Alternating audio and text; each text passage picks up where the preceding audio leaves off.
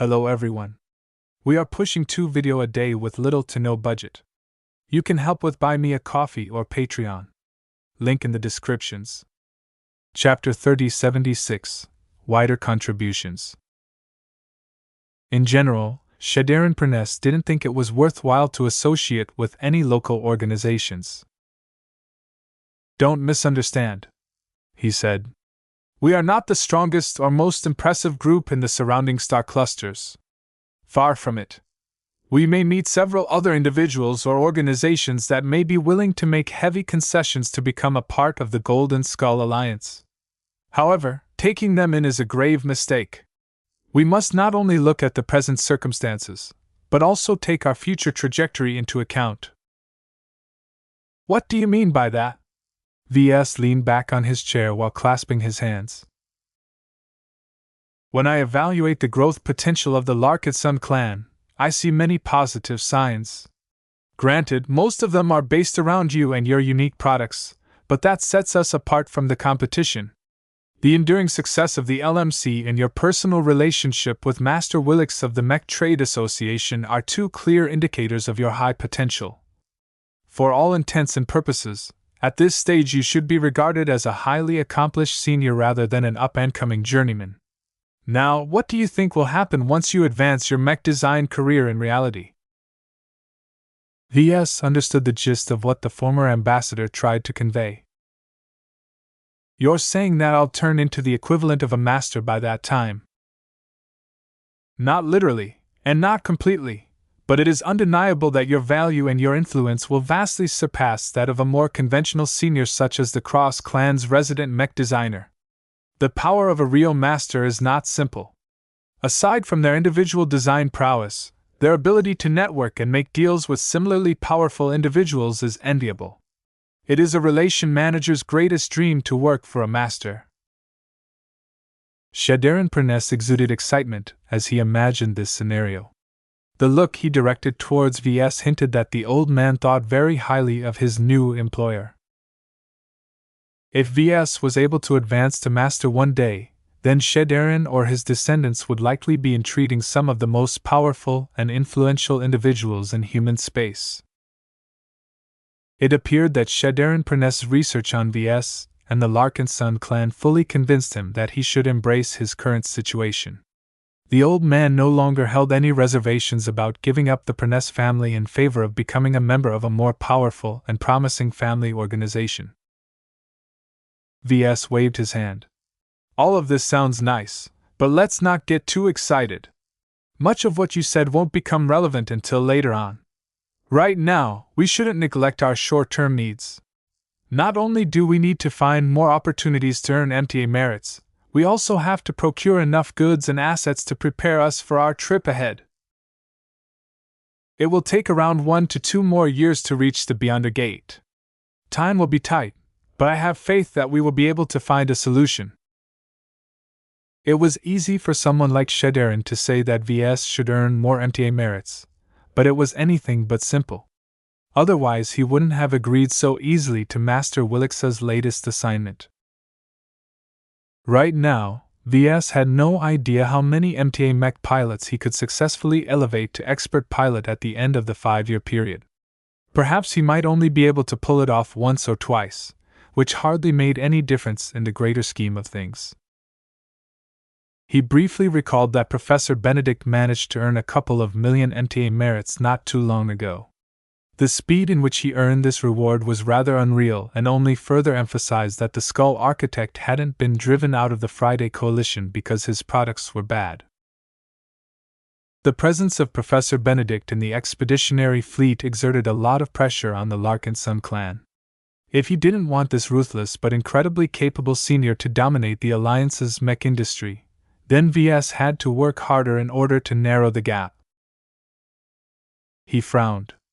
There are several opportunities to earn a lot of MTA merits, but none of them are quick and easy to accomplish. It will be very hard to gather all of the required merits in a short amount of time without partnering up with more aspiring pioneers.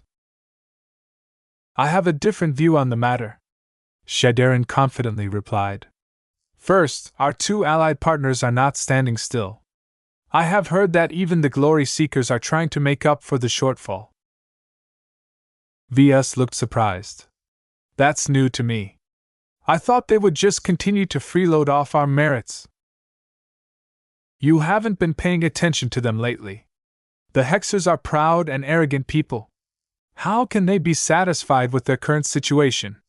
Marshal Ariadne Woden is aware that the Glory Seekers is the weakest of the three partners in the Golden Skull Alliance. The strength of our clan is already evident, and the Cross clan has just started to enter its own rapid growth phase. If the Glory Seekers wish to remain relevant, they have to develop their own specialty in order to maintain their value. Shadirin Perness had become a lot more sensitive towards this dynamic due to the tragedy that had befallen the Perness family. Before the Pernessers joined the Larkinson clan, it had been a part of a large and broad coalition of the Hegenarian party. However, his family had become so complacent about its apparent value that everything went drastically wrong when Crown Uprising upended the status quo.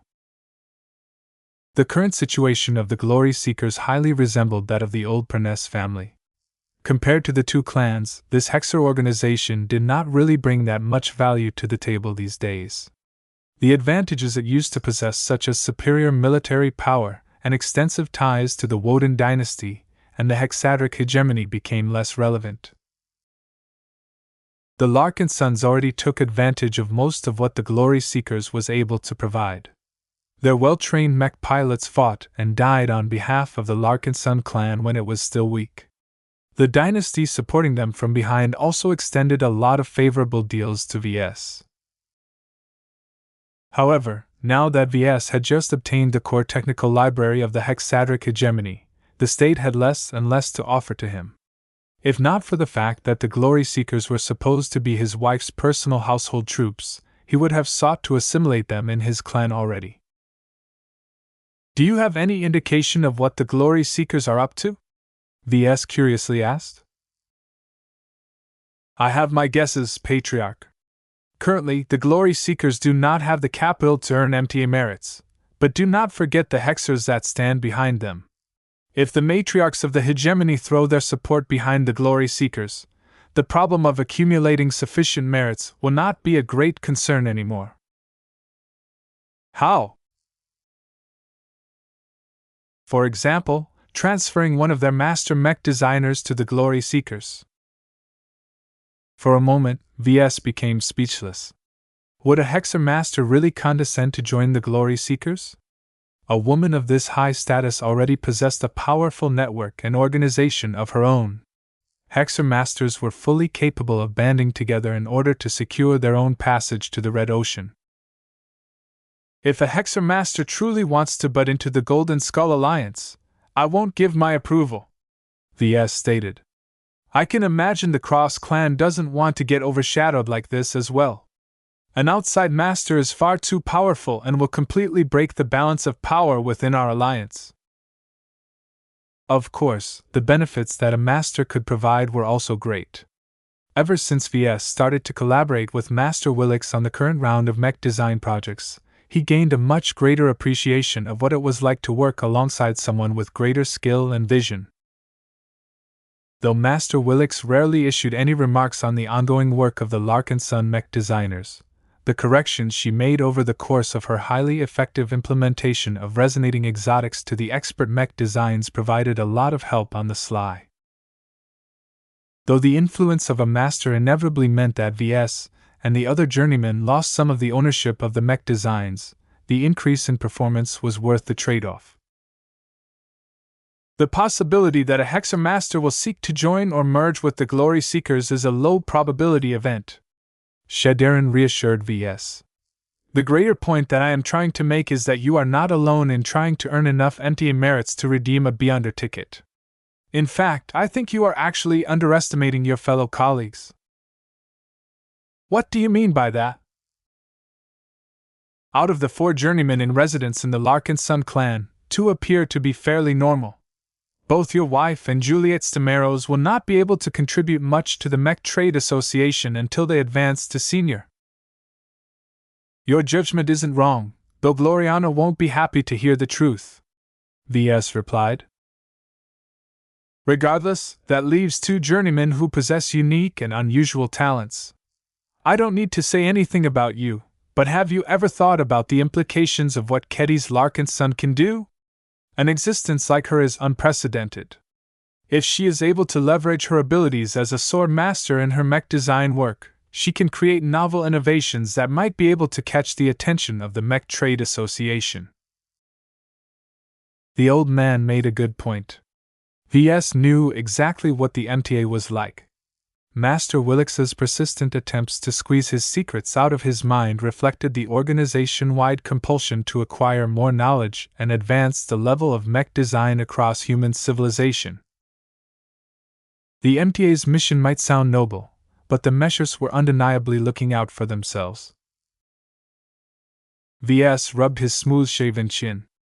I think you are onto something now that I think about it. The problem is that Ves hasn't really shown off her capabilities yet. We'll have to wait until we deliver our first expert mech design in order to see if your idea pans out. I'll be happy if she can succeed in her ambitions. Ves did not keep her goals a secret. She frequently stated her intention to give Venerable Tusa and every other melee expert pilot an extra advantage by imparting an extra gift to their weapons. It was similar to how Ves planned to supercharge the performance of the expert mechs by combining true resonance with prime resonance.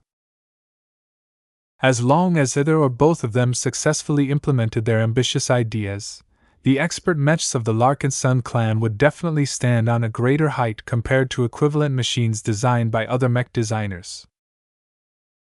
Such unique machines would likely possess significant research value to the MTA.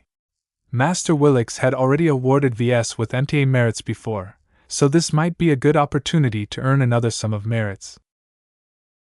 Don't forget that merits represent real and significant contributions to human society and the galactic mech community. Shadarin reminded Ves. The most obvious contributions are directly related to your profession, but it doesn't have to be so narrow.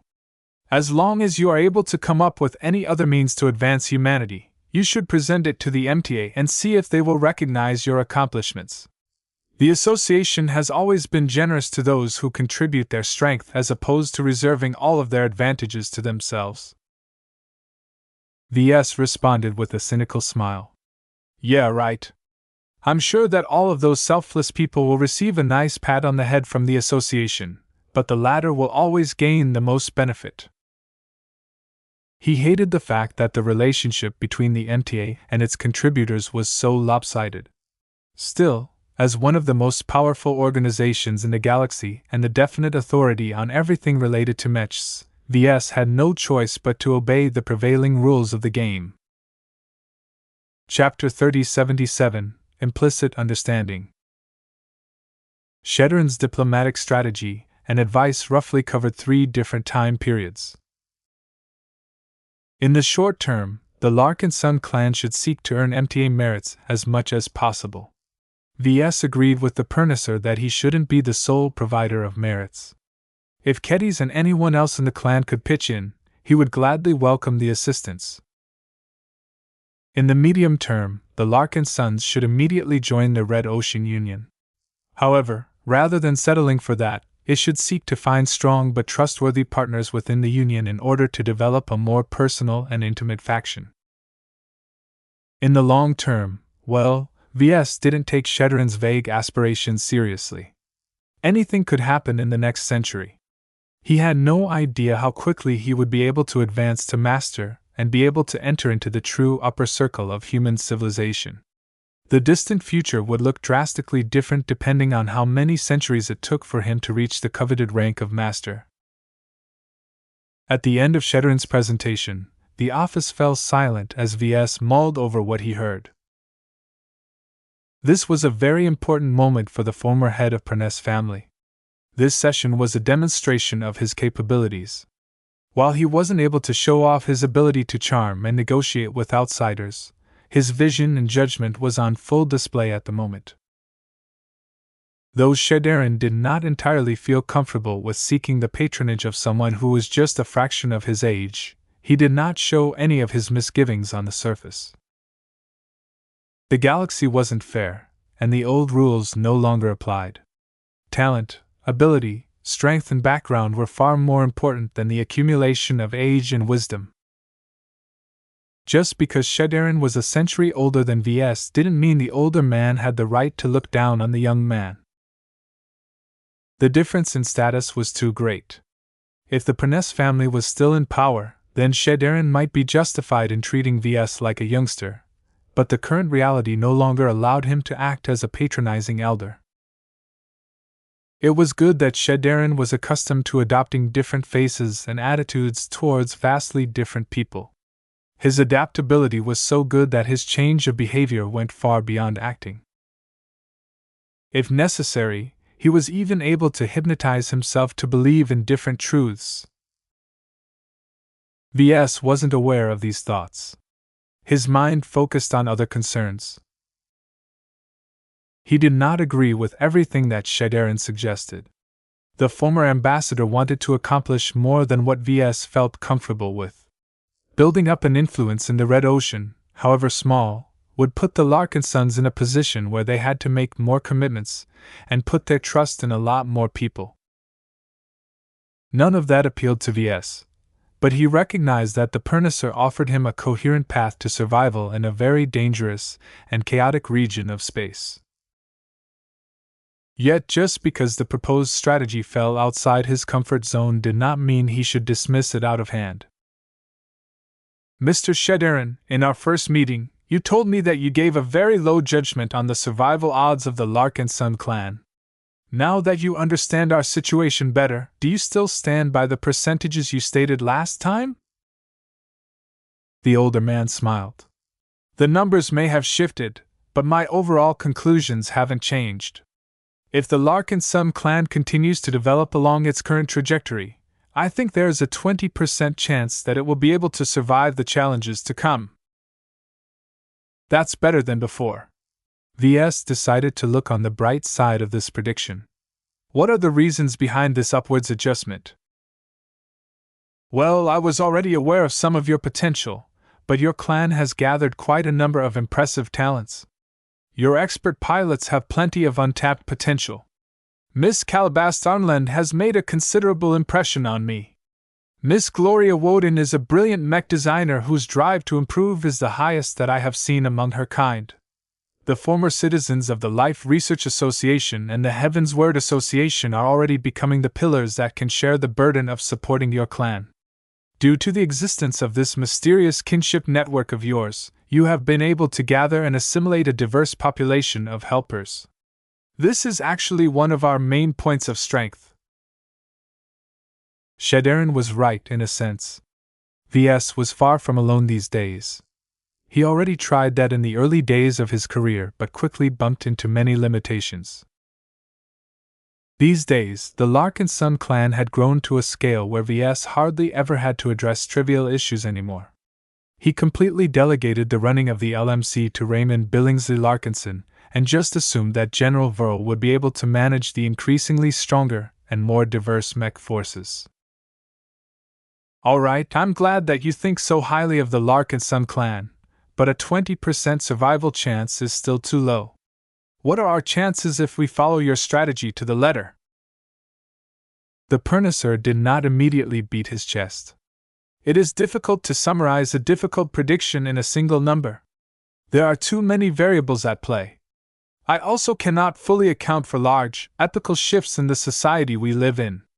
If I had that ability, I would have never allowed our Perness family to suffer a rapid fall from grace due to the ripple effects of the Crown uprising. Still, if you insist on hearing my estimate, then I cautiously think that I can double our chances. 40%? More or less. I do not have the confidence to raise this figure. Suffice to say, 40% hardly sounded satisfactory to Ves. Yet there was more to this figure than what was obvious from the surface. Ves did not feel that Shadarin Perness exaggerated or massaged the numbers. The old man was being brutally honest because Ves and the Larkinson clan needed a reality check rather than misleading flattery. In addition, doubling the Larkinson clan's chances was already impressive. Shadarin had to work under disadvantageous circumstances. Compared to the more impressive pioneers that were already starting to become famed in the Red Ocean, the Larkinsons were still too lacking at the moment. The only way to close this gap was to bank on the future and do their best to draw out their potential. That was the entire point of seeking more allies. Ves and the clan needed to buy a lot of time to grow powerful enough to be able to survive on their own. The best way to do that was to borrow other people's strength. This was also why Shadarin was so eager to partner up with higher caliber organizations. All of it made sense. The plan was not overly complicated, nor did it attempt to steer the Larkinson clan in a direction that Ves could not tolerate. This was enough for him to conclude this trial. "All right, I've made my decision." He spoke in a more imperious tone. "I'll give you a chance to implement this strategy yourself. From today onwards, I'd like you to work as the chief diplomat of our clan. While the final word on matters always stays with me, I am willing to give you a lot of space to realize your own vision. Your family members are already a part of us anyway, so I trust you will work earnestly to keep your bloodline alive." It was quite crass for Ves to refer to the hostages so directly, but Shadarin merely brushed it aside and responded with a formal bow. "Thank you for this opportunity. I shall endeavor to do my best to provide the best possible service to our clan. My family members will also prove their worth in the next couple of months. As long as you give them a chance, they will definitely give you a surprise." Last he heard, the Pernicers were just starting to graduate from their so-called training regime. Though Ves and the Larkinsons only hastily set up the indoctrination program, the tender mercies of the Sword Maidens and several other groups that had taken charge of reforming the former Loxians reported a lot of progress. None of them were snobs anymore. After enduring several weeks of harsh training, basic food, no luxury, and constant one-sided lectures, the Pernicers had become a lot more manageable. The ones that adjusted well to their new circumstances had already been released from the training program. They were already assuming vacant positions in the fast-growing clan administration in order to help with the enormous backlog of bureaucratic work that had been piling up in the last few months. As for the more stubborn ones, none of them should be able to hold on for much longer. The threat of undergoing extra training from the Sword Maidens would definitely motivate the Pernicers to get their act together. It didn't take too much work to finalize the appointment. Everyone in the clan already knew that Shadarin Perness was on trial for this position. As long as he didn't cross any serious lines, he was practically guaranteed to become the highest-ranking diplomat. The clan didn't have any alternatives. There was little point in settling for one of the younger Pernicers because there was a substantial gap that was difficult to overcome. Ves signed all of the documents and went through all of the formalities quickly. Once he was done, he issued some instructions to Shadarin before he departed from the Foreign Relations Department. He didn't exhibit any surprise when Calabas quietly appeared by his side as he made his way to the design lab. "I take it you were watching and listening. You know me too well." She threw him a quick grin. "I must say that I am a bit disappointed with your performance, though. You allowed yourself to get caught by his rhythm. Though Mr. Shadarin has tried his best to portray himself as your subordinate, there is no question that he seeks to exert his own influence on you. The interests of the Perness bloodline surpass that of his new clan." Ves dismissively waved his hand. "That's fine. In fact, I expected it. He's too old, wily, and experienced to fall for our indoctrination, and I doubt that the Golden Cat is able to influence his mentality." Even though Shadarin Perness was not a high-ranking mech designer or mech pilot, the two professions weren't the only ones who could produce strong-willed humans. His lack of concern did not alarm Calabas too much. Mr. Shadarin should be clever enough to work earnestly for the clan. Many of his relatives should make the same conclusion. The problem is the bad apples among the Pernicers.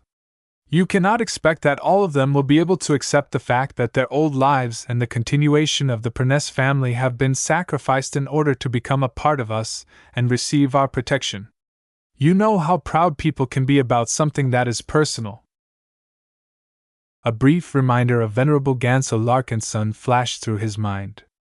Ves absolutely loathed people like his least favorite cousin.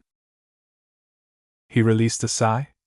I hope that Mr. Shedaren will be able to teach them a lesson. What if that doesn't work? If they're harmless, then just leave them be. If they don't keep their opinions to themselves and try to persuade others to deny their new reality. Ves didn't need to finish the sentence. Calabash merely responded with a minute nod to signal that she received the message.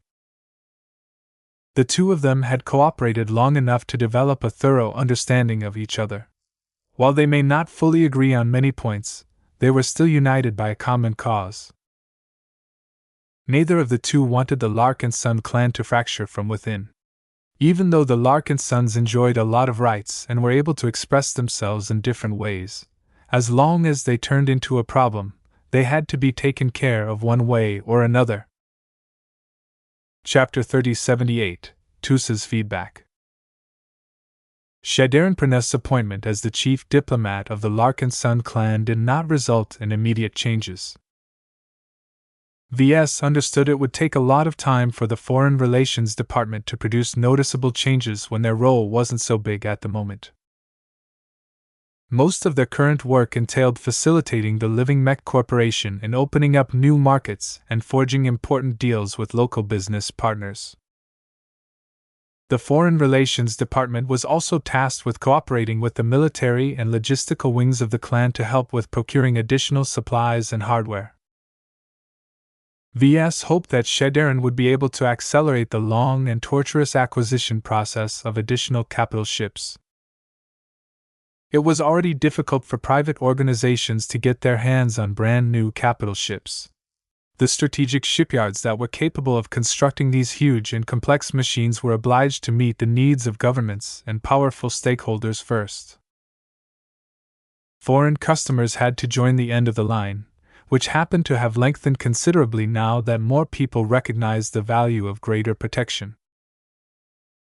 It was virtually impossible for the Larkinson to get their turn fast enough if they followed the normal process. The only way to skip the line and get their critical capital ships fast enough was to find a way to go through the back door. This entailed a lot of persuasion and horse trading. Ves did not envy Shedaren Preness for having to negotiate with lots of foreign shipyards and officials in order to place an order. At least I don't have to devote any time to this issue myself anymore, he muttered.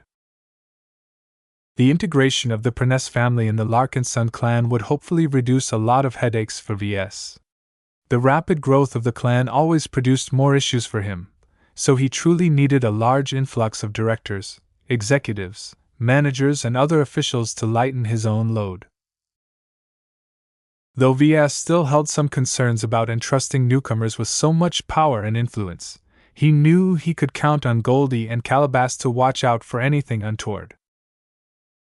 In fact, either of the two should already be sufficient enough, but the two of them together should ensure that no one should be able to slip the net. Ves made Gloriana happy again by returning to the design lab and placing his full attention on his work. Time continued to pass. The Disruptor project moved past the halfway mark and became more and more complete with every passing day. The minor interruptions failed to stall their momentum. Gloriana had become more demanding than ever, but the assistants and the other lead designers rarely failed her expectations. Each of the journeymen continued to deepen their influence in the expert mech design projects. One of the more interesting moments during the design process was when Gloriana invited Venerable Tusa to the design lab. Since the Disruptor project was so closely tied to a single pilot, it was essential for Tusa to make himself available for additional measurements and request his input on various influential design choices.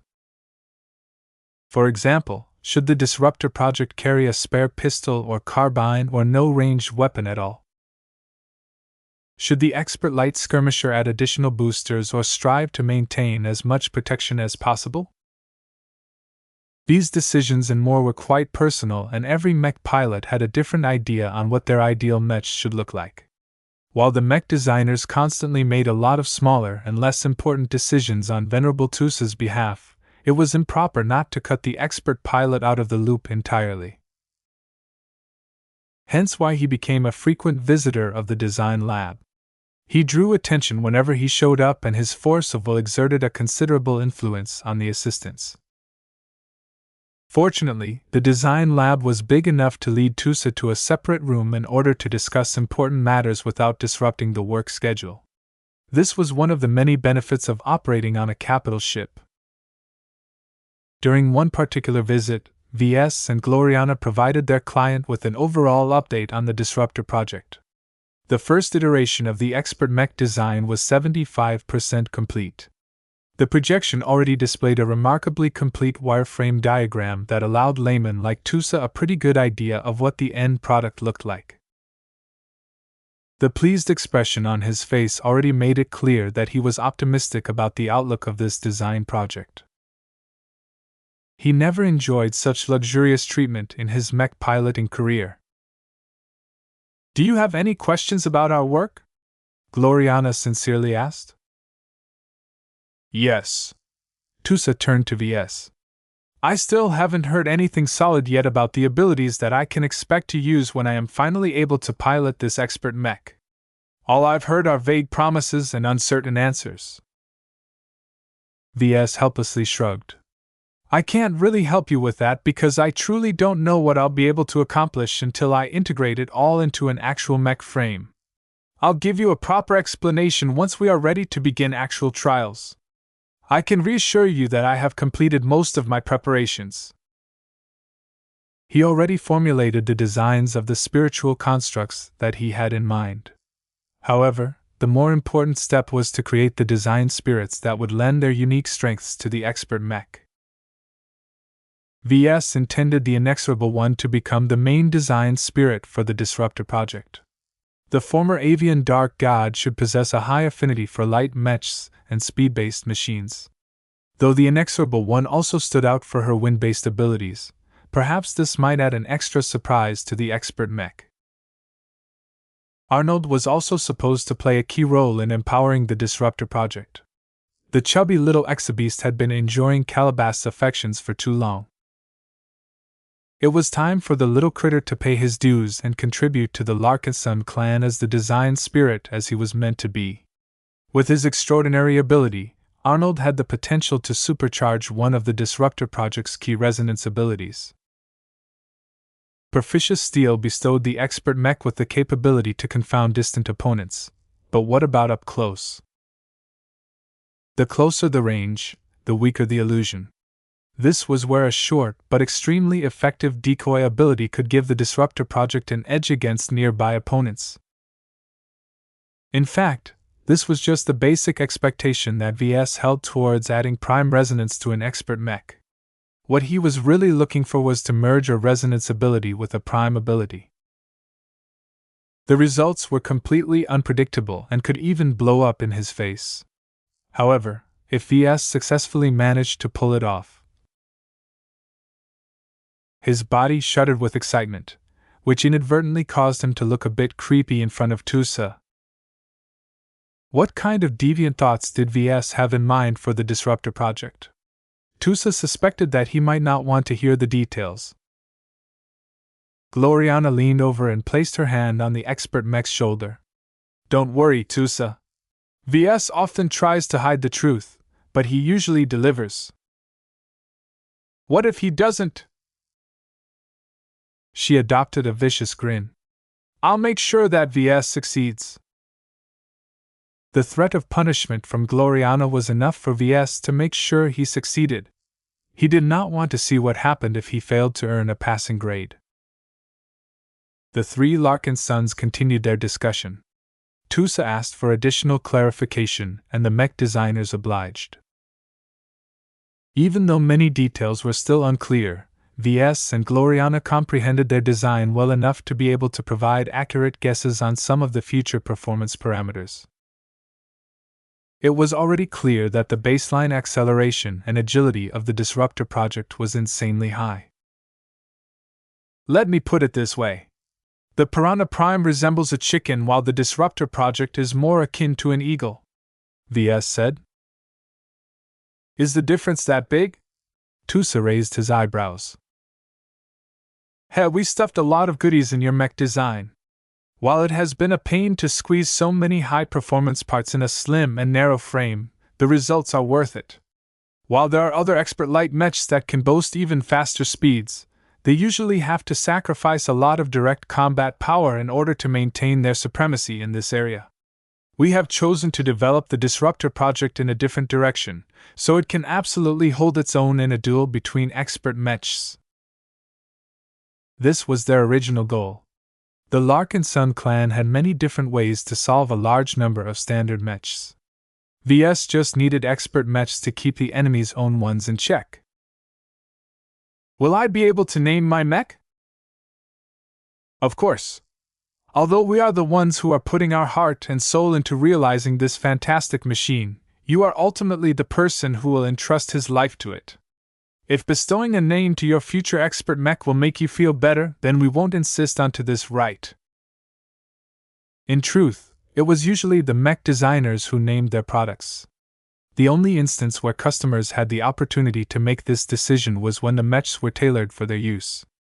The naming of an expert mech was a sacred ceremony in the mech community, and it was a great honor to be the person who defined the identity of such a great machine.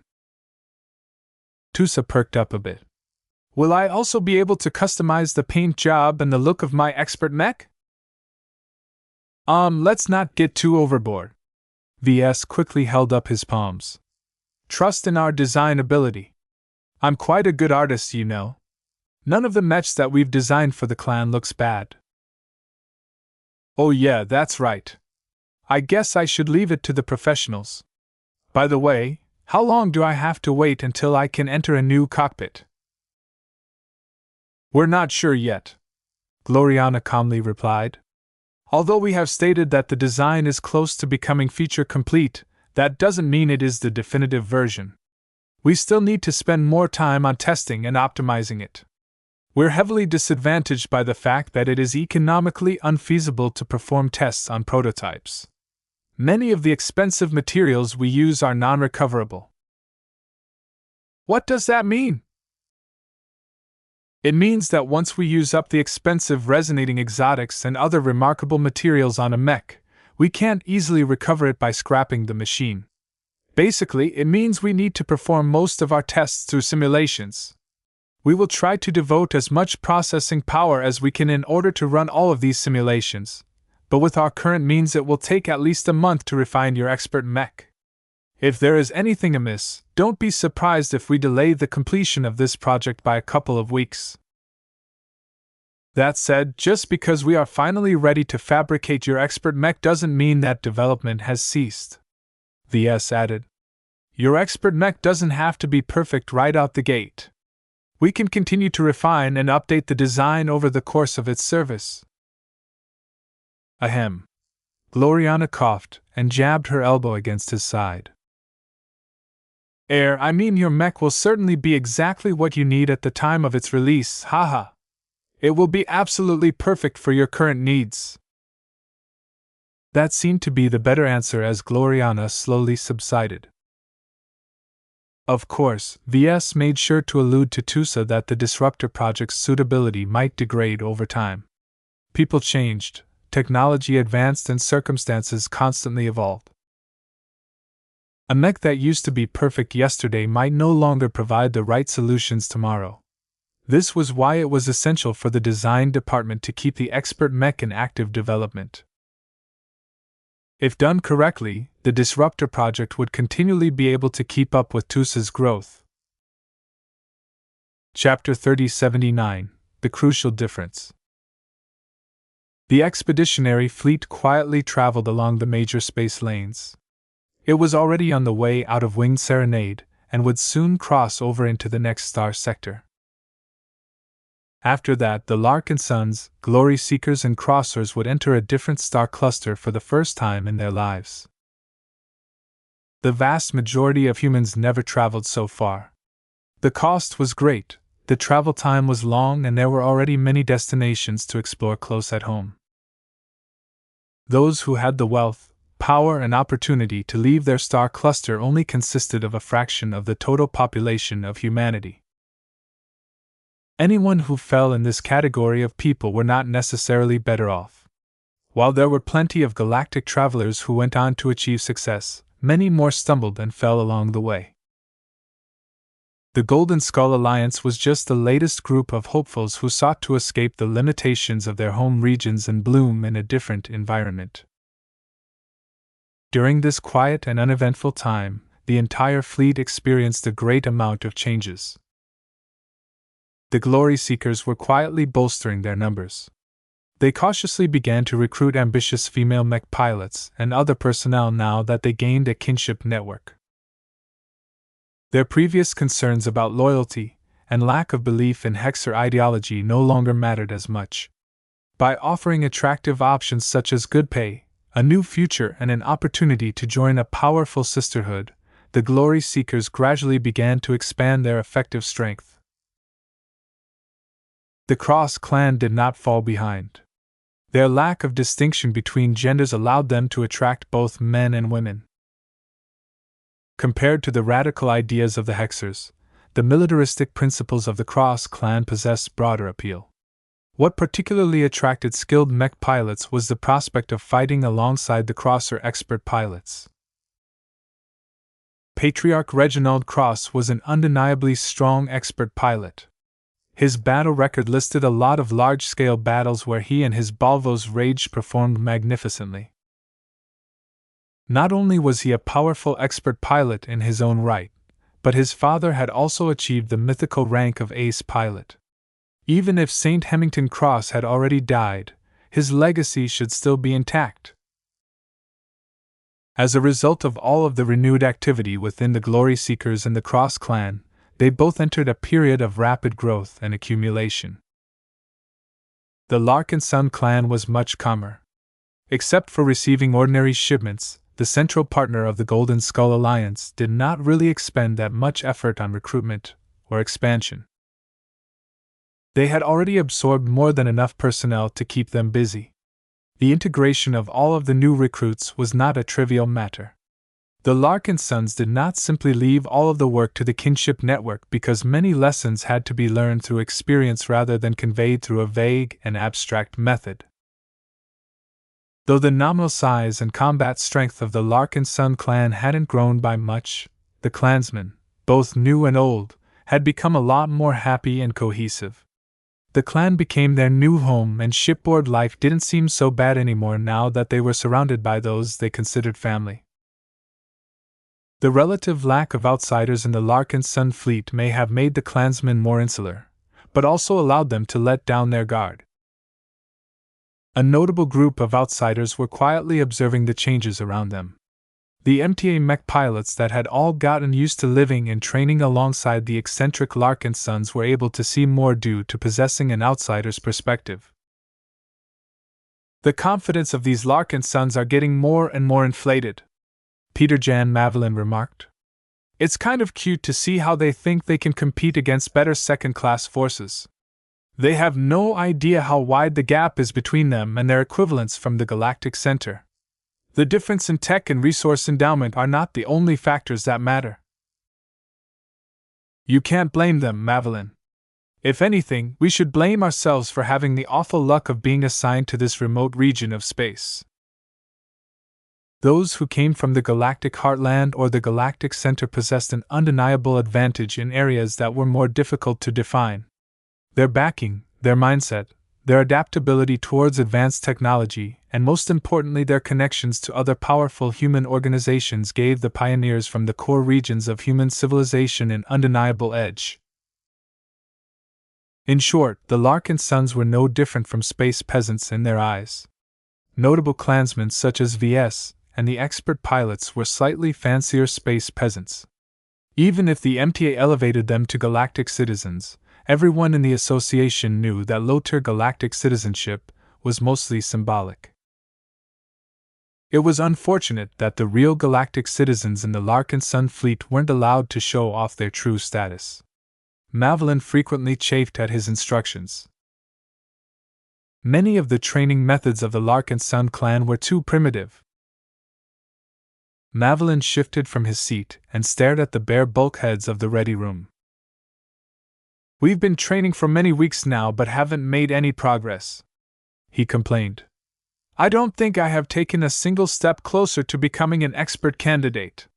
In fact, I have a hunch my piloting skill has actually deteriorated since we are forced to abide by the limitations of our assigned mechs. These second-class mechs are too basic and unresponsive, and don't even get me started on their small and restrictive loadouts." Millie Petrov frowned at Mavelin. "You've been complaining about our circumstances every day from the moment we transferred to the Larkinson clan. Don't get me wrong. I don't necessarily disagree with your points, but are you here to whine or are you here to seek an opportunity to improve yourself?" Mavelin glared at the female mech pilot. "Do you know what kind of training we've been through? We're being put through pointless physical exercises that don't do anything to strengthen our optimized physiques any further. We are tasked with sparring against a variety of opponents in awful simulations with an abysmal degree of realism. We are able to outfight so badly that the instructors have started to pit a large number of mech pilots or individual expert candidates against us. Only the latter can give us close to a satisfying challenge." It couldn't be helped. The performance of the MTA mech pilots was so good that the instructors looked a bit lost when they were assigned to train these difficult cases. Though they tried many different training activities, few of them were worthwhile, and none of them made the meshers feel happy about their assignments. "There is more to the Larkinson training methods than what is apparent on the surface," Petrov claimed. "Have you paid any attention to the stories told by the veterans? The anecdotes shared by the true-blood Larkinsons are particularly worthy of consideration. It's one thing to read about them, but it's another thing to hear them from those who grew up and fight alongside the expert pilots of the old Larkinson family. They're merely retired third-class mech pilots. Their teaching is hardly relevant to us.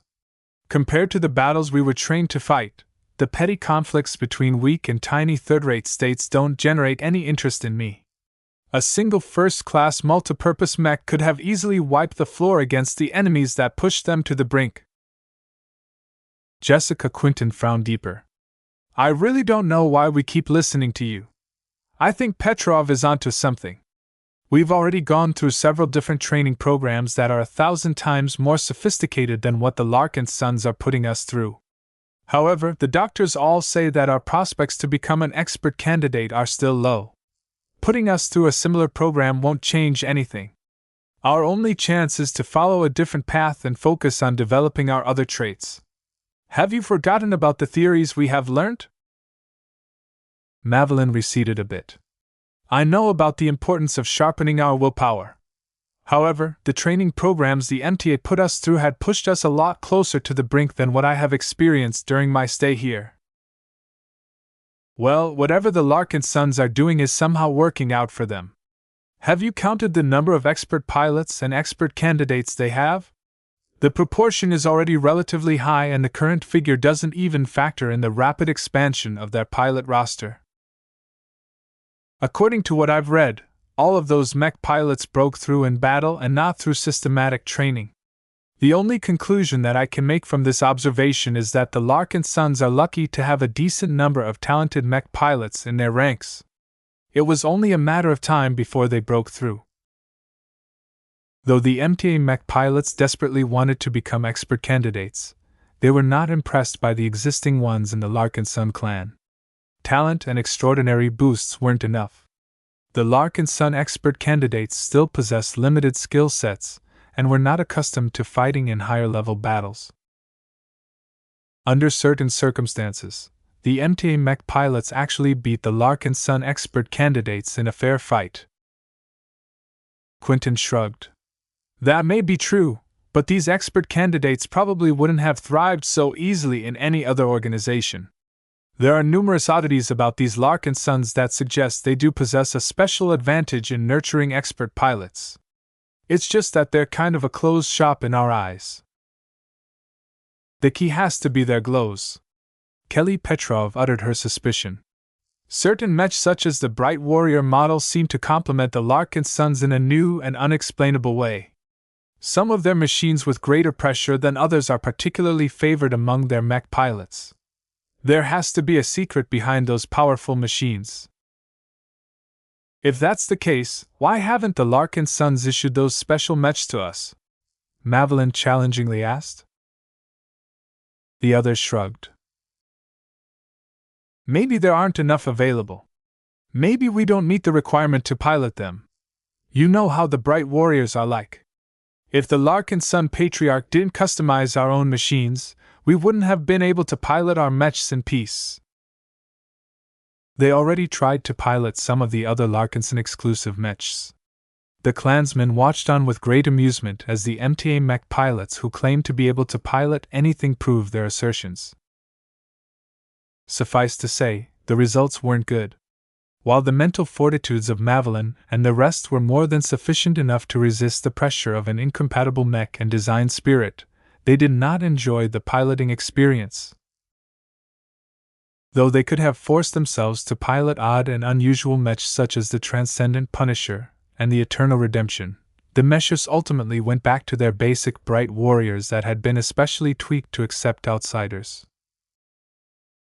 Maybe we need to pilot a mech that is specifically tailored for us. Carlton de Trevo finally broke his silence.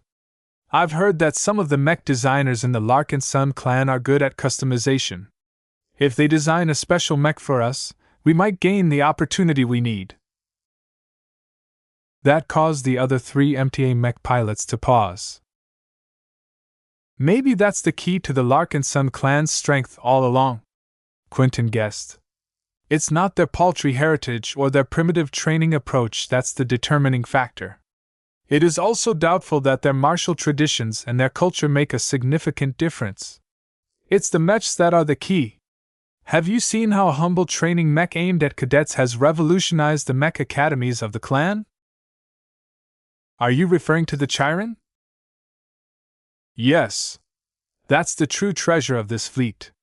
Even though the cadets that train with the Chirons are nothing impressive in our eyes, I can tell they will already surpass the current generation of Larkinson mech pilots once they graduate. If we want to obtain the same opportunity, then we need our own training mechs. The MTA mech pilots all came to the same conclusion. The biggest reason why the Larkinson clan nurtured so many expert pilots and expert candidates in a short amount of time was because the Larkinson Patriarch made all of the difference. Without his help, the clan would have never become renowned in this area. Chapter 3080 Training Challenges. Do you remember the MTA mech pilots that we've been assigned to train? General Vol asked during a rare personal visit to the Spirit of Bentheim. Even though Vol spent most of his days aboard the graveyard as of late, he still visited other ships whenever the fleet transitioned back in real space from time to time. This was the mark of a good and caring leader. Verl didn't let his huge promotion get to his head. With the increasing number of senior officers joining the clan, he felt more pressure than ever to work hard and supplement his learning. If he just sat back and enjoyed the comforts of his rank, then it would only be a matter of time before Ves put a more competent general officer above his head. Though General Verl did not actually mind if a better general was able to do a better job at strengthening the Larkinsons, he did not intend to admit defeat so easily. Just like Ves, the general tasted the benefits of being the top dog.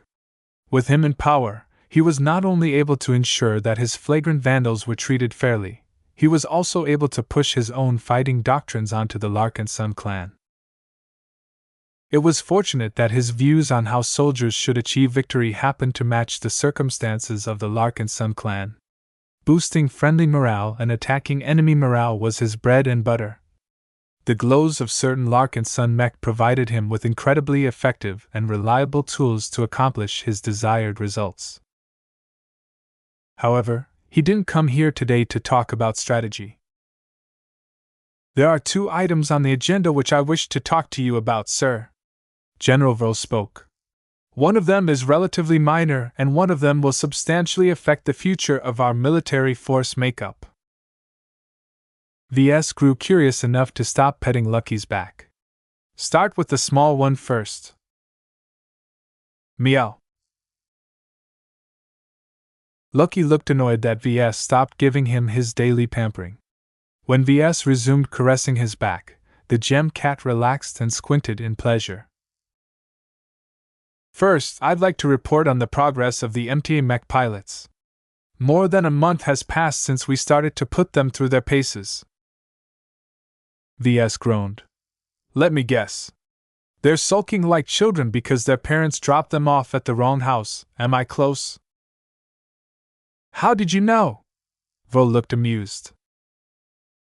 It's not hard to put myself in their place. I once went through a similar experience when I took part in the Glowing Planet campaign. That happened a long time ago. The Glowing Planet was where Ves became exposed to massive mech battles for the first time in his life. Dietrich, Walter's Whalers, and Rorica's Bone used to be important in his life. Now, Ves hardly even remembered that Dietrich was a member of the Battle Criers. Last he checked, the former Cloudy Curtainer had matured into a trusted officer and cadre among the Kinners. General Vo patiently waited for Ves to finish reminiscing about the past. Memories of past experiences were precious. Neither of the two were young anymore, and their increased status made it very difficult for them to repeat their earlier exploits. If either of them were forced to enter the field, then something had badly gone wrong. Ves eventually snapped out of his memories. Anyway, the patience of the Meshers must be wearing thin, right? They're not even hiding their opinions from us, sir. They have voiced a lot of criticism of our methods. To be honest, our instructors are at wit's end. Most of their lessons don't stick or are completely redundant. Their willpower is not weak, but we don't have any leverage to exercise it any further. Ves frowned. That sounded worse than he thought.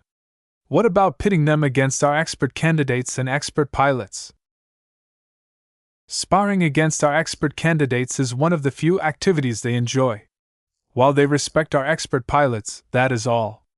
The gulf between them is too vast to give the expert pilots any meaningful improvement opportunities. Part of the reason why expert pilots are so effective even when they are piloting ordinary mechs is because their intuition and battle instincts are transformatively better. Other mech pilots simply can't approach this level through regular training.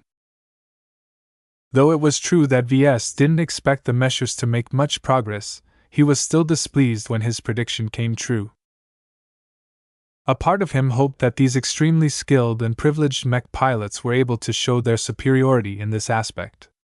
Their failure to do so indicated that the association was truly far behind in certain aspects. Of course, this was not entirely bad news to Ves. Now that he confirmed that regular training was unlikely to change the situation for the better, only his more extraordinary methods could make the difference. The MTA mech pilots have actually issued a request to us. They want to see if you can make a difference by designing custom mechs for them. Whether they are right or wrong, they are convinced that your design philosophy can play a decisive role in changing their fate. Ves frowned deeper. I don't think they're wrong, but their demand is too extravagant. Do you know how valuable my time has become? I haven't even finished any of the expert mech designs as of yet, and I already have a lot of pending ideas for the next round of design projects. Was it worth it to occupy a design slot in exchange for 500,000 MTA merits? Perhaps he would have jumped at this opportunity in the past, but to Ves the time and effort he had to reserve to design a single proper mech was far more valuable. A lot of mech forces had issued persistent demands to receive their own exclusive mechs. The Living Sentinels, the Battle Criers, and the Flagrant Vandals were feeling a bit unloved lately. Though the clan took great care of them, the lead designers of the Larkinson clan had not yet showered them with attention. The adoption of well-received mech models such as the Bright Warrior and the Ferocious Piranha didn't count because of their universality. What the Sentinels and so on really sought were mechs that bestowed them with a unique advantage. VS was happy to oblige them, but he first had to finish the current round of mech designs before he considered anything else. He already sketched out a handful of interesting mech concepts in his free time. I'm not going to oblige their demands. He shook his head. I already have another solution in mind. I don't have the time to work it out at the moment. Well, you better start doing something in the near future or else these meshers will get really mad. Some of them are already approaching the limits to their patience. VS sighed. You can tell them that I'll supply them with a special machine sometime later this year. I won't commit to designing custom mech for all 20 of them, but I think I can come up with a targeted product that will accelerate their progress. This was just a spurious idea of his. He was quite interested in designing or adapting a mech model that could exercise an aspect that mech pilots needed to become an expert candidate. Whether it was willpower, experience, or something else, anything that closed the gap between a standard mech pilot and an expert candidate would probably increase the success rate of his main experiment. VS and General Vo continued to discuss more details about the meshers. Though VS knew that his personal intervention was likely the key to bestowing spiritual potential to these elitist mech pilots, Gloriana would kill him if he diverted his attention from his current work. Fortunately, all of the training performed so far was not in vain. The MTA mech pilots provided him with a lot of detailed information. VS gained a much more accurate picture of the differences between his own mech pilots and the ones that stood on a much higher starting point. The meshers also became influenced by the Larkinson ways. While VS had no illusion that the powerful mech pilots wanted to defect to the Larkinson clan, they should at least develop a measure of respect towards their hosts. This would definitely become useful in the future. In what way, VS could scarcely guess, but his intuition told him that the tedious training was not completely pointless. Once they finished discussing this topic, General Verl moved to a more important matter. Do you remember that the Ilvanans are about to set up their own mech force? A wry smile appeared on V's face. I remember. Haven't they gotten their act together yet? It has been months since they started to make their preparations. It's not like the old days, VS. You can't simply add a major combat unit to our organization without setting off a lot of upheaval. Personnel need to be reassigned. Ships have to transfer from one mech force to another. The Ilvanans have to build an entire structure from scratch and hire enough officers and technical personnel to ensure their mech force would run smoothly. Our military bureau had to provide a lot of assistance to them in order to fill up the gaps in their staff. So what is holding them back? Not much, actually. They have already smoothed out most of the remaining wrinkles. I believe they will be ready to make an announcement within a week. Oh, that's fast. Will the Ilvanans be unveiling some extra surprises? I don't believe so, sir, but May Calabast can tell you more. General Vo replied. What I can say is that the Ilvanans will primarily focus on precision-based warfare. The Transcendent Punisher has played a great role in defining their place in our fighting lineup. You can expect a lot of Ilvanans to become artillery mech enthusiasts. They have thoroughly fallen in love with relying on the Great Prophet to guide their aim and distinguish key targets from distractions. VS had some misgivings.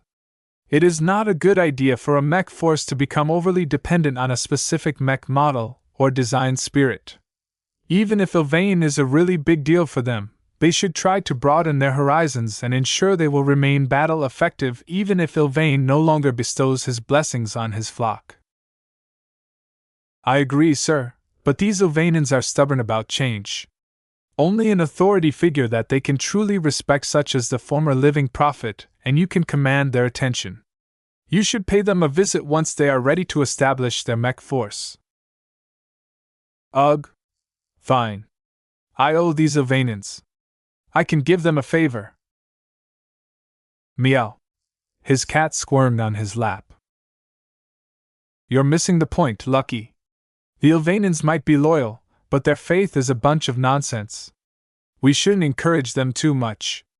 The growth of their new mech force must be subject to constraints in order to prevent religious Larkinsons from taking over our clan. General Verl slowly nodded. My men will definitely be monitoring the Ilvanans closely. My greatest concern is that they may become overenthusiastic in their attempts to pull in new converts. Aside from organic growth, the only way for the Ilvanans to expand their ranks is to pull in other clansmen. Every clansman is free to act in a reasonable fashion in their downtime, but I hope my men aren't gullible enough to fall for any scams. I don't think this is entirely bad, General Verl stated. Those who are more susceptible to religion will end up believing in one faith or another. It is better for these impressionable individuals to commit to a faith that is already under our umbrella than to believe in other, more dangerous religions. Ves had become a bit more pragmatic about this issue than before. He had come across too many fanatics to think they could simply stop believing in anything. The voids in their hearts needed to be filled, so why not resort to a friendly and harmless belief like the Ilvanan faith? Chapter 3081, Ketty's First Innovation. Venerable Joshua Larkinson enjoyed a long period of calm after the expeditionary fleet departed from the Grand Loxic Republic. With no crisis looming over the heads of the Larkinsons, Venerable Joshua and many other Larkinsons felt free to devote their time on more personal and less acute matters. It was too bad that Joshua wasn't able to spend much time with Ketty's as of late. Her long shifts at the design lab left her with little time to keep him company. She promised to open up her schedule once she was done with working on the expert mech designs, but that was many months away. Last he heard, the design department was making very brisk progress on the Disruptor project, but that came at the expense of slowing down the work on the other expert mech designs. I can't tell you when your expert mech will be ready, Ketty's told him one day. Gloriana hasn't forgotten about you, but she is adamant on using the Disruptor project as a trial for all of the new stuff we are trying to implement in the expert mech designs. Once Venerable Tusa gets his expert mech, we'll work hard to realize the other projects. It will take at least half a year but likely longer for you to get your turn. It doesn't help that your expert hero mech is one of the more complex expert mech designs. Ves still insists on powering your expert mech up with mounted war gear, and that will certainly cause some delays. Joshua was a rather upbeat and jovial man most of the time, but there were moments where his patience wore thin. I've spent too much time without an expert mech. Is there any way for you guys to hurry up? Perhaps you should hire more mech designers. Our clan is already preparing to recruit another batch of assistant mech designers, but we can't just throw them into the design lab and tell them to work on an expert mech design straight away. It will take time for them to get up to speed. Her tone made it clear that she did not think highly of this decision. The design department should have recruited the next batch of assistants a long time ago. The high workload of the mech designers working on the expert mech design projects was a reflection of the shortage of manpower in the department. While Ketty's was not complaining about all of the responsibilities she had to assume, she would have been able to make smoother progress if she could delegate more trivial work assignments to one of the design teams. Ketty's did not complain too often about her work, though. Most of the time, she exuded a sense of fulfillment when she described how she was able to contribute to mech designs in a much more powerful way than before. To be honest, the expert mech designs aren't the best testbeds for my new abilities, she told him. I should have explored my capabilities on a simpler mech design first. The timing of my breakthrough wasn't great, and I can't afford to stand by while everyone else is putting their all into our current projects.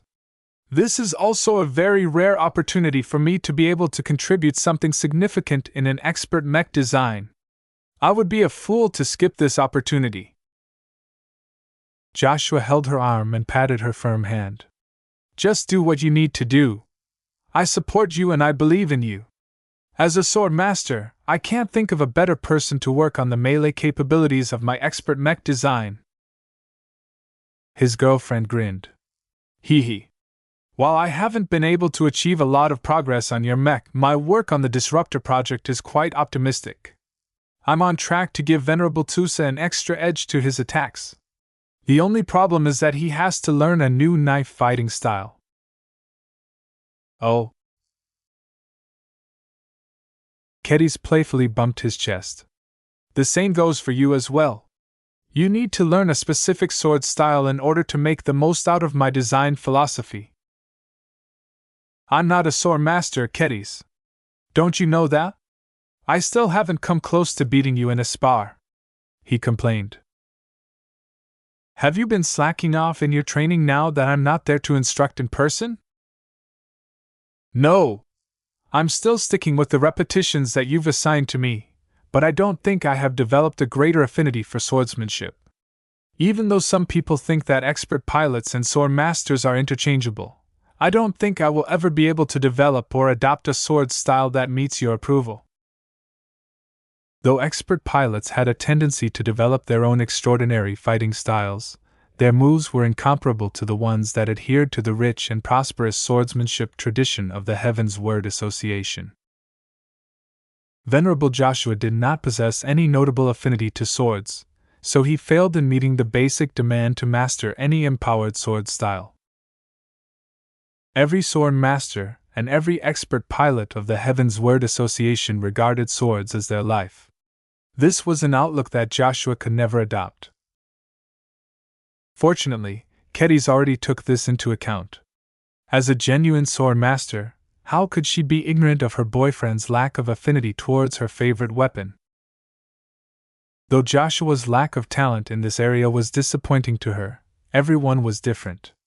She didn't hook up with him because he was a fellow aficionado of swords. In the greater scheme of things, a large proportion of her mechs would probably be used by other people who lacked the passion exhibited by the sword maidens and the Heavensworders. While Kedis mainly wanted to focus on servicing the needs of true swordsmen, she couldn't let people like Joshua in the lurch. This was why she worked hard to invent a method that anyone could take advantage of as long as they met a few requirements. I instructed you to practice those basic sword moves every day for a reason, Joshua, she explained. Your foundation is decent, but it needs to be better for what I have in store. I think you're ready for the next step by now. Joshua looked skeptical. I don't think I will do any better in adopting one of those weird sword styles. That's not the point. I've already given up on that since it clearly won't work for you. What I intend to do with you is different. Let me explain this by asking a question. What is the reason behind your failure? I don't have the heart for swordsmanship. Correct. She nodded. Now how do you think we can make up for this shortcoming? Joshua scratched his head. He completely lacked the prestige of an expert pilot at the moment. I don't know. I guess you're trying to power up my expert mech in some way. Any idiot can make that guess, but that's not good enough. Think. What kind of method can I employ to allow you to wield an empowered sword style without possessing the right heart? Kedis grew annoyed as her boyfriend failed to come up with a guess. Do you really have no idea, Joshua? I'm not the mech designer here. How am I supposed to know? I always leave the complicated technical stuff to you and Ves. She sighed. I don't have a technical answer in mind. The logic is much simpler than you think, Joshua. First, what did teacher teach you about mechs? That's easy. Mechs are alive. Well, they have the potential to become alive, at least. I can easily sense the difference when I compare a living mech to an ordinary machine. Kedis nodded. That is what I've learned as well. Mechs can become alive. This living quality can even be shaped in different ways. Ves is particularly good at this. He can shape life as if he is molding clay. I can't do that, but I have developed my own ideas about how to nurture the living aspect of a mech. According to my current theories, I think I may be able to influence the young and growing life within a mech or mech design to learn one of my sword styles. My influence as a sword master is so powerful that whatever style I am channeling during my design sessions will definitely be absorbed by the mech design in question. Joshua was able to follow her train of thought without much issue at the beginning. It was only when she reached the second half of her explanation that it began to turn into a weird direction. Although he understood her words, he wasn't sure he comprehended her meaning. Are you saying? Kedis grinned wider. I'm not kidding, Joshua. While this is not my preferred means to improve a mech design, it is still a powerful way to boost my work. If everything works as intended, then mech pilots like you don't need to master any sword style. You just have to learn the basics and rely on my machines to do the heavy lifting. You don't need to develop your own sword intent or sword will. The mech I've designed will already come with one pre-installed. As long as you execute the form of the moves, the mech you synchronize with will complete them in a beautiful fashion. Once Joshua comprehended Kedis' outlandish idea, he became completely shocked. He never imagined that this was even possible. He long admired and envied the powerful empowered sword abilities that his girlfriend and her band of sword followers were able to execute. Their magical moves were straight out of a fantasy drama. It would have been extremely helpful to him if he could replicate their abilities while piloting a mech. He initially thought he lacked the talent to fulfill this dream, but it turned out that his girlfriend might be able to implement a relatively easy solution. This is cheating. Won't this disrupt the mech market in a much greater way than our patriarch has done with his glows? Kedis shook her head. It's not as easy as you think. How can you gain so much power for free? I'm just being overly optimistic about turning a living mech into a sword master. There's no way it will be that easy. At best, I can turn a mech into a sword initiate, but it is much more probable that it will be even weaker than that. I'm not making other sword masters redundant anytime soon. Oh, does that mean I will hardly be able to notice any difference? Who can say? Kedis shrugged. I think the results of my approach will be a lot more powerful when it is combined with an expert mech and expert pilot. However, no matter who carries the heart for swordsmanship, as long as it hasn't actually reached my level, it will not produce transcendent results. The most likely benefit you'll get in battle is a small but noticeable boost in combat effectiveness. Your blade might become a little sharper, a little more capable of penetrating through armor, or a little faster. Joshua calmed down. That already sounds great, Kedis. Even a 5% improvement can make an enormous difference in an expert mech duel. That's actually not the end of the story, though. Haven't you forgotten about the other property of living mechs? It took a moment for the expert pilot to understand what she was alluding to. You mean the mech can grow? Exactly. She beamed. For all intents and purposes, my mechs can be regarded as swordsmen in their own right. Since humans can become swordsmen, why not mechs? While I am not sure what it will take for living mechs to improve their swordsmanship, I think that live practice along with fighting actual battles will definitely allow them to develop and refine this aspect, especially when their mech pilots play along. As long as the swordsman mechs continue to grow without getting destroyed along the way, what do you think will happen in the future? This time, Joshua was too afraid to voice his guess. If that ever happens, my work shall become the first mech that has become a real and authentic sword master. Just imagine how the MTA will react to my accomplishment. Joshua could scarcely follow Kedis any further. She had gone absolutely mad. Chapter 3082, Ylvain's Embrace. Ves dressed up for today. He wore the dress uniform version of his outfit complete with badges and lustrous red cape. The reason for doing so became very clear as he entered one of the hangar bays of the Spirit of Bentheim. The entire place had been cleared out of the usual bright warriors, shuttles, and other junk that ordinarily occupied this large compartment. In their place stood large, massive mechs whose bulk and size completely suppressed the Larkinsons attending this solemn ceremony in person. Many different decorations covered up the metallic and utilitarian interior. White banners depicting a stylized eye outlined in black featured prominently around the Larkinsons. The pupil of the eye also contained a small and barely noticeable figure of a mech. Though the identity of the group behind the banner was not immediately apparent, the other banners and decorations were quite familiar to those who once visited the Ilvain Protectorate. The typical symbols of the Ilvainin faith, as well as statues and other depictions of the great prophet himself, made it abundantly clear that this ceremony completely centered around a certain religious subgroup within the Larkinson clan.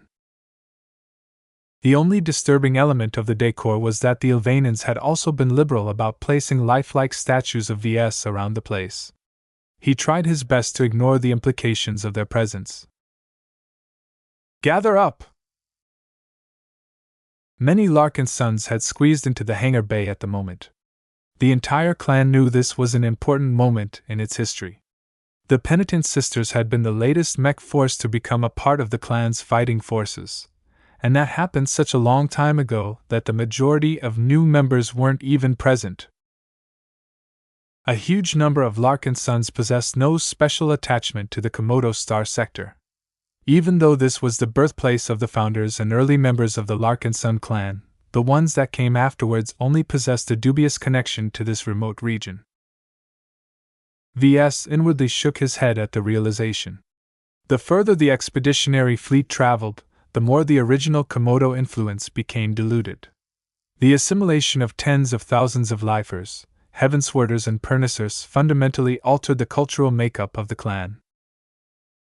Though the original Larkinson values and principles still remained dominant, the growing diversity underneath this major undercurrent caused the clan to shift in a direction that Ves didn't particularly like but could do nothing to prevent.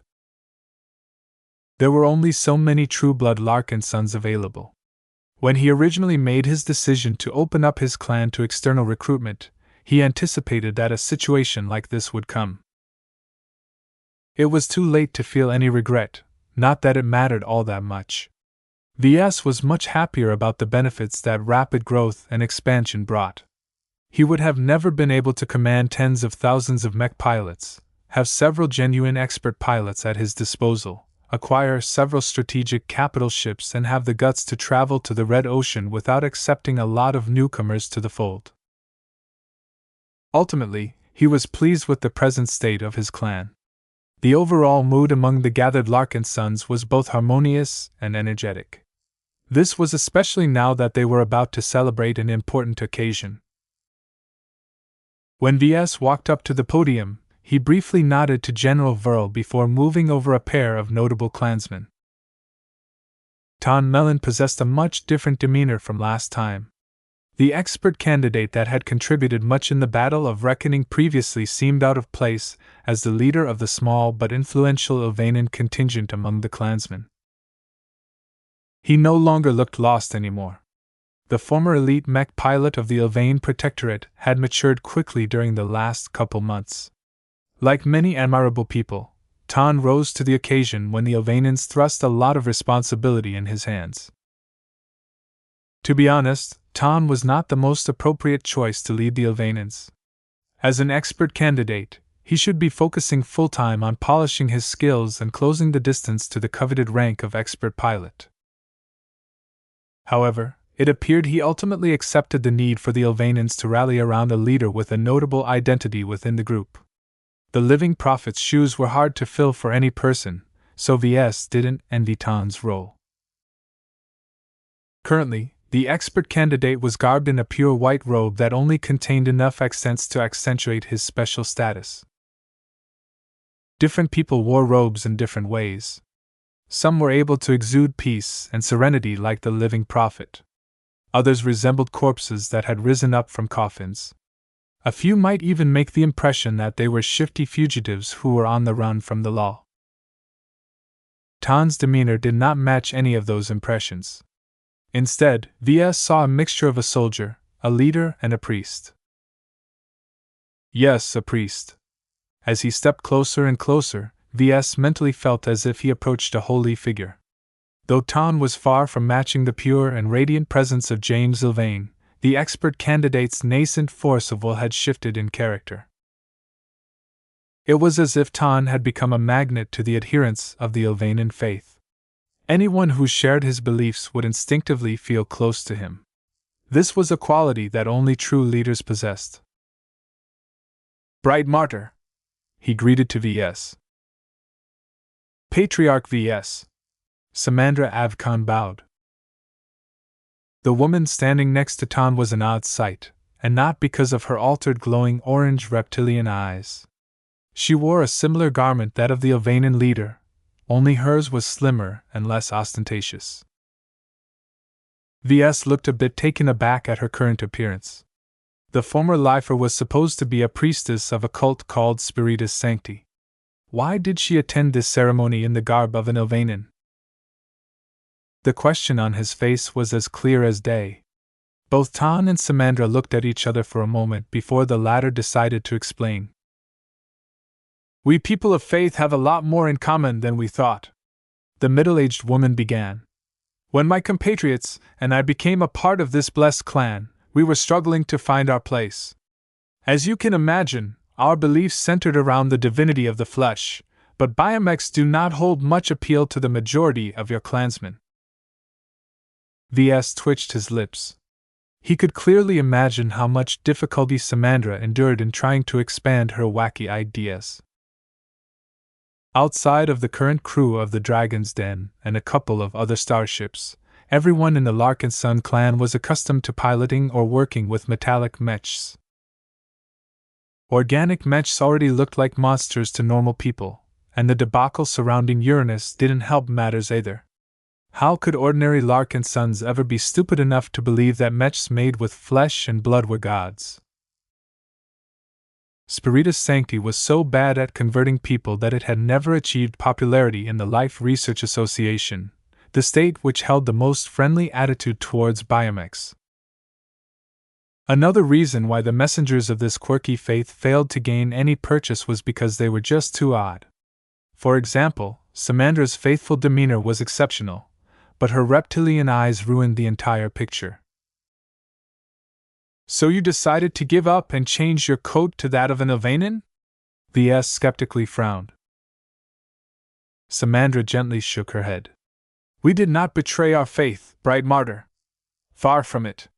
We expanded it by recognizing that Prophet Ilvain speaks for Spiritus Sancti as well."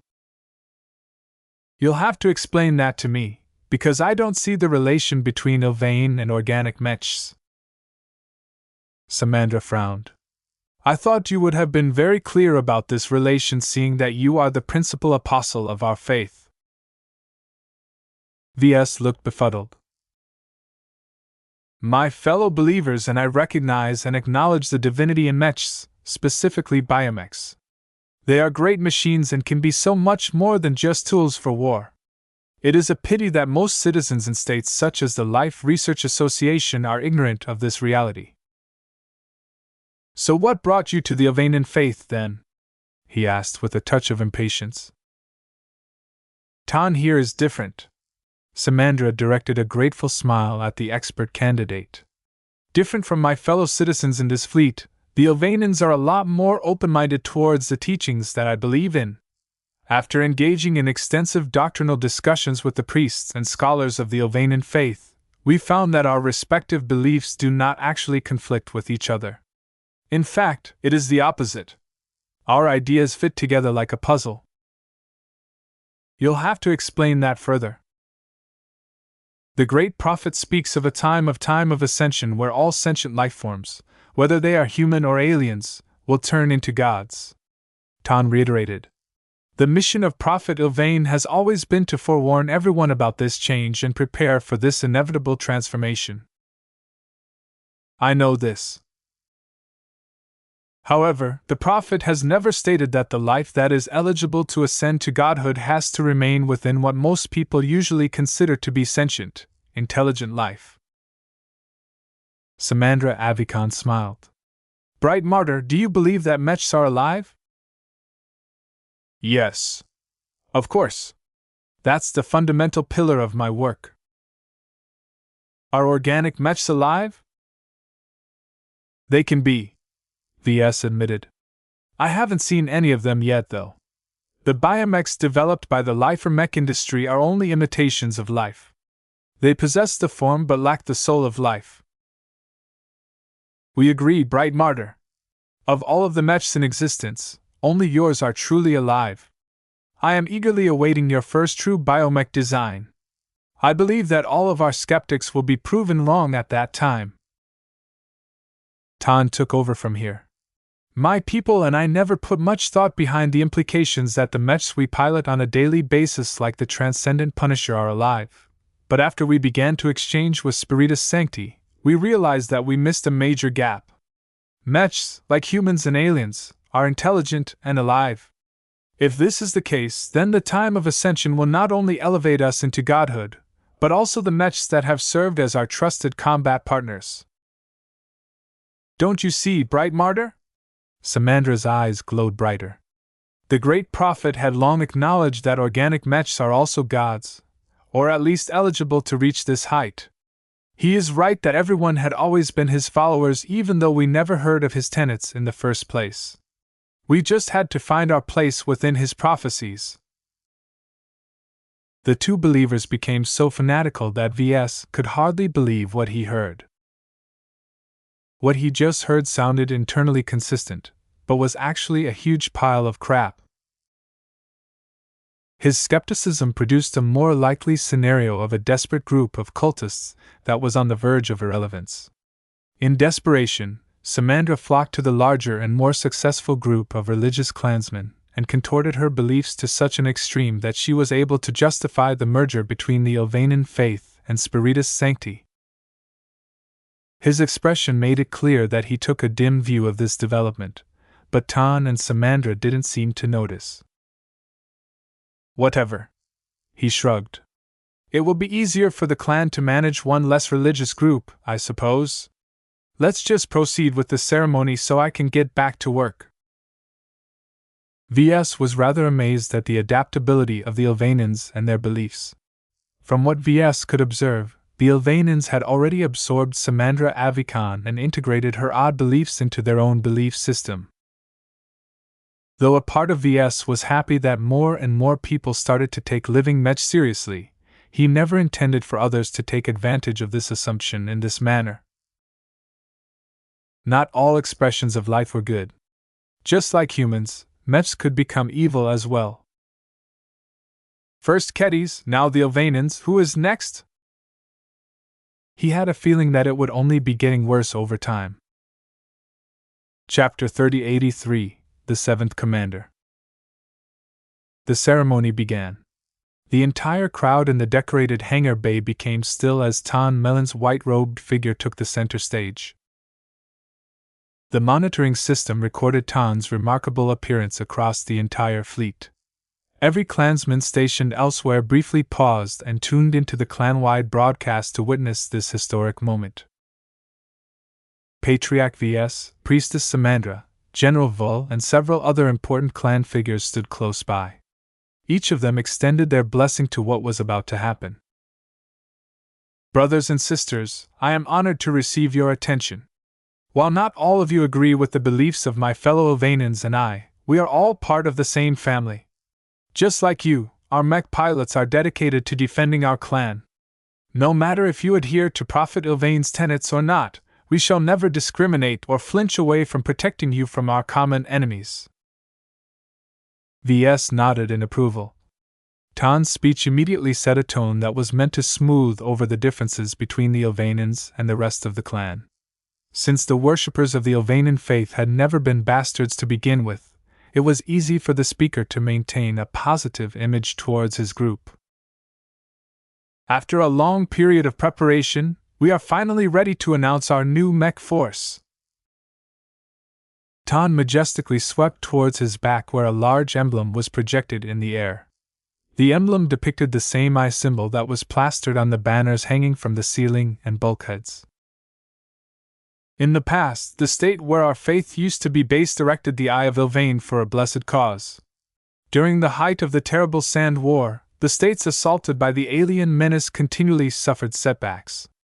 It was only when the Bright Martyr supplied his iconic Deliverer model that our most faithful Ilvanian mech pilots began to turn the tide against the Sandmen. The projections switched to carefully selected footage of the Sand War.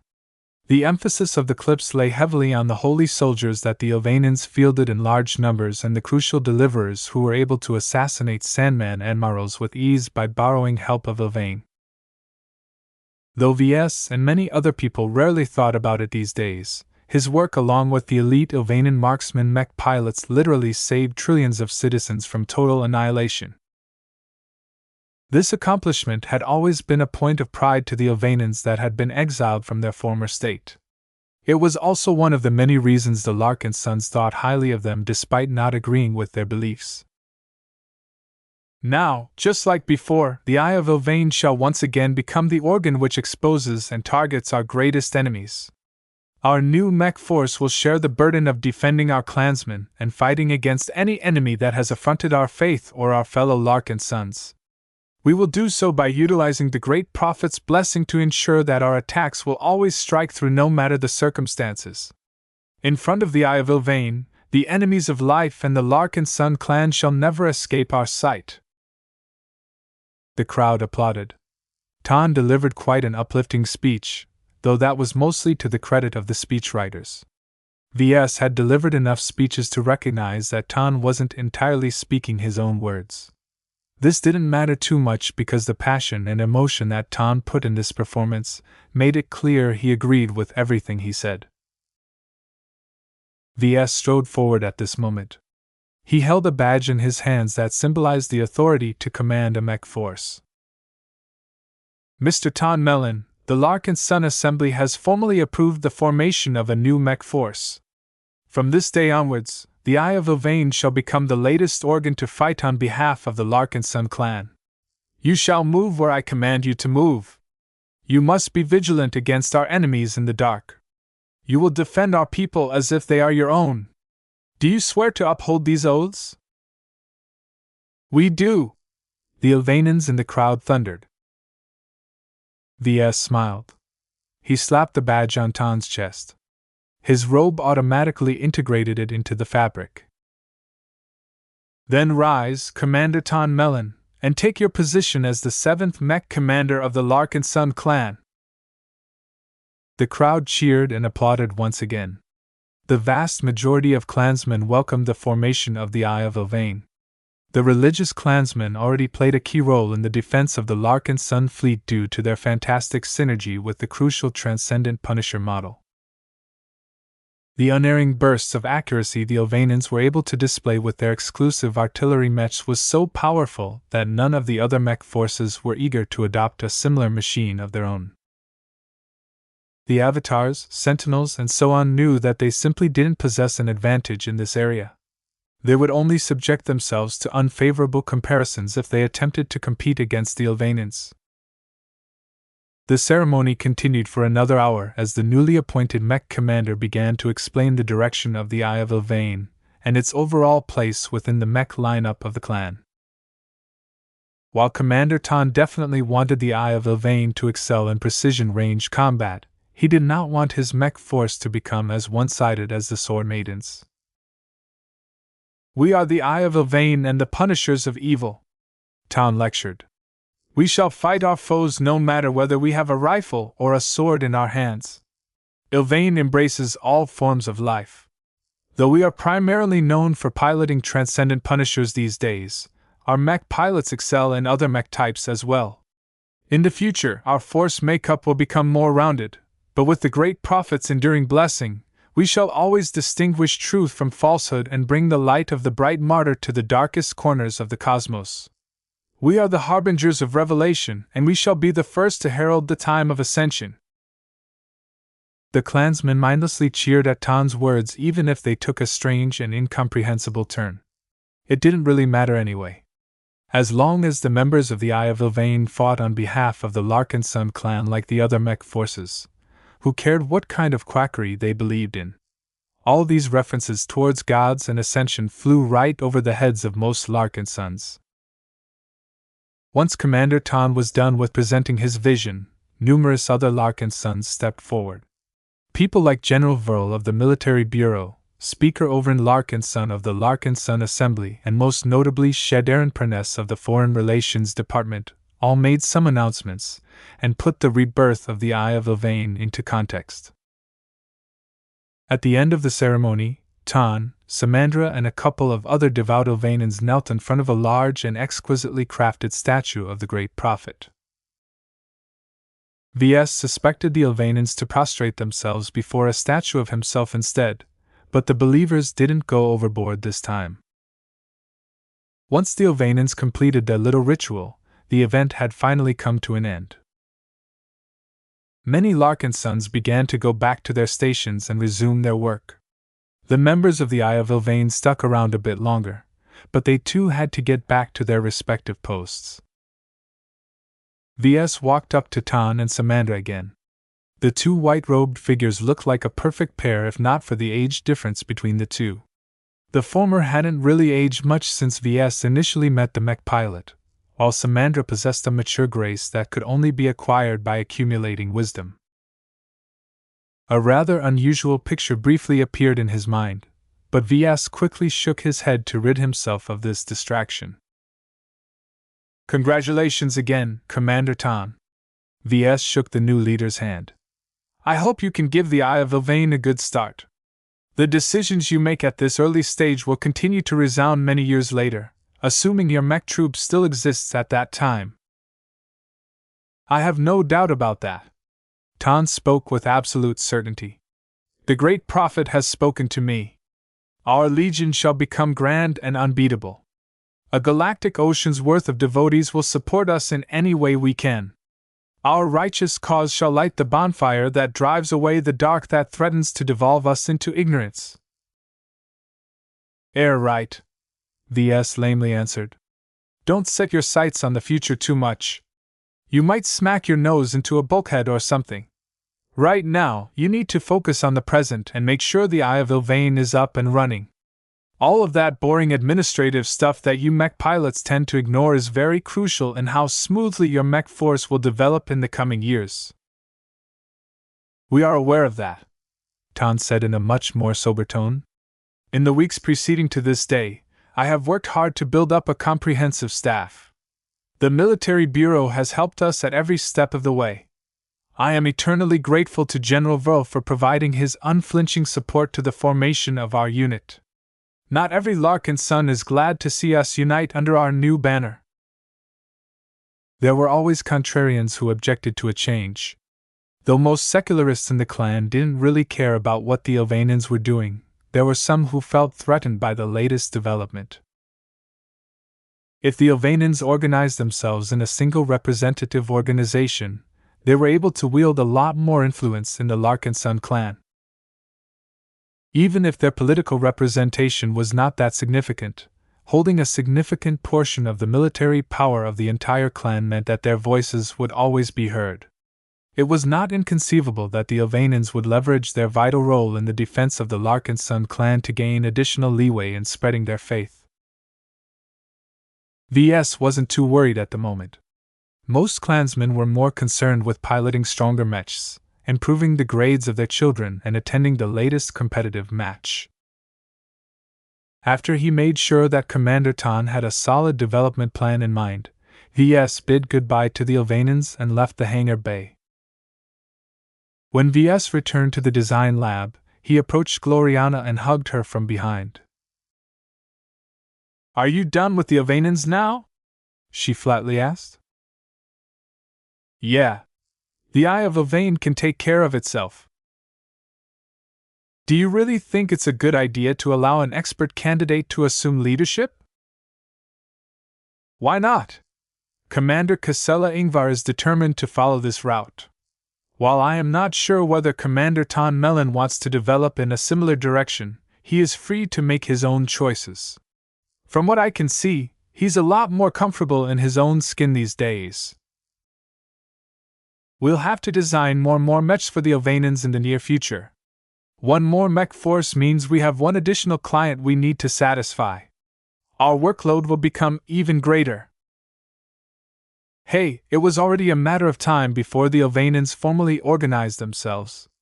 They don't fit in the Avatars, Sentinels, or any of the other existing mech troops, so it is logical for them to start their own club. Gloriana knew this as well, so she didn't continue her complaints. Do you intend to set up any other mech forces in the near future? It would be nice if I receive advance warning so that I can adjust my future plans. I'm not sure yet, honey. I think the Lifers are eager to start their own mech force as well, but they don't have the numbers to justify this move. There's also a possibility that the Black Cats will start a stealth-based force in the future, but it is far too soon to talk about that. Unless we pick another substantial group of mech pilots, I don't think our mix will expand any further. Good. Chapter 3084, Tapering Off. The establishment of the Eye of Ilvain was a major event for the Larkinson clan, but the ripples hardly affected the design department. To the mech designers, Gloriana was their only god. Her instruction was their gospel, and her wrath was just as fiery as that of any other transcendent being. Though Gloriana could be a cruel and vicious deity, she could be very generous towards the most faithful and pious of her worshippers. Naturally, Ves tried his best to remain on top of her list of devotees. As if feeling his urgency, Blinky regularly materialized from V's head in order to do his magic.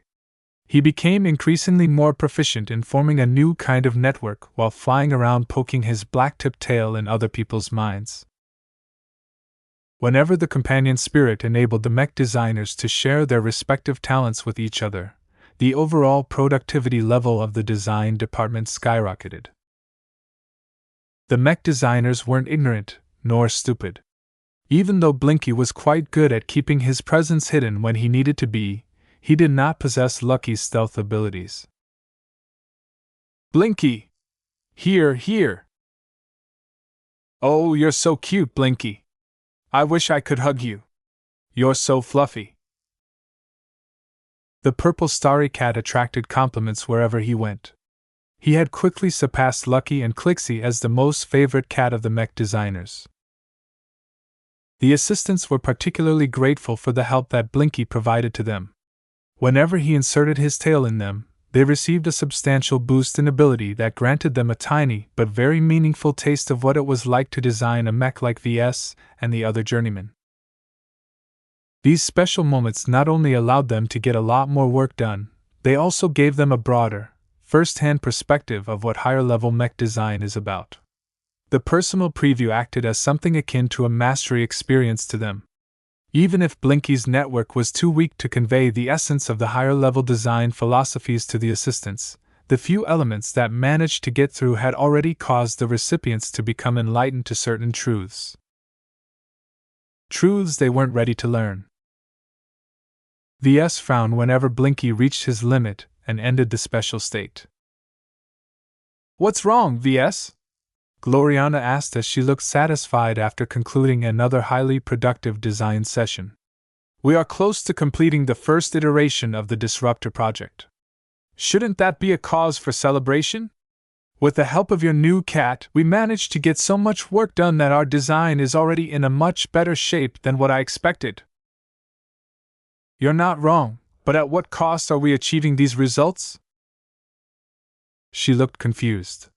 "What are you worrying about?" "Look at them." He swung his hand in the direction of the assistants. "Look at their happy expressions, their tired grins, and the ideas that they must be mulling in their heads. Have you paid any attention towards the changes they are experiencing as a consequence of more direct exposure to our design philosophies?" "What of it, Ves? Doesn't it bother you that we are skewing their perspectives toward mech design?" Gloriana pursed her lips and placed her hands against her hips. "We've always been doing that. The assistants work directly on top of our own work. It is a part of their job to familiarize themselves with our design principles so that they can help us with refining our solutions. They won't be as useful if we constantly have to correct their ham-fist input all the time." "I get that, honey, But don't you think this is getting too far? A determined and confident apprentice will be able to continue to hold strong to his or her design philosophy even when they are working on a mech designed by someone else. However, I'm afraid that frequent direct exposure to our own unique perspectives will cause them to develop into copycats over time. I have already noticed more mech designers beginning to think on how to incorporate life in their formative design ideals. And you think this is an adverse development? Gloriana questioningly raised her eyebrow as she started to pet Clixie's back. Ves became disgusted with his wife's lack of care. These mech designers might not have that much potential, but they still fall under our responsibility. They have all worked years to develop their own unique ideas about mech design. Now, much of what they formulated by themselves risks getting overridden by new ideas based on our design philosophies. If they ever find an opportunity to go forward, I'm afraid that they may follow a path that does not follow their true inclinations. Every mech designer deserves to pursue their own dreams. It is not proper for us to influence them to the point where they are following my dream or your dream instead. Though Ves might be lacking in terms of empathy sometimes, he was always sincere and principled when it came to his duties as a mech designer. In his opinion, he assumed responsibility over every assistant mech designer employed by the design department. The basic contract between Ves and the apprentices was that he would provide ample opportunities for them to develop their design capabilities in exchange for providing their labor. Ves detested exploitation and one-sided relationships. It was only fair for him to provide guidance and learning resources to braves and erudites. Everyone who decided to study mech design did so with the aim to get further ahead and reach the rank of master or star designer one day. Even if it was extremely unlikely that any low-ranking mech designer would accomplish these nearly unattainable goals, the best way for them to realize their design philosophies was to be truly passionate about their chosen ambitions. It was one thing for a master to pick a young novice or mech design student to carry forth an aspect of their mature design philosophies. At those early stages, mech designers hadn't developed their own ideas at all, so as long as they agreed to study under a master, they implicitly accepted the necessity to adopt someone else's design philosophy. It was another thing for Ves and Gloriana to impose their more mature ideas on those who had already made substantial progress by themselves. Don't kid yourself, Ves. How many of our assistants will ever be able to advance to journeymen by their own methods? Not much, Ves sighed. They lack the talent to have any chance of advancing no matter how much effort they put into developing their own design philosophies, but that is beside the point. Whether they succeed or fail, they at least deserve the courtesy of following their ideas. Gloriana snorted. You think highly of their stupid assumptions. Most of them won't amount to anything greater than an apprentice for their entire lives, so this discussion is irrelevant to them. However, for argument's sake, let us consider the few apprentices that do possess the required talent. Is it really that bad for them to incorporate influences of a more successful and proven design philosophy? I would argue that their chances of getting ahead are greater because they have incorporated some of our best practices. Even if that is true, whatever success they enjoy isn't truly due to their own merits. The principles they borrowed from us will eventually come to bite them back in their butts once they progress further. This is a known phenomena in the mech industry. I don't see it that way, Ves. Hardly anyone in the design department has a realistic shot at becoming a master one day. It is much more likely for them to remain stuck as apprentices for the rest of their lives. If they can gain a bit of inspiration from us and advance to journeymen against all odds, then we have changed their fate for the better as far as I'm concerned. The two couldn't come to an agreement on this issue. Suffice to say, Gloriana was eager to retain the advantages that Blinky's network brought, and she did not even contemplate the option of abandoning it in order to protect their assistants. Ves had a feeling that she would even be willing to sacrifice the souls of the apprentice mech designers if that was what it took to perfect her mech designs. He didn't even know why he bothered to hit his head against a Gloriana-shaped rock. His wife obsessed so much about her work that she was even willing to disregard the ethics that a proper mech designer must always adhere to. She exhibited no decency or guilt at all for settling on her callous and uncaring stance. Gloriana set Clixie aside and leaned forward in order to pat his head. "Let's stop here. We have much more important matters to talk about. Our expert light skirmisher design is close to reaching full functionality, but it has become increasingly more troublesome to cram the final components in its limited frame. We need to make some difficult choices in order to include all of the features that it needs." Ves no longer insisted on bringing up his original topic because he knew he wouldn't get anywhere. He still felt that using Blinky to accelerate their design projects was not always the right option, though.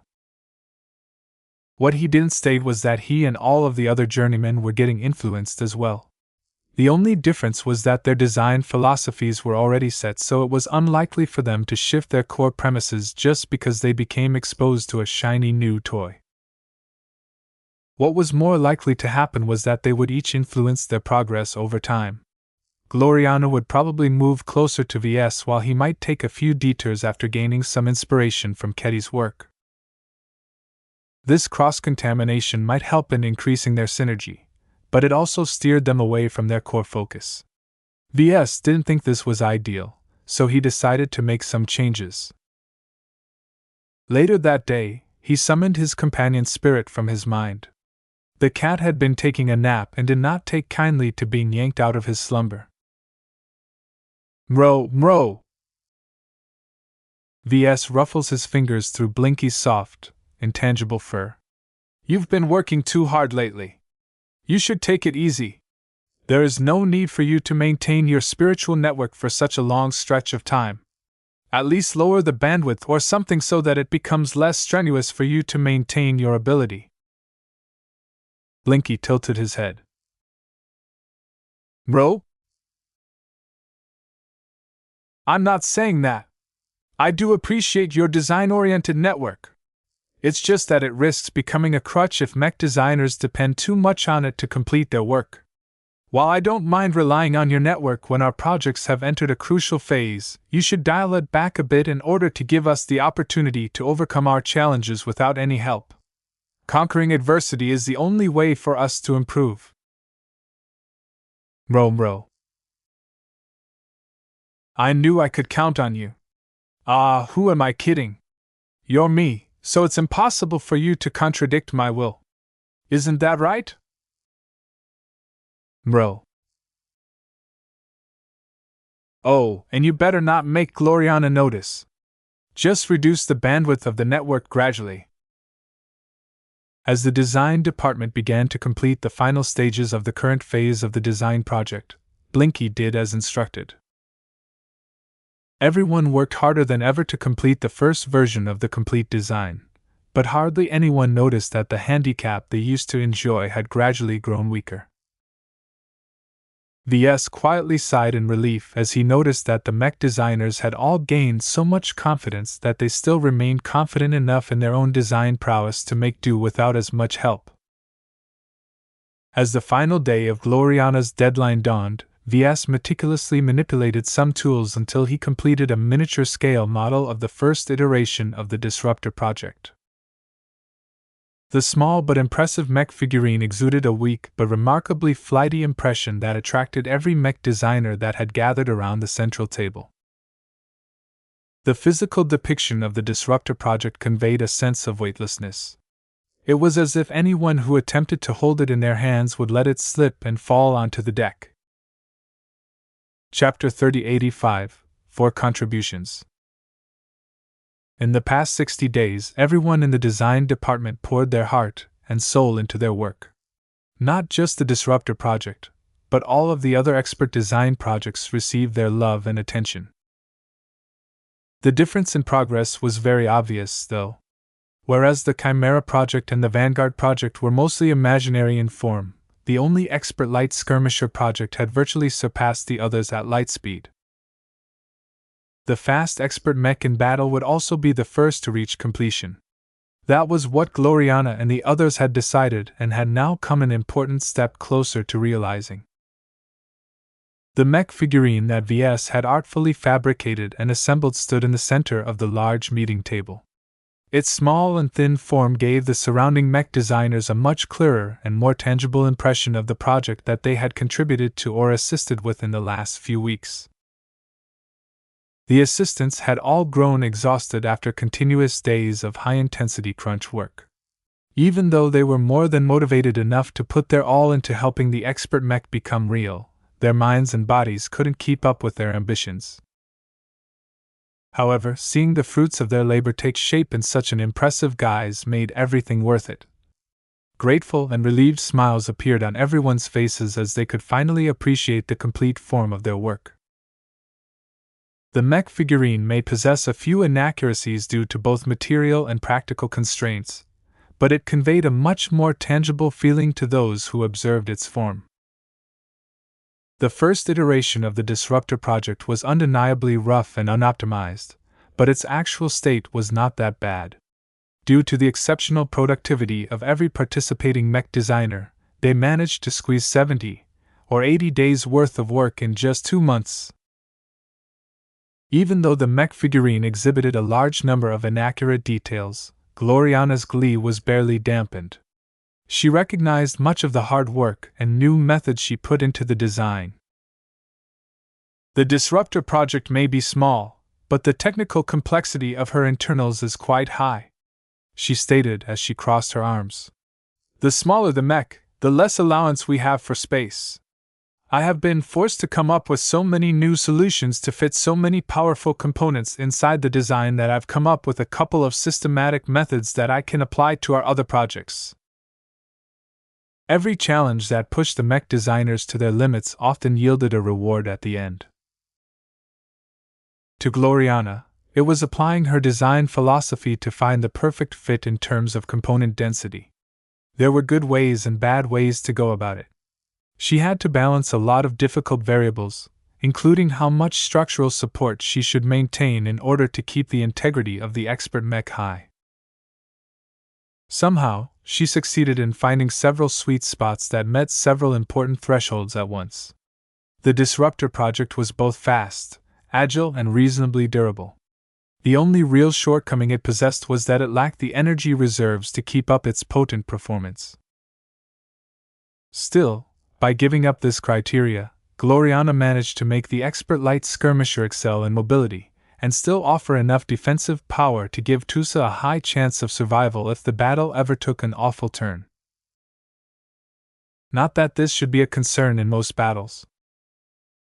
Whereas most of the mech designers focused their attention on the front, Juliet mainly directed her eyes towards the back of the mech figurine. Ves had exquisitely approximated the appearance of the flight system. Even though it was nothing like the real version that was mainly designed by Juliet, its diminutive form still managed to convey her great emphasis on high mobility. The flight system, along with the directional boosters placed throughout the frame of the Disruptor project, all carried her distinctive touch. Compared to other mechs, the mobility systems of the expert light skirmisher were disproportionately large and powerful for its mass and dimensions. What this essentially meant was that a huge proportion of the powerful machine was solely dedicated to making it move as fast and whimsically as possible. The Disruptor project is by far the fastest and most mobile mech that I have ever designed up until now. Juliet emotionally sighed. It would have been better if I designed it for a penitent sister or a hexer, but this is good practice, if nothing else. This expert mech just happened to be a suitable testbed for my new ideas. She wasn't the only mech designer who took advantage of the opportunities that such a powerful machine presented to her. Every other journeyman reveled in the lack of budgetary and conceptual constraints. Since they weren't designing the expert mech for an external client, they no longer had to abide by anyone's approval except Gloriana's. They received a lot more latitude for experimentation. As long as they managed to convince Gloriana that their invention would benefit the mech design in some way, they were often allowed to make an attempt. Given the Disruptor project's proclivity towards mobility and more specifically evasion, its design had Juliet's fingerprints all across its frame. This made the quiet and least eccentric journeyman of the design department quite satisfied. Opposite to the Hexer mech designers, Ves and Kedis brought their own charm to the mech. The only issue was that their contributions were much more difficult to quantify from the technical mech design. This was why Ves proposed to give the current iteration a physical form. Only by translating technical specifications and wireframe models into a solid, touchable form would everyone truly gain an actual grasp of what kind of monster they had just given birth to. Even if the mech design still lacked a glow or design spirit, the life it bore was already vivid. Ves waved his hand. I didn't spend hours making this intricate figurine just for you to admire it from afar. It's not a collectible and it won't fall apart if you drop it to the deck. Go ahead and hold it in your hands. You can only truly appreciate the essential charm of our work by holding it in your hands. The assistants eagerly grasped the figurine. They clearly recognized the sections that they had assisted in creating or optimizing. However, there was so much more to the Disruptor project that they failed to notice at first, but vaguely managed to perceive now that they held a physical representation of their work. The figurine was alive in a way that an abstract mech design could never reach. This allowed the object to portray Ves and Kedis' design philosophies in a much more lively fashion. The life contained in this mech design was surprisingly substantial. It shouldn't be a surprise that Ves had poured a lot of attention to it, but he managed to build up its spiritual foundation into the most solid he had ever created. Part of it was due to his growing strength, but part of it was the care and passion he put into it. This was not just his first expert mech design, but it was also a machine that was meant to serve both Venerable Tusa and the Larkinson clan. Ves couldn't approach this project like a regular commercial one that was destined to be piloted by lots of anonymous customers. Tusa was part of a dwindling group of true-blood relatives who comprehended V's background and ideals a lot better than other people. Each time he engaged in battle, there was a risk that he might fall, and that risk had to be minimized as much as possible. However, Ves not only needed to make the Disruptor project as safe as he could manage, but also had to ensure it was able to fulfill an essential role on the battlefield. The future of the expeditionary fleet and the Larkinson clan might hinge on its performance. It was unfortunate that neither the design nor the figurine was able to show all of the difference his work could make. Giving people the impression that the mech was alive and perhaps even aware did not mean much if it wasn't put through its paces. The advanced spiritual constructs he designed along with the prime mech aspects that he had added to the expert light skirmisher were not noticeable for the time being. The project had to progress to a much more advanced stage for his contributions to be fully recognized. As the assistants such as Ducan French and Oscar D. Martin tried to glean their own insights from the impressive mech figurine, Ves emphasized the importance of maintaining the right mentality towards their work. Treat the figurine with respect. Even if it is just a toy, it is a representation of a much more serious product. In the coming weeks, we'll be performing a lot of iterative work, and a lot of the assignments will test your patience. Don't let your passion and enthusiasm die down. The mech design is alive enough to notice if you don't put your heart into the project. Most of the mech designers nodded in understanding. Different from previous times, Ves could tell this time that the braves and erudites comprehended his true meaning. Blinky's design network allowed other mech designers to experience a minute portion of his approach and perspective towards mech design. While Ves did not feel comfortable about contaminating impressionable assistants with his unique design philosophy, he had to admit that the benefits were substantial. He had already noticed that people's attitude towards living mechs had undergone a significant shift. Even if the members of the design team already acknowledged the existence of living mechs, their lack of understanding and inability to go against common sense previously hindered them from appreciating what all of it meant. No longer.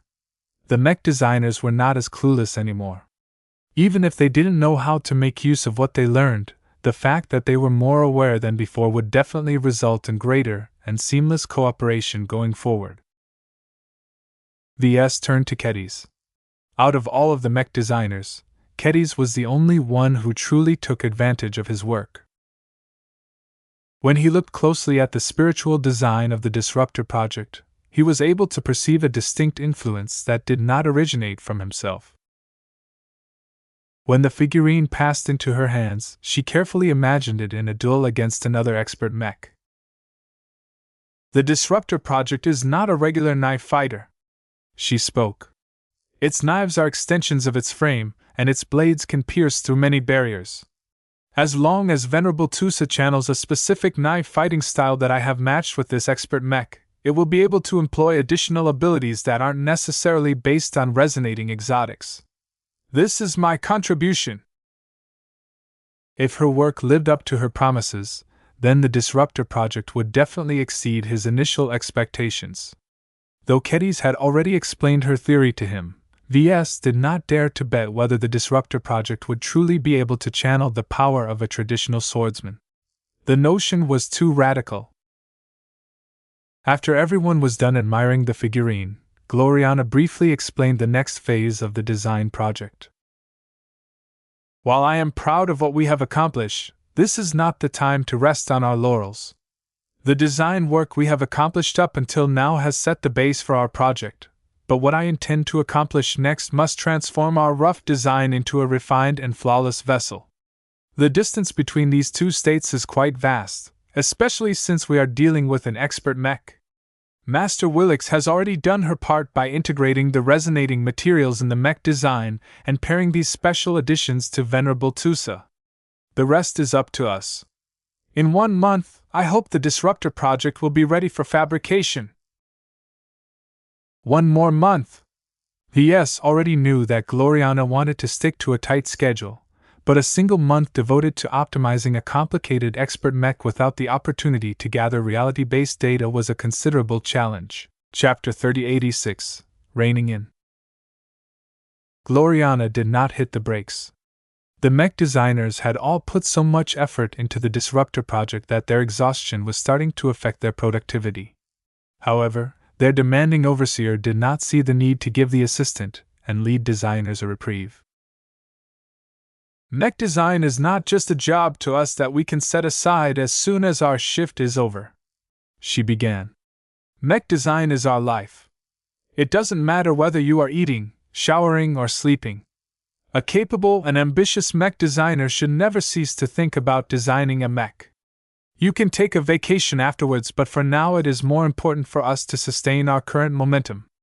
The Disruptor project is on the right track and it will likely remain that way as long as we maintain our current approach. Ves frowned at her announcement.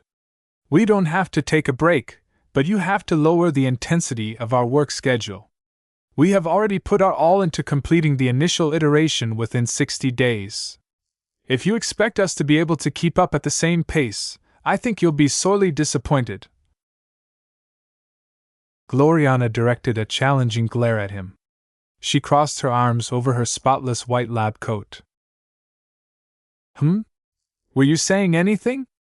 I didn't hear anything that will bring our design project forward. Be real, Gloriana. While journeymen like us can sustain this intensity for a longer stretch of time, look at our subordinates. Even those who had already received their cranial implants are looking frazzled. I am quite aware of their state, she harumphed. They need to be pushed. While you prefer to throw them into dangerous situations, I believe it is better to challenge their desire to achieve a greater result. Mech designers will break. I have no doubt about that. This just proves that they don't have what it takes to assist us in our work. It would be better for them to make way for more qualified assistants. With our prestige, it won't be difficult for us to pull in another batch of apprentices. Ves shook his head. It's not that simple. Your attitude is completely wrong. In my opinion, we should treat our subordinates with greater care. Your approach smacks of exploitation. Abusing them is not the right call. I don't see it that way, Gloriana shook her head. Isn't our clan all about overcoming adversity? There are times where we need to treat our people with a softer touch, but during a crucial moment like this, such a meek approach will only make us complacent and squander our potential. For once, believe in my judgment. I think that many of our assistants are a lot more resilient than you think. The hellish pace they sustained up to now has led to a lot of growth. We can't stop when the true test is yet to come. It will be difficult for them to pass it, but as long as they succeed. She essentially set up a baptism of fire. Those who persisted and met her high expectations would definitely improve by leaps and bounds compared to their old selves. If any of the mech designers possess spiritual potential, then this harsh experience might allow them to take a substantial step towards becoming a journeyman. While Ves did not necessarily object to this, he didn't think it was appropriate. He favored long-term stability in the design department. If any of the mech designers wanted to make substantial progress, then they had to take the initiative to seek their own challenges. Their fate should be in their own hands as opposed to being treated as sacrificial pawns in order to fuel Gloriana's ambitions. The married couple argued a bit more about this topic but failed to come to a consensus. His arguments failed to gain any purchase and Gloriana was too focused on her immediate goals to worry about the longer-term consequences of her decisions. She huffed and sat down in order to pet Clixie. If we want to make it to Master or Star Designer, we can't settle for comfort. We need to seek every advantage that we can get and work hard to design the best mechs that we can deliver when we are still young. Just imagine all of the benefits that we can get if we complete a groundbreaking expert mech design when we haven't advanced to senior or reached the age of 40 yet. Our upcoming accomplishments will serve as our defining successes that will instantly make us stand out from the competition in the Red Ocean. Aren't you seeking to build up a coalition centered around your design philosophy? Then you all should recognize that I am making the right decisions. She made a good point. The well-being of mech designers who didn't possess the fortitude to keep up with their grueling work was not important compared to his ambitions. From a rational perspective, sacrificing some if not all of the assistants in order to accomplish a lifetime achievement was absolutely a bargain. Ves just felt that he would be losing something if he agreed with his wife. He couldn't really explain why, but he felt the Larkinson clan shouldn't be so cutthroat. Though the rank and abilities of the members of his design teams were low, they were still his clansmen instead of ordinary employees. He leaned forward and tried to convey his seriousness as best as possible. I'm not letting you go through with this punishing work schedule, Gloriana. If necessary, I will yank back the authority that I have placed in your hands. Part of being in charge is that you must take your responsibilities seriously. Our projects are important, but our people are important as well. I won't allow you to break this principle. Why not? Gloriana grew angry. Do you know what is at stake? Meow. Clixie also issued a challenge to Ves. Despite facing an angry wife and her cat, Ves did not relent. Our assistants are not disposable, Gloriana. He stepped forward. They are brothers and sisters and deserve to be treated as such. You're being unreasonable by presenting a false dichotomy. We can deliver an impressive expert mech design without becoming slave drivers. I believe that the best mechs don't have to be designed under heavy pressure. There are more ways to draw out the best in every worker. As long as we motivate them and encourage them in a more positive fashion, I can promise you that the results will not disappoint your hopes. His wife didn't expect his opposition towards her harsh stance to be so fervent. She frowned as she realized that she was truly demanding a bit too much from him. As someone who valued family highly, Ves was being truly serious about reining her in. If she continued to push him on this point, he would keep digging in because his principles were at stake. Ves softened his tone. Gloriana, I know you are eager for quick success, but this isn't the way to go about it. Our success must also be sustainable. Otherwise, our accomplishments will be tarnished by the sins we committed to push us past our limits. Since when did you start to care about your sins? Gloriana sulked and hugged Clixie in order to gain some comfort. I care when they affect and shape how we design mechs in the future. When we design our subsequent mechs, I don't want to become a presence to be feared among my workforce. This is not a healthy state that we can maintain across decades or centuries. I would much prefer it if other mech designers loved to work for us and freely give their all to us on their own accord.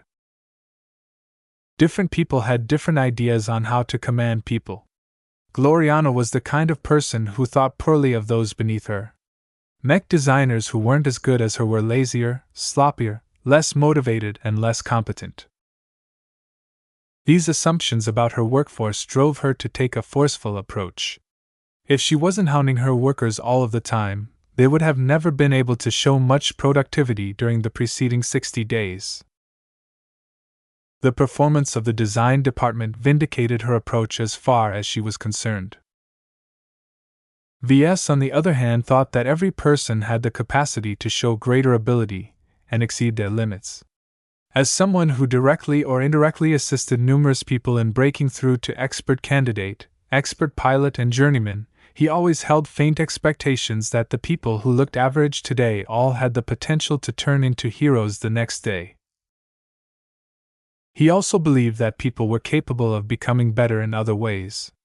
Former radicals and extremists such as the Sword Maidens, Penitent Sisters, Spiritus Sancti, and so on had all moved closer to the mainstream and become more moderate when they joined the Larkinson clan. Sure, the influence of Goldie and the Larkinson network played a key role in enabling this transformation, but that just illustrated that Ves possessed greater advantages when adopting this approach. As long as he made clever use of Blinky's design network, Ves was confident he could meet Gloriana's demands without treating his fellow clansmen like crap. Look, we're not in a hurry. Ves raised his palm. The Larkinson clan is our client, and I happen to be in charge of it. The only reasons to keep up this brutal pace is to sustain our momentum and to get more work done in less time. While I value those priorities, I care about other priorities even more. What do you want exactly? Give my approach a chance. Give our mech designers the rest they need and deserve. Even I need a moment to slow down and recharge. Once we have received sufficient rest, you can go ahead and increase our pace again. No one can work at 100% capacity every day of the week. I truly believe that we can get much more done if we use gentler means to push our design teams. Gloriana paused for a moment but eventually sighed. Fine. Have it your way, then. I'll agree to stretch out the schedule that I have planned, but mainly because the optimization work we're about to engage in relies heavily on processing power. We all need sufficient data in order to make progress, and the supply of it is not dependent on how many hours our mech designers are stuck in the design lab. She made a good point. Since his clan could not bear the waste of testing an early prototype, the design department was forced to rely on the spirit of Benthime's AI core as well as additional processors in order to crunch a huge amount of numbers. It took a substantial amount of time to run something as complicated as expert mechs through its paces in a virtual setting. The gaps between mathematical models and reality produced inaccuracies that had to be identified and compensated for, and that already amounted to a lot of work as well. Let's just get on with it. Gloriana harumphed as she went back to petting Clixie. Meow. The furry cat ignored Ves. Ves didn't take his wife's sulking seriously. He knew he scored an essential victory. The question was whether it was worth it to hold on to his honor and principles this time. When he swept his gaze towards the group of assistants, he did not spot a lot of talents with promise. Those with spiritual potential were still the exception rather than the rule, so the development potential of the rest was not good. Is this true, though? Ves had been working on bestowing or activating spiritual potential in people for some time now. If he succeeded in coming up with a successful approach, he might have the opportunity to transform each and every hard-working, loyal assistant. This isn't a wise course of action. It would be way too conspicuous to nurture so many journeymen in a short amount of time. The mech designers themselves might not actually deserve a gift either. However, as someone who valued both loyalty and family, Ves felt bad for denying his diligent and useful assistants an ultimate reward. I need to do more for my clan and my people, he vowed. I can't just take advantage of them all the time. Though he originally set up the clan to foster a group of dedicated lackeys, it had become something greater to him. Perhaps he had taken too many doses of his own medicine, but he did not feel he was on the wrong path. Strengthening my clan and people will eventually feed back to me, he muttered and raised his fist. We can all grow stronger as long as we are in it together. Chapter 3087, Ship Survey. Suffice to say, Gloriana was not happy in the next few days. She grumpily announced a rest period where every mech designer enjoyed a few more hours of free time. That was as far as she was willing to go. The intensity of the work assignments she handed out had not receded too much. Nonetheless, every assistant mech designer looked relieved. Ves could clearly observe that some of them wouldn't have been able to keep up much longer if Gloriana stuck to her original plan. Though there was a chance that the apprentices might surprise him, the odds of that happening was too low. Neither Ves nor Gloriana lingered too much about their prior argument. Their work took precedence, and both of them still wanted to make the Disruptor project their best mech design yet. Now that they began to work towards optimizing and refining the expert mech design, they became confronted with a host of new problems. We don't have enough processing power. Gloriana barged into V's corner of the design lab and complained. We need to borrow more processing capacity from the rest of the fleet. The other ships aren't doing anything data-intensive anyway, so why not put their calculating power to a better use? As far as I'm aware, we are already doing that, Ves replied. We lost a couple of ships recently, so the total capacity of our fleet has dropped a bit. I've looked up the situation on a couple of ships. The Dragon's Den is a research ship. Why aren't you demanding more tribute? Those fancy bioprocessors are not for show. That's not fair to Dr. Rania. Ves shook his head. Besides, the projects that the Larkinson Biotech Institute are working on are also crucial to the future of our clan. You're trying to do the same thing as last time. We can't cut off our left arm in order to strengthen our right hand. We'll just end up in a crippled state. His wife did not back down so easily this time. Your analogy is stupid. Our clan has always centered around mech design. Look, the lack of processing power is a much greater problem this time because we have to depend on simulation testing to a much greater extent than usual. At least find a way to expand our processing capacity. You can do that at least, right? Her suggestion was actually good this time. Ves hummed and leaned back in his chair. Lucky, who lazily swayed his tail back and forth, was lying on the work table while imagining the taste of powerful processors. Meow. There are several ways for us to expand our total processing power, he stated.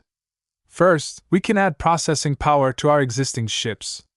I'm sure that Vivian Tsai can tell you that it is not as simple as it sounds. We would have to juggle several conflicting priorities such as security, power draw, and other factors. Don't give me that excuse, Ves. The Spirit of Bentheim still has room to spare. There are more power generators on this vessel than any other capital ship in the fleet, so power supply shouldn't be a major issue either.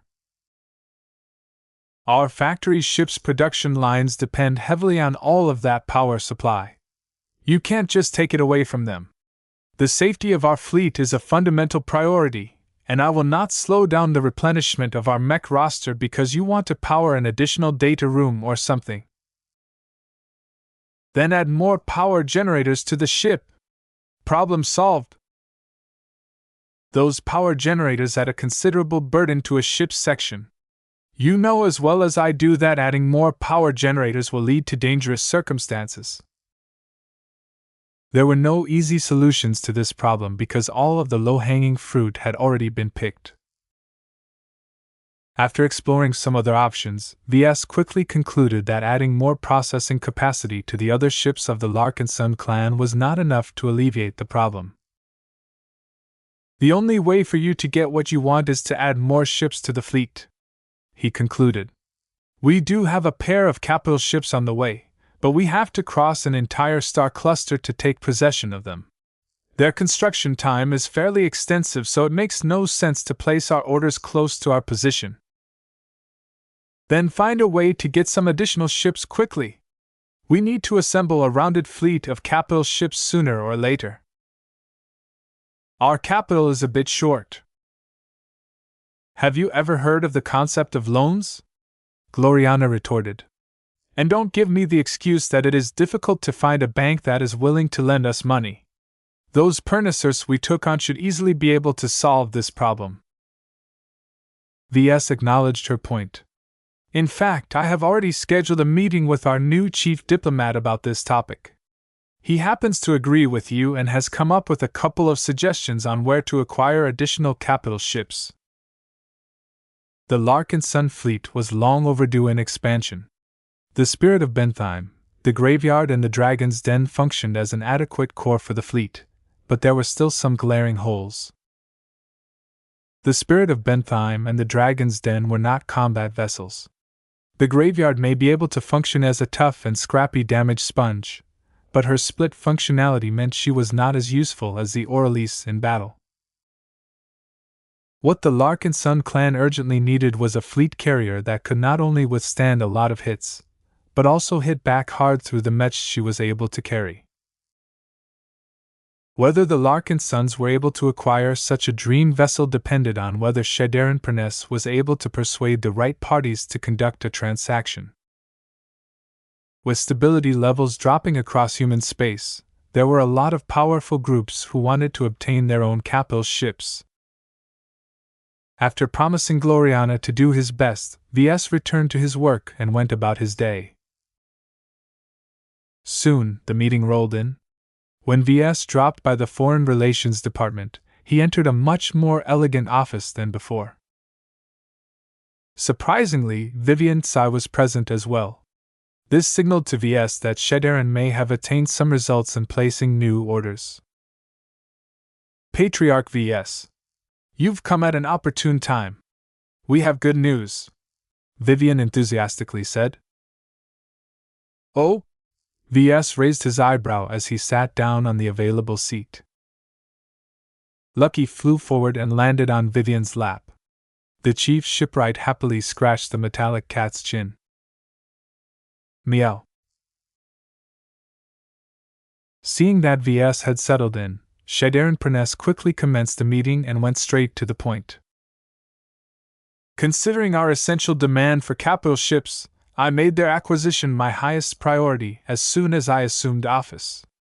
After discussing this issue with General Vril, Mist Sai and Fleet Coordinator Ophelia Cronin, I realized that our relatively short journey to the Beyonder Gate won't allow us to wait our turn at all of the shipyards that are still willing to accept outside orders. If we wish to build up our core fleet without suffering excessive delays, we must adopt an open mind and take a serious look at the second-hand market. Ves remained fairly calm. Although I don't think that acquiring second-hand capital ships is ideal, it is better than nothing. Just make sure that we have at least some guarantees that the vessels under our consideration are secure and not bugged from top to bottom. There are a few reliable suppliers of large starships if you know where to look for them, Shadarin stated. While I admit that most of my old contacts and network are based in Winged Serenade, I can still leverage numerous old friendships with influential contacts who reside in other regions. Together with Miss Vivian here, we have managed to get within reach of a number of attractive prospects. The Gorgon Inn and the Diligent Ovenbird were still under construction. Much to V's relief, nothing had changed in that regard, though the Larkinson clan had to pay a hefty amount of fees in order to ensure that the shipyards working on the fleet carrier and the fleet repair vessel did not renege on their contracts. This had already happened a lot of times. The states where the shipyards operated in either prohibited any further outside sales of capital ships, or wealthy patrons paid 3 or 4 times the money to prioritize their own demands. Due to the need to keep incentivizing the shipyards to do their jobs, the Larkinson clan's financial position had become a lot tighter than before. However, Shader and Pernes merely dismissed the issue of financing when Ves brought up the topic. Money should not pose a hindrance, Patriarch. The high and stable earning pattern of your mech company is our strongest backing. As long as the LMC does not collapse, the debt we take on will not become a significant burden. The discussion moved on to more exciting topics such as the ships that Vivian and the rest of the clan were eyeing. Vivian projected the first vessel.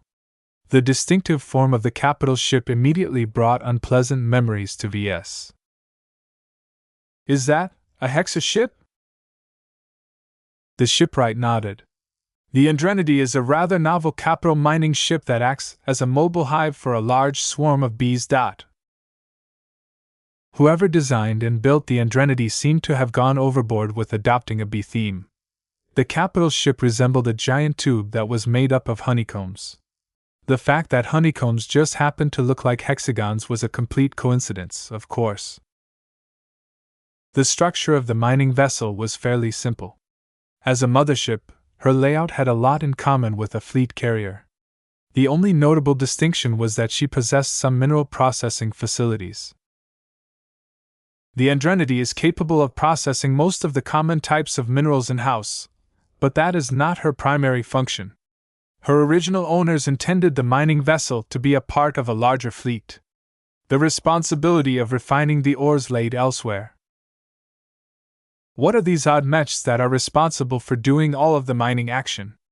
Ves asked as he zoomed in the projection on the various B-shaped machines that came with the mining ship.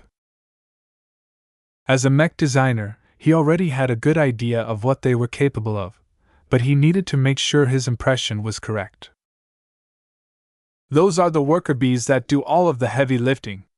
Vivian smiled. She found the B-shaped mechs rather cute. The worker bee models are split into different models. The main one is the mining bee, but there are many other varieties that can be added and removed from the Andrenity at any time. There are recycler bees that can assist with salvage operations, recon bees that can survey both asteroid fields and enemy positions, repair bees that can perform repairs in open space, and so on. We are not limited to utilizing the models that the capital ship comes with. I'm sure you can design better ones. This was an interesting proposition. Designing non-combat mechs was not exactly his cup of tea, and there were many other projects that were much higher in priority. However, he could probably treat the design of industrial mechs as minor projects and leave most of the work to his design teams. Ves shook his head. He could consider this matter later. Right now, he had one burning question on his mind. Why the hell is a hexa ship this far out from the Komodo star sector? Neither Shaderin nor Vivian had an answer. Nobody knows, sir.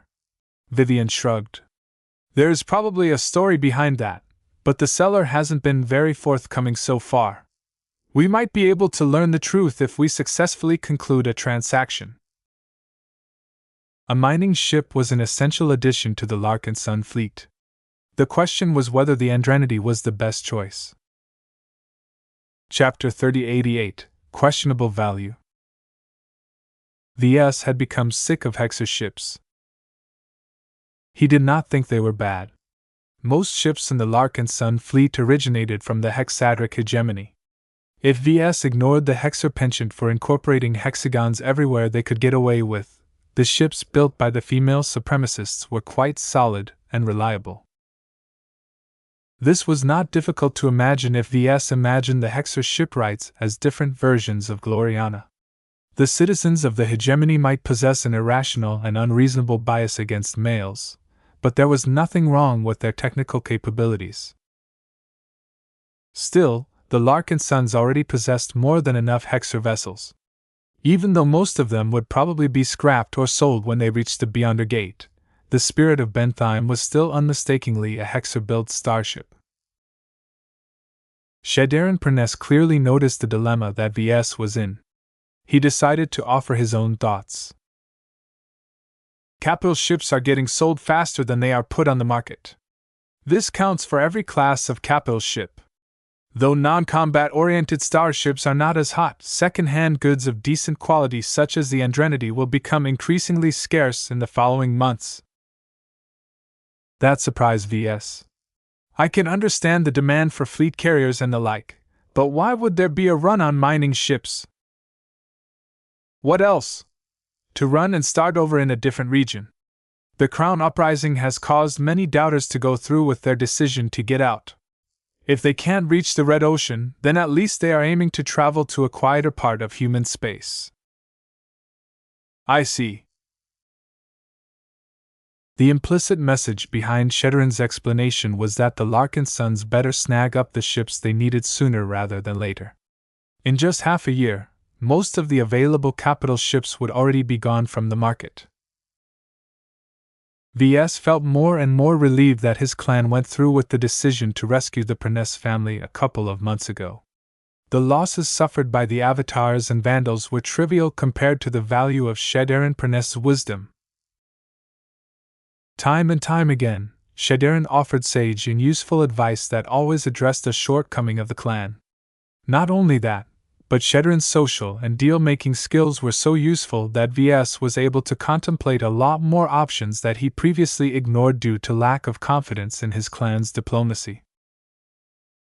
Are there any other viable alternatives on the market? Ves cautiously asked. There has to be more mining ships for sale than a Hexer one that happened to go astray. You're not wrong, but the alternatives all have issues, Vivian regretfully replied. They are either heavily damaged, far too aged, hollowed out, or are sold in star sectors that are far from our route. The Andrenity is the only quality vessel that is quick and convenient for us to purchase. We even have access to enough Hexers to assume immediate control over her systems. That's not necessary, Ves quickly said. We have all kinds of trained and skilled specialists in our clan. We can scrounge our own crew. Even if we can't fill up all of the key positions, it doesn't matter since our fleet won't start mining until we actually reach the Red Ocean.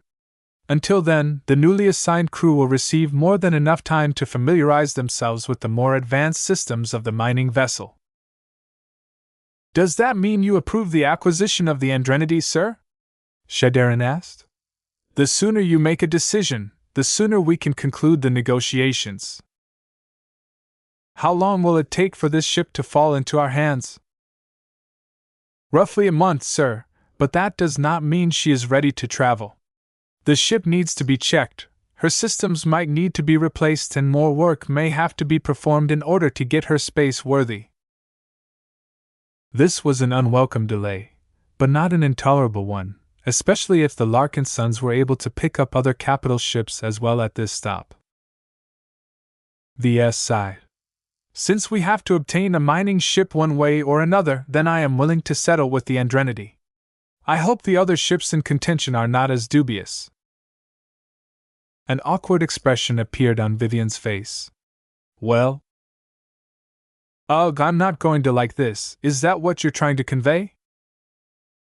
We haven't been able to secure any fleet carriers for the same reasons that we have mentioned before. The demand for them has already peaked. We can only set our sights elsewhere and work to fulfill our other needs.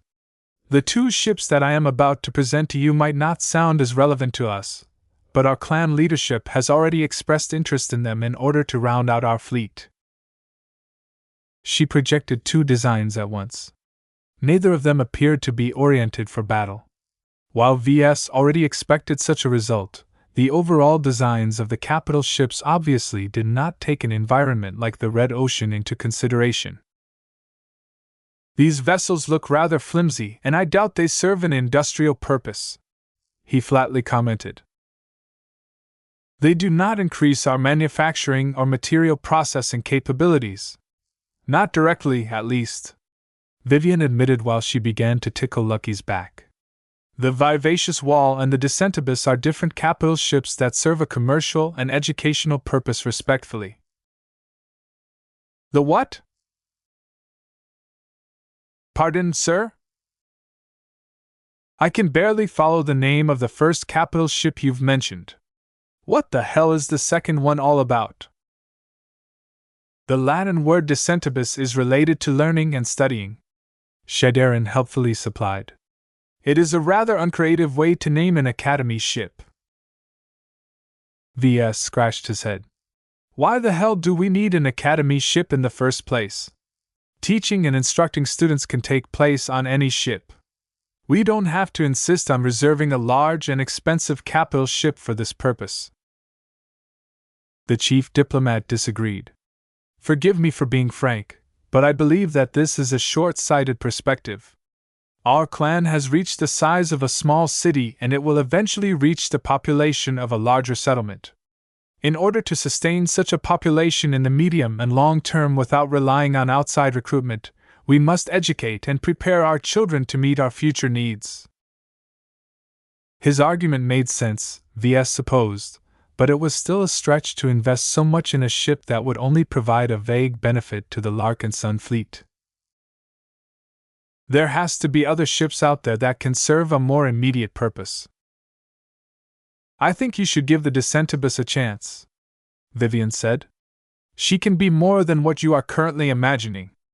Her internal layout features wide spaces where both mech cadets and full-fledged mech pilots can train in a variety of simulated terrestrial environments. Whether it is aerial combat, land-bound combat, or even amphibian combat, the Descentibus offers a suitable training environment with enough room for medium-scale units to fight under much more realistic circumstances than our fleet conditions allow. A sub-capital ship simply can't accommodate as much room for training purposes as a dedicated academy ship.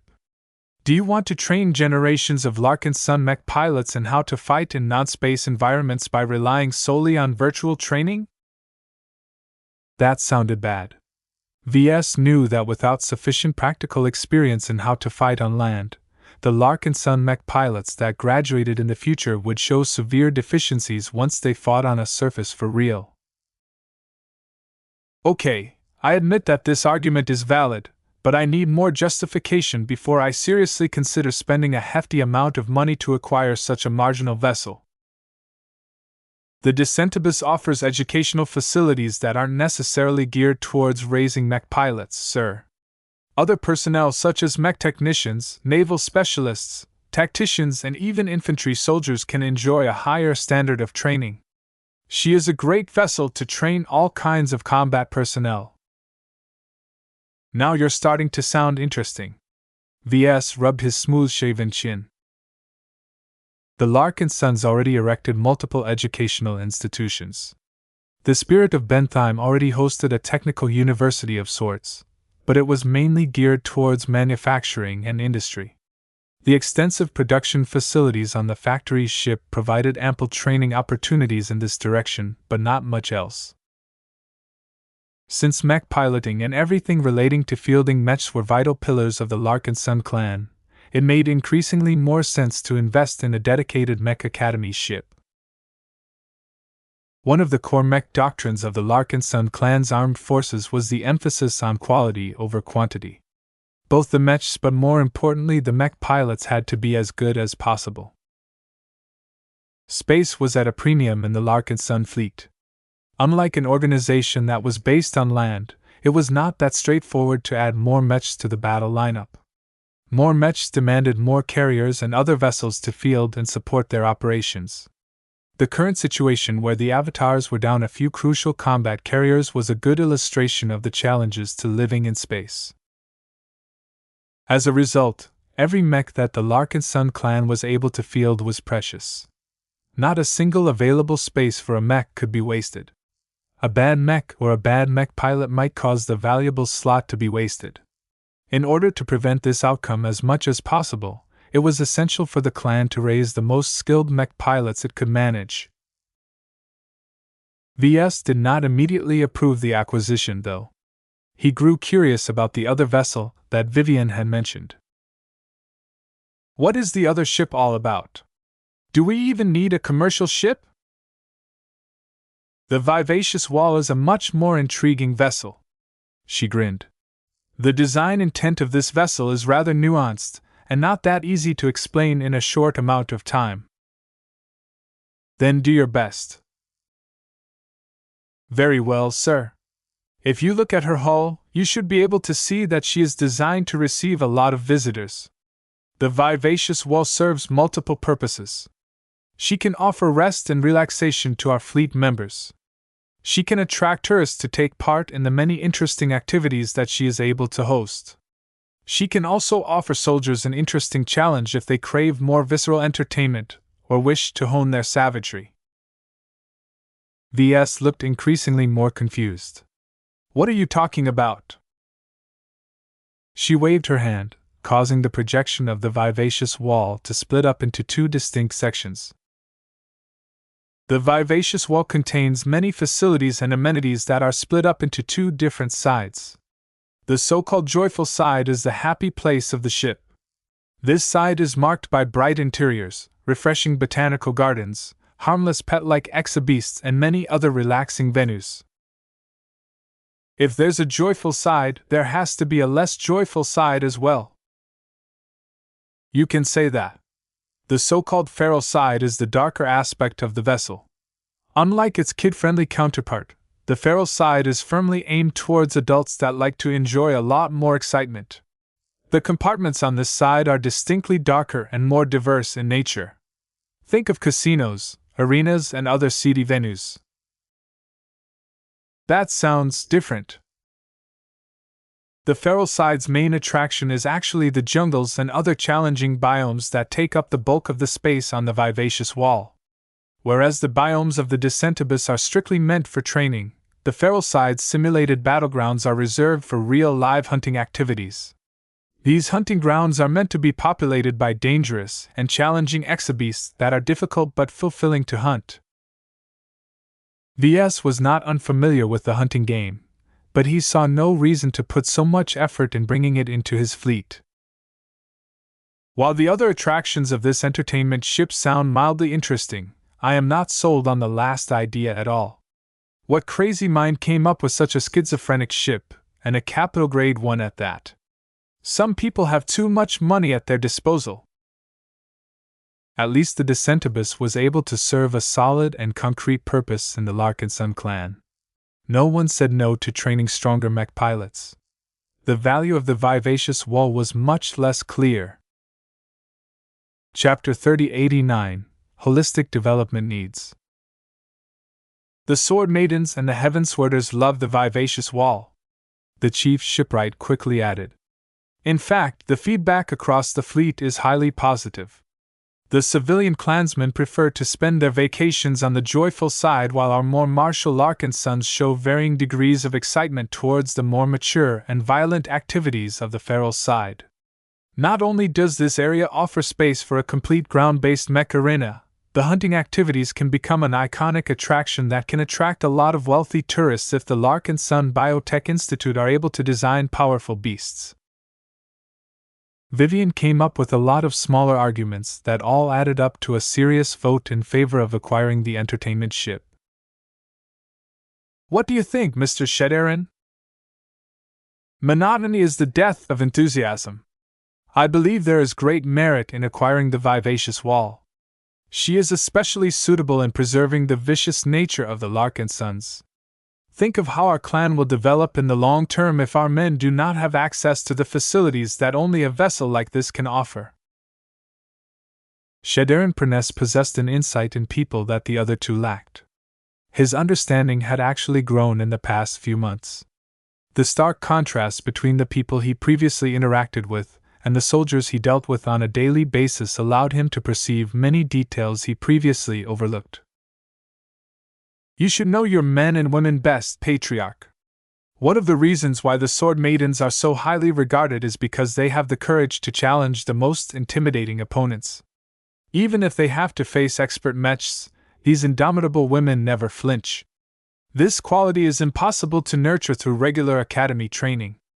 The actual sword maidens have all hunted down formidable exhibeasts while armed with nothing but their personal swords. If we can host these trials within our fleet, the sword maidens will be able to continue to maintain their edge. The chief diplomat's argument caused Ves to take a more serious look at the vivacious wall. Though he still preferred to acquire a combat vessel, the graveyard and the upcoming Gorgon Inn already covered these areas. If he wanted the Larkinson clan to become more rounded and offer enough enrichment to his clansmen, then adding a vessel as diverse but thematic as the vivacious wall was not a bad idea. Without this ship, the Larkinson clan would remain a lot more one-dimensional. The clan revolved so much around designing mechs and producing mechs and fielding mechs that this would likely cause his clansmen to become distorted.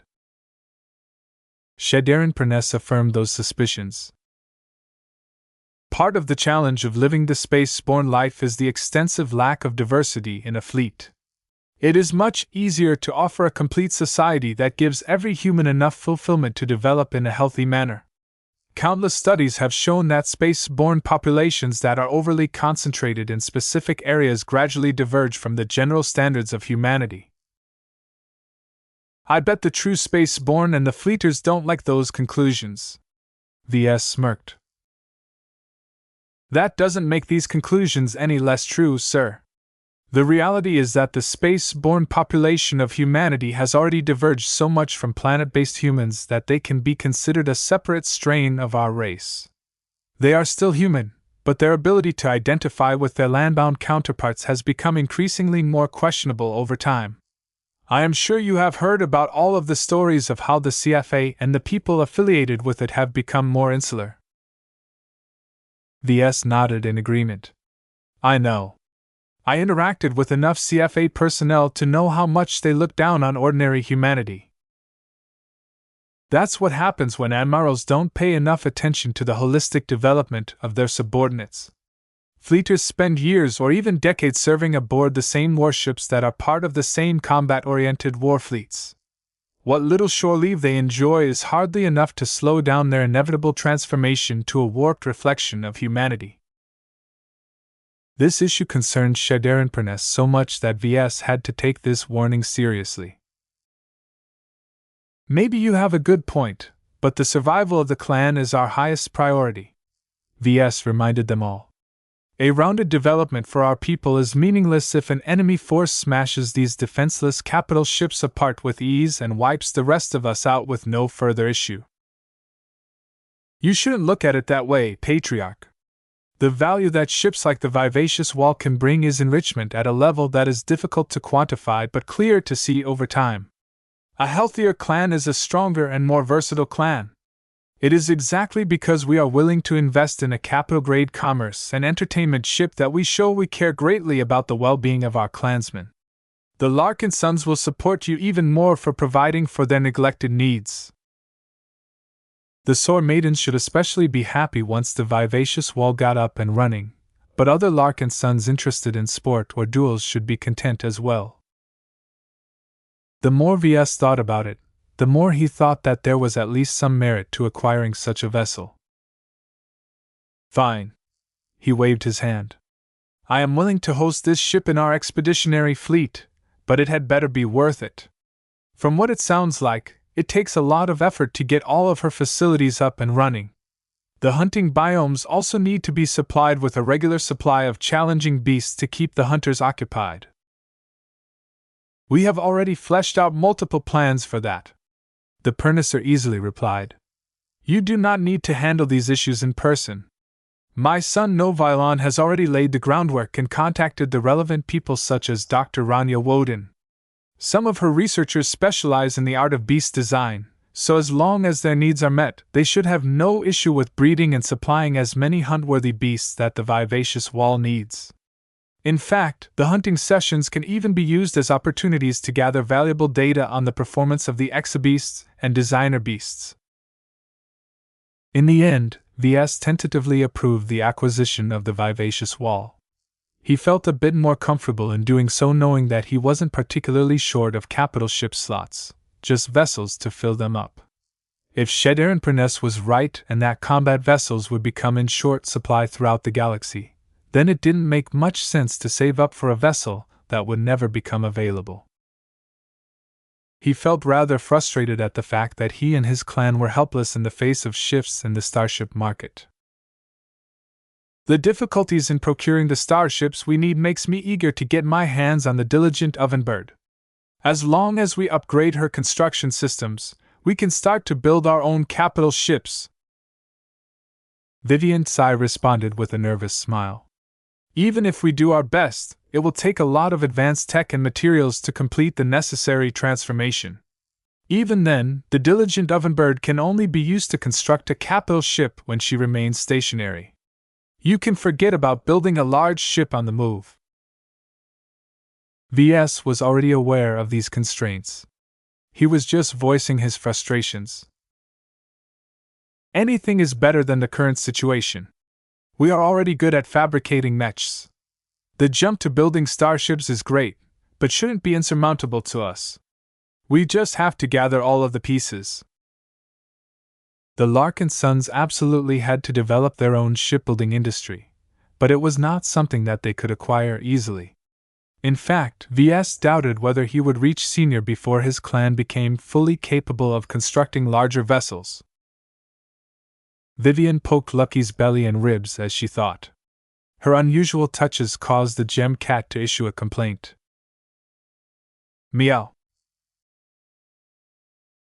Capital ships will probably be out of our reach for a number of decades, but it is much simpler to set up a smaller shipbuilding operation.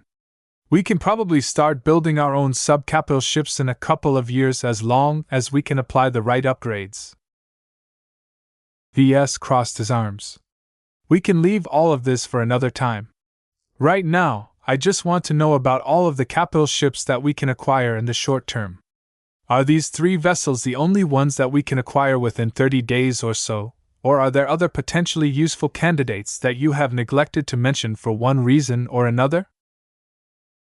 He was obviously onto something, because the expressions of two had shifted yet again. Unlike the aforementioned second-hand vessels, we are still questioning the usefulness of the remaining ones. Let me be the judge of that, then. Introduce me to the more interesting ones. VS soon found out why the pair did not mention the capital ships that had caught their eye but made them pause. The Blinding Banshee is an espionage and ECM ship. As you can imagine, she used to function as the headquarters or an important mobile stronghold for an intelligence agency or sorts. We're not entirely clear of the details. Why does she look so odd? Her shape is highly conducive to lowering her sensor profile. This is especially the case when she adjusts her facing so that her silhouette is lowered to a minimum. I understand the theory of it, but I have never seen a vessel that takes it to such an extreme. With a total length of 5 kilometers, the Blinding Banshee initially sounded as if she was quite hard to hide in space. However, with a diameter of less than 100 meters, she essentially looked like a long but very thin and fragile rod. VS didn't even know how the shipwrights managed to ensure that such a ridiculous structure remained stable. He could tell that the vessel was not actually a straight rod and contained several structural and mobility-related systems at regular intervals. Even so, the extreme design of the capital ship hardly inspired much confidence in him. The Blinding Banshee was a design concept taken to an extreme. Why this specific shape? There are multiple reasons, Vivian replied. I've already mentioned the possibility to minimize her sensor profile, which combined with her formidable ECM systems helps deny crucial information to an opponent. Another reason is that she can also act as a giant antenna for certain scanning and detection methods. The exact mechanisms are a bit too complicated to explain right now, but please trust me when I state that her scanning and detection methods are quite stellar. That sounded very handy. There were many hazards in space that confounded normal detection methods. Having a specialized espionage vessel on hand would make it much easier for the Larkinsons to deal with these dangers. Of course, The Dragon's Den was already capable of performing similar scans, but the blinding Banshee's systems were much more capable of detecting stealth opponents. With both the Dragon's Den and the blinding Banshee working together, they could ensure that no stealthy shuttle or other threat would ever be able to sneak into the Larkinson fleet unnoticed. Still, Ves was more inclined to reject the suggestion to acquire this rod-shaped vessel. She looked way too odd and fragile to his tastes. His calm suddenly beeped. Huh! No one should be able to call him during his meetings. Only a very small group had the right to interrupt him at any time. Calabast! The projection of his spymaster appeared in front of his face. Ves, I know you're busy, so I'll keep this short. Get the blinding Banshee for me. She's almost perfect for the purposes I have in mind. With her powerful and targeted scanning systems, I can make a lot more progress in sweeping our starships of bugs and any improper programming. The hidden dangers that you have always been worried about will become a lot less relevant as long as I can obtain this ship and all of her features intact. Chapter 3090 Blinding Banshee. Calabast's request put a different spin on things. The leader of the Black Cats rarely issued any requests these days. It was quite exceptional for her to take the initiative to barge into his discussion and issue a clear demand.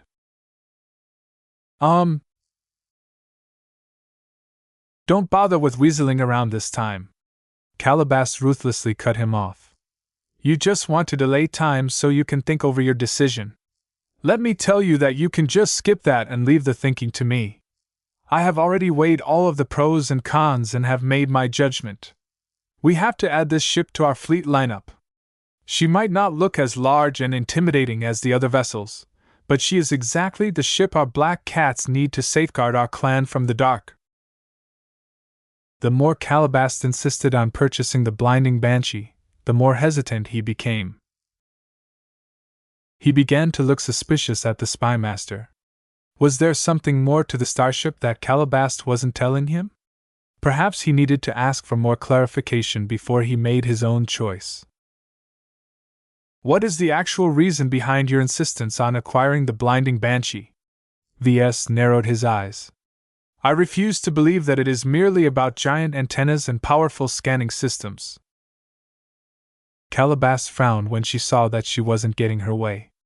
Had Ves become so numb to Gloriana's demands that her own persuasive factor became too weak now? Perhaps she should have gone over to Shederin's office in person. Intelligence and counterintelligence are just as vital to the continued survival of the Larkinson clan as military force, Ves. Sure, being able to field tens of thousands of mechs along with dozens of expert mechs will make many enemies pause, but there are plenty of pioneers in the Red Ocean who can muster up twice, thrice, or even 10 times as much mechs. This is not even the greatest threat you face. A stab in the back cuts much deeper than a swipe from the front. If our eyes and ears aren't sharp enough, then it is not that difficult to lead us into a trap. And acquiring this boondevil of a capital ship will alleviate that. It's not just about leveraging the many facilities of the blinding Banshee, though it does help a lot. Calabast spoke. It's also about sending a message that the intelligence arm of the Larkinson clan is also a valued part of our defense operation. Much of the work we do is invisible and out of sight, so hardly any clansmen appreciate what the Black Cats are doing to keep the monsters in the dark at bay. I don't know if you're exaggerating or not, Ves skeptically remarked. You see? Calabast snarled. That's exactly the attitude that others hold towards the Black Cats. Some idiots even believe that the clan should disband my unit completely and focus completely on our military excellence. The nerve!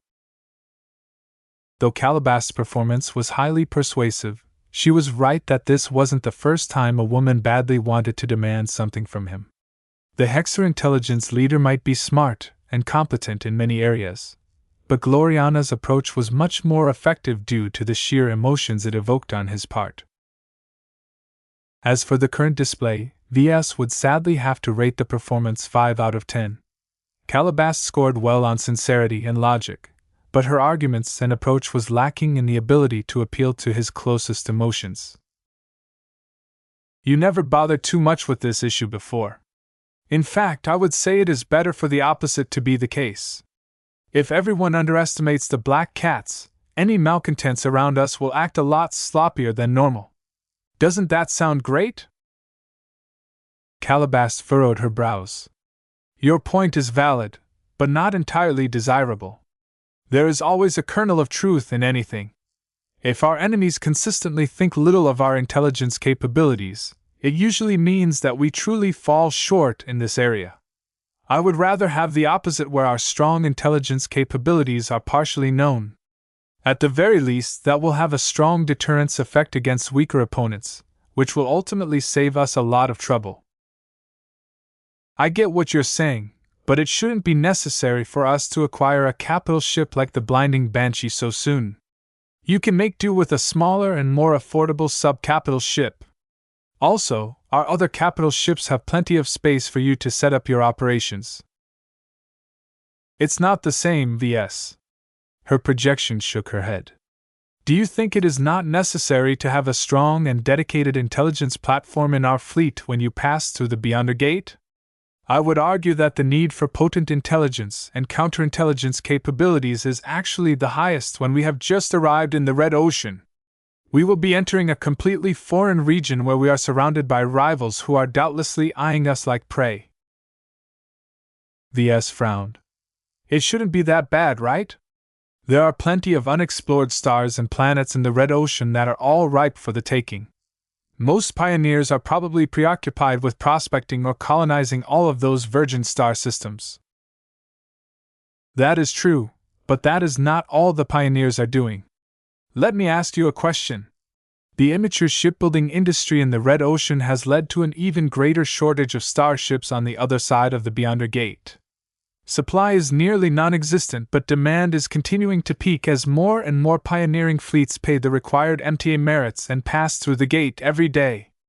Now, what do you think that spiking demand will affect the considerations of the pioneers, especially the stronger ones?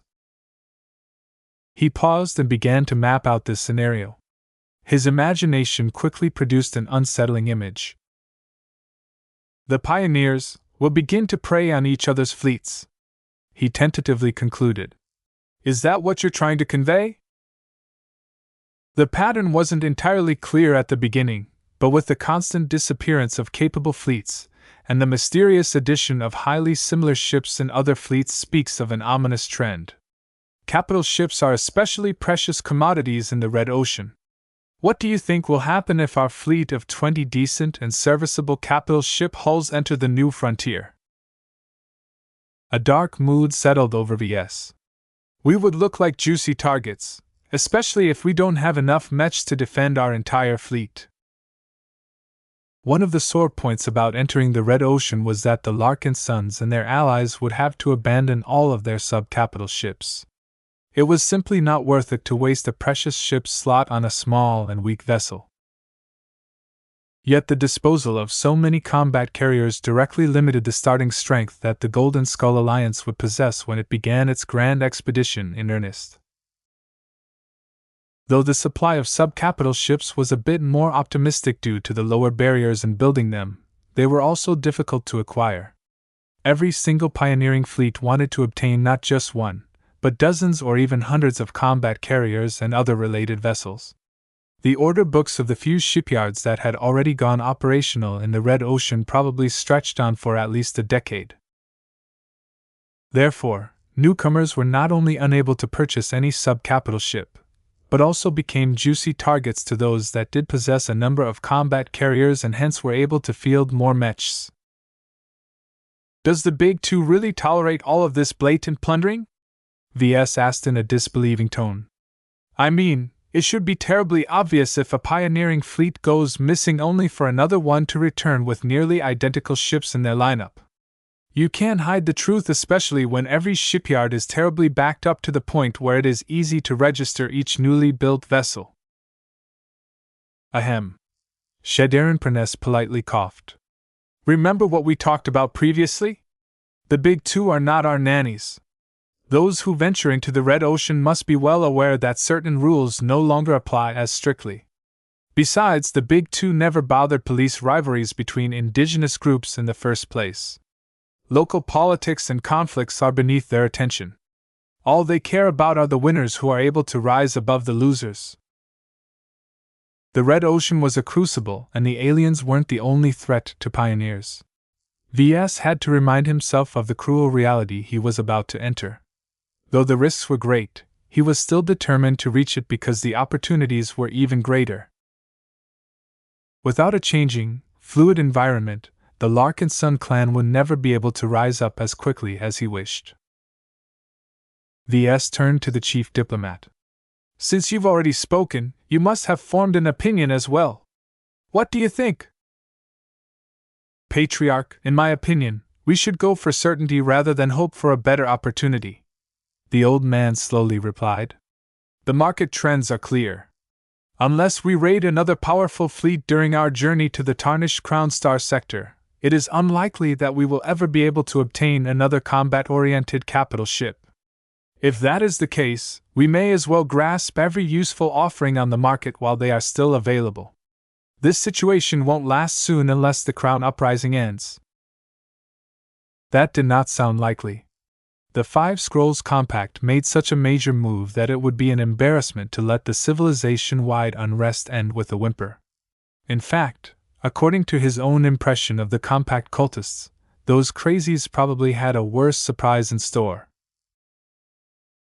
The fundamental reasons behind the unfavorable circumstances that the Larkinson clan was in was the universal lack of shipbuilding capacity. While there was plenty of profit to be made for any company looking to construct ships, the barrier to entry was not low.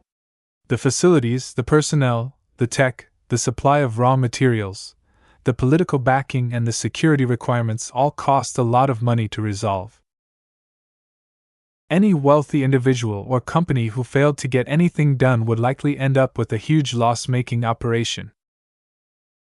These reasons and more was why the amount of shipyards in the old galaxy never really expanded despite the existing demand. It was only until very recently that more companies began to look into establishing more shipyards, but this was such a huge endeavor that it would take years before additional construction capacity came online. Yes, I don't think you realize yet what it will take for us to survive in the Red Ocean. Calabas spoke in a low tone. If we just put our fleet at the same level as we entered, a larger fleet will come and swallow us sooner or later. If we want to keep up with the growth of more powerful groups and ensure that we are strong enough to deter opportunistic preying, we need to build up our strength as well. The only way to do that is to do the same to others. That does not sound honorable. Pff. Calabas contemptuously snorted. Honor alone will not protect our clan from getting ganged up. Look, if you acquire the blinding banshee for us, our activities won't be limited to blocking enemy spying. We can proactively scope out potential targets that we might have a chance of beating and plot out their routes so that we can intercept them. If you are really bothered by the issue of honor, we can limit our target selection to acceptable prey that have already raided other ships and slaughtered their former crew. That was a more palatable course of action. Though Ves was not that much bothered by the issue of honor, it was different for the rest of his clan. He had always tried his best to cultivate a righteous spirit among the Larkinsons. Forcing them to go pirate was extremely counterproductive to the cultural development of his people. In the end, the persuasion of another worked yet again. Ves agreed to the acquisition of the blinding banshee even if he still had misgivings over her utility and robustness. Perhaps the only silver lining to this incredibly influential session was that the second-hand ships in consideration were readily available. It would not take long for the Larkinson fleet to welcome a handful of additional capital ships. Chapter 3091, Bardo Star Cluster. Crossing a star cluster was different from crossing a star sector. Now that the expeditionary fleet finally reached the border that demarcated the end of the Yena star cluster and the beginning of the Bardo star cluster, everyone in the fleet became emotional. Neither the Larkinsons, glory seekers nor crossers had ever traveled so far beyond the normal confines of their local region. Everyone held their own thoughts on the matter. Some saw it as an escape from their old homes. Others believed the passage would allow them to break out of their cocoons and soar into the skies like butterflies. Whatever metaphors that the people in the fleet used to rationalize the crossing, there was no doubt that they would be putting a stripe between them and their past. Once they left the Yana star cluster, they would take one step out into the wider cosmos. The scope of everyone's vision would stretch far wider than the state, star sector or star cluster they originated from. To a number of people, it was only now that they began to feel that their former homes were not as impressive as they thought. States like the Hexadric Hegemony, Heaven's Word Association and Life Research Association may be formidable in their backyard, but their playground was nothing compared to an entire continent. As Ves, along with his circle of advisors, stood on the bridge of the Spirit of Bentheim, he became swept by emotion as well. An apprehensive but hopeful mood ran throughout the entire fleet. He was gratified that most of the Larkinsons around him were looking forward to the future instead of feeling regret at leaving their past behind. To Ves, the Komodo star sector had already turned into an afterthought to him. While the Komodo War still raged as hot as ever, all of the light years between him and the front lines made it difficult for him to care about the outcome. He still hated the Friday Coalition, but his grudge against them seemed trivial compared to the heights he was climbing. The Larkinson clan was almost done with digesting the tens of thousands of new recruits that had recently joined its ranks. The clan administration was already planning a second round of recruitment. As for the Hexadric Hegemony, he threw a brief glance at Calabast. She showed no indication that she felt any regret for leaving the Hexadric Hegemony or leaving it to its potentially tragic fate. Out of everyone in the Larkinson clan, only Gloriana exhibited the strongest reaction. Still, even she knew that there was little she could do to remedy the situation. The border systems of the Hexadric Hegemony were being battered by vengeful Friday men. If not for the fact that the Hexers wrecked a lot of infrastructure in the space they had previously conquered, the Friday men would have been able to achieve more progress at this time. Even Gloriana's occasional outbursts had grown more hollow. Though she cared a lot about the Hexadric Hegemony and its people, she cared about her family even more. The Wodens were not without means.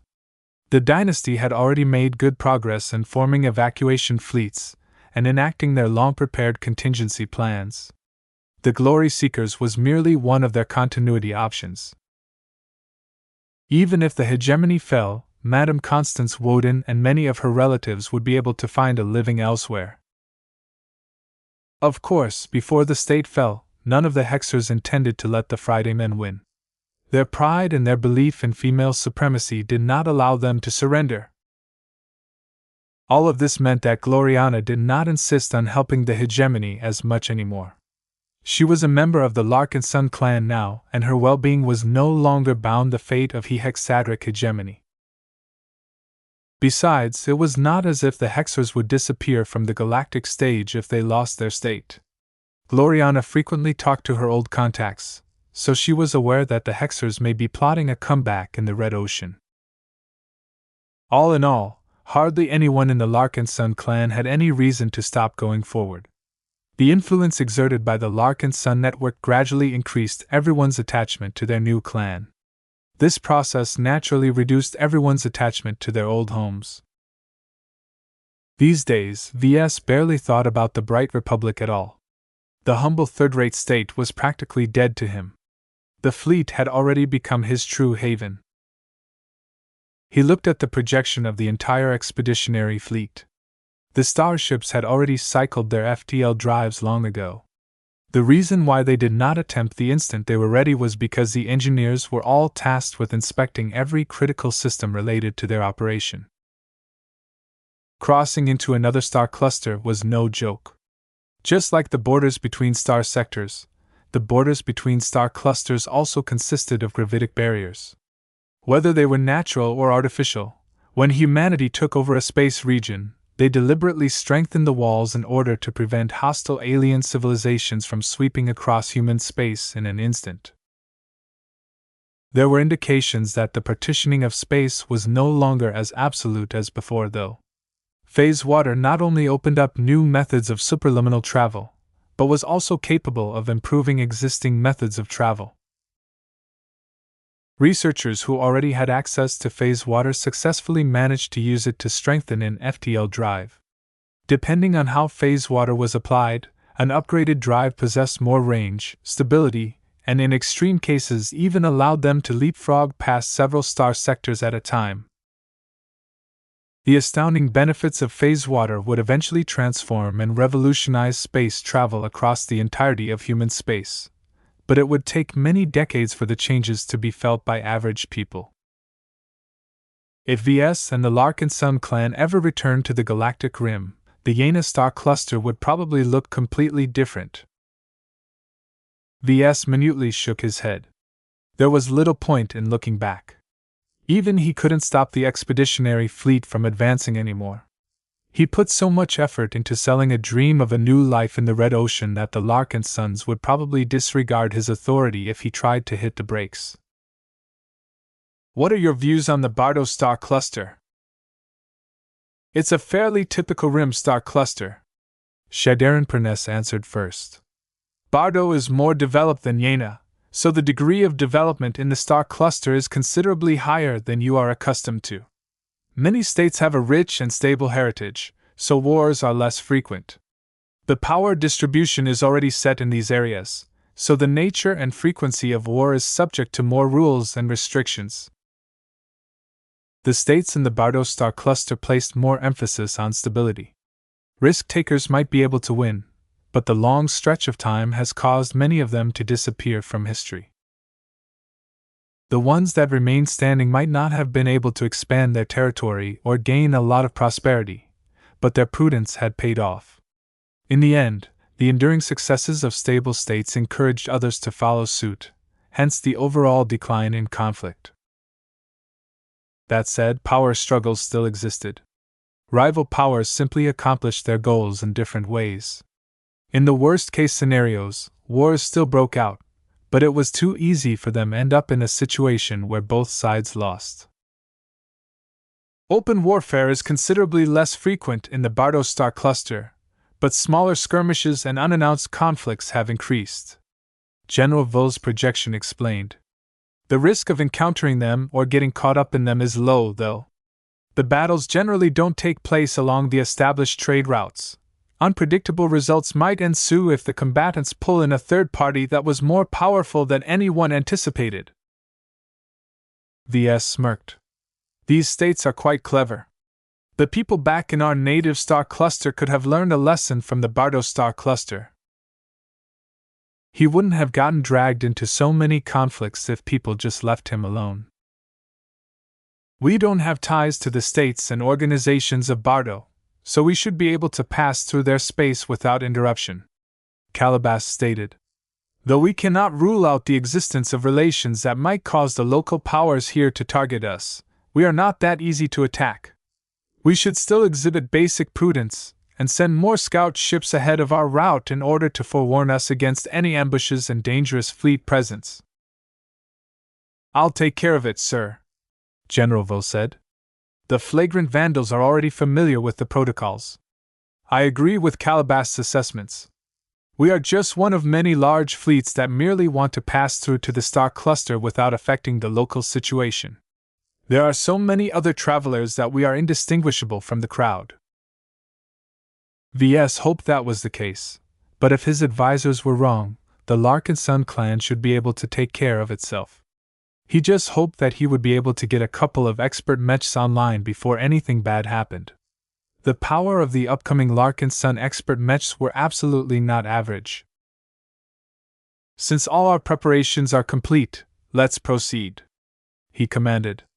Begin the transition! The massive fleet of the Larkinson clan, Glory Seekers and Cross clans simultaneously exited real space and proceeded to go forth into a new region of space. The Spirit of Bentheim and many other ships shook a bit due to the rougher-than-usual transition. Ves didn't show any concern as this was an expected side effect. He still let out a tiny breath in relief after he confirmed that the Spirit of Bentheim and any other ship in the Larkinson fleet reported no significant issues. Before Ves returned to the design lab, he asked one more question.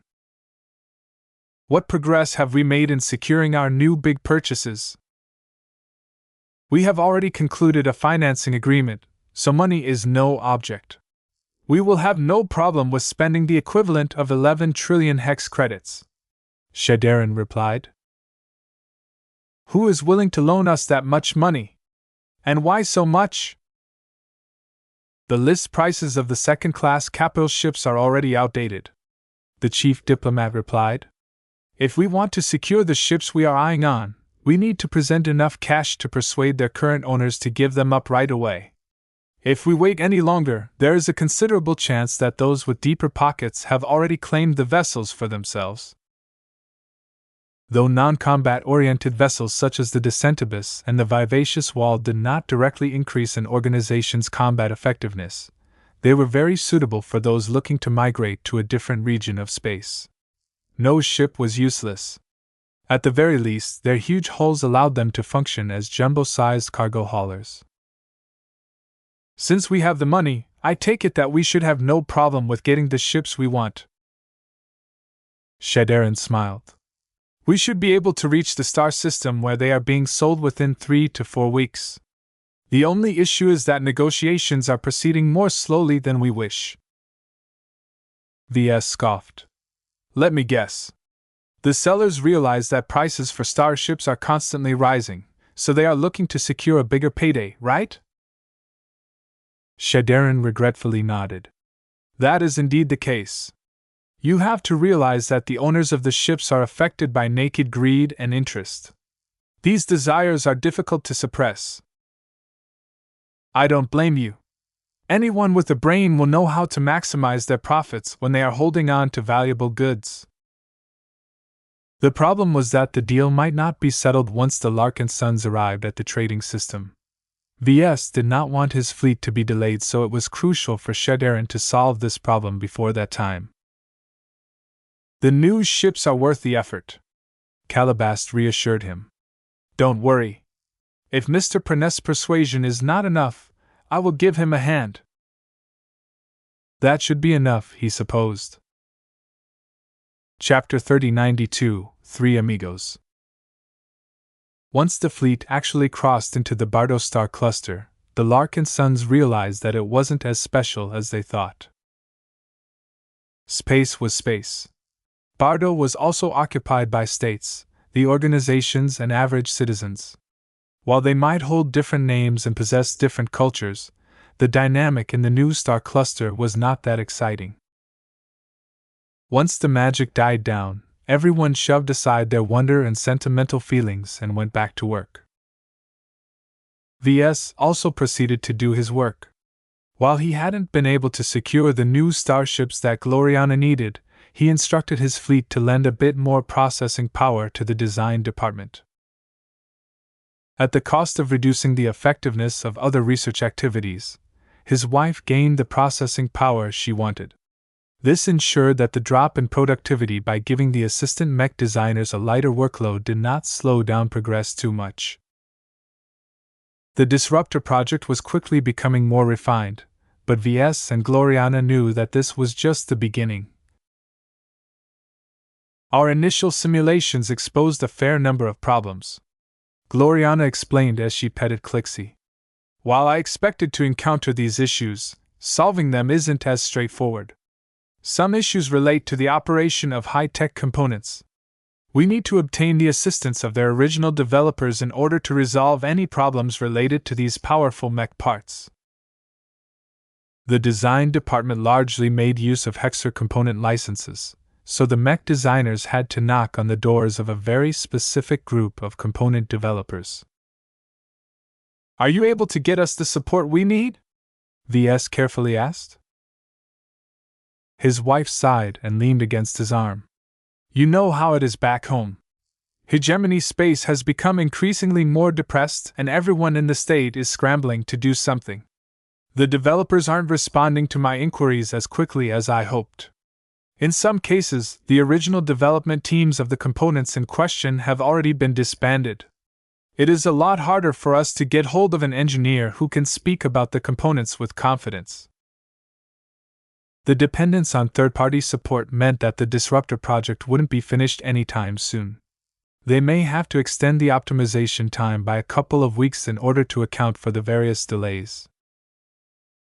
What other issues are we dealing with? I doubt this is the only source of delay. It is difficult to simulate the performance of an expert mech, she flatly stated.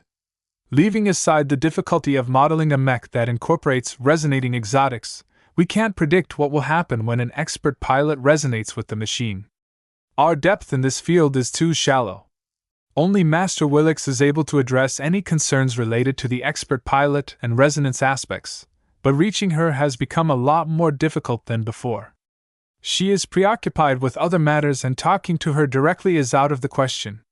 The most I can do is to compile all of the problems and send the documents and related information to her mailing account. She will eventually get to my message and compose quick replies that won't always deliver clear conclusions, but will at least point me in the right direction. Gloriana exhibited a decent amount of frustration at the setbacks. Her dream of finishing the project quickly was quickly being dashed. If we have any idle mech designers, we can put them back to work on the other projects, Ves stated. We haven't been making much progress in the other expert mech designs. This is a good opportunity to ramp them up. We don't need as much processing power to complete their first iterations. He had a good point. I will adjust the schedule if necessary. I don't want to pull too many people away from the Disruptor project, though. Finishing Venerable Tus's expert mech quickly provides us with a lot of benefits. The fact that we will be able to test and verify our respective innovations in a real expert mech is the one I am eyeing the most. They both looked at the current version of the Disruptor project. Compared to the initial iteration, Ves already spotted a few minute differences. While the overall design did not look much different, these tiny changes granted the expert mech crucial performance increases. Whether they eliminated problematic flaws or found more efficient implementations, Ves estimated that the performance of the expert mech had already risen by 1.3%. Though that didn't sound like much, there was a lot more room for optimization. The current results already proved that the Disruptor project was far from reaching its final state. Meow. Clixie playfully batted her tail onto V's lap. He reached out to nuzzle her head. As long as he kept his wife happy, her cat was happy as well. Once they split up and proceeded to work on their individual assignments, Ves decided to ready the design spirits for the Disruptor project. Though the spiritual design of the expert mechs was already strong in its own right, he had always designed the mech with its design spirits into consideration. The easier task was to prep Arnold for his future role.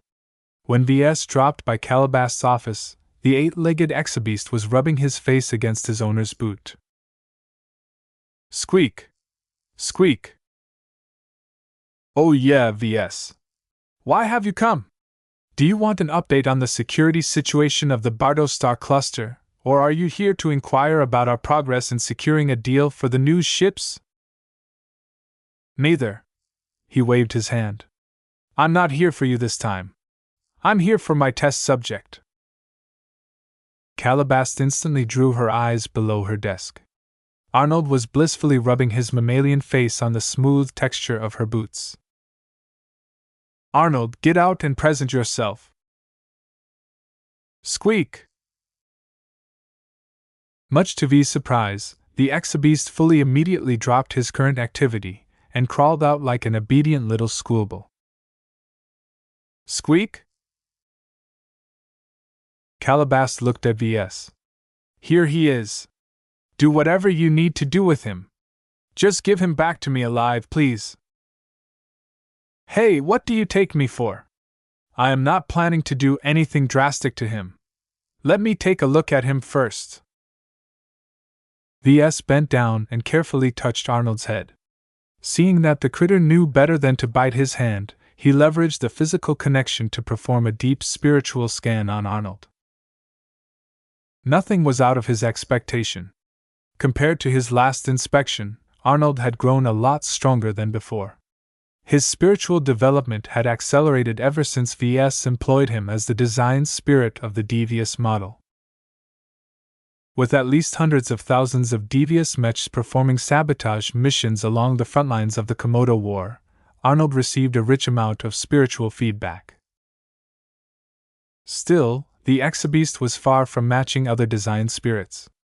VS could even say that Arnold's spiritual development was slower than it should when it received so much spiritual feedback from different people. VS had a suspicion that design spirits that were still alive in a physical sense might have more difficulty in growing their spiritual prowess. Their physical bodies not only serve as their anchors, but also their shackles. There were much less barriers to growth if the spirits weren't bound by the limitations of their physical shells. He briefly contemplated whether he should free Arnold from his mortal coil. Surely the Exabeast could do without licking boots, right? Squeak! Arnold's 8 legs quickly scurried back. Though the Argonid Clicentus species was not known for their fighting prowess, the alien creatures were quite sensitive towards danger. VS was impressed by Arnold's ability to recognize a possible threat. Don't screw around with Arnold, VS. I'm not screwing around. I'm merely assessing his current state. That hungry look of yours makes me think you were entertaining very different thoughts. I doubt Arnold tastes good if you put him on a barbecue rack. Squeak, squeak, squeak. Arnold was so afraid that he was on the verge of employing his extraordinary ability to escape. It was too bad that it was impossible for him to get away. The spirit of Bentheim was fully in V's grasp, and nothing was beyond her hull except vacuum. After VS had his fill of tormenting Arnold, he quickly completed his inspection and turned him into the Disruptor Project's design spirit. In addition, he borrowed a small spiritual fragment from the growing design spirit, though Arnold suffered so much pain that he crawled behind Calabas's boots while looking aggrieved. Squeak, squeak, squeak. Ah. It's okay, Arnold. It's over now. VS won't do anything bad to you anymore, isn't that right? I'm done, he said as he temporarily stored Arnold's freshly harvested spiritual fragment in his mind. Blinky was already taking good care of it. Your pet will probably act a bit listlessly for the next few weeks. He'll slowly recover over time. It wasn't necessary for him to harvest any design spirits to empower a mech design.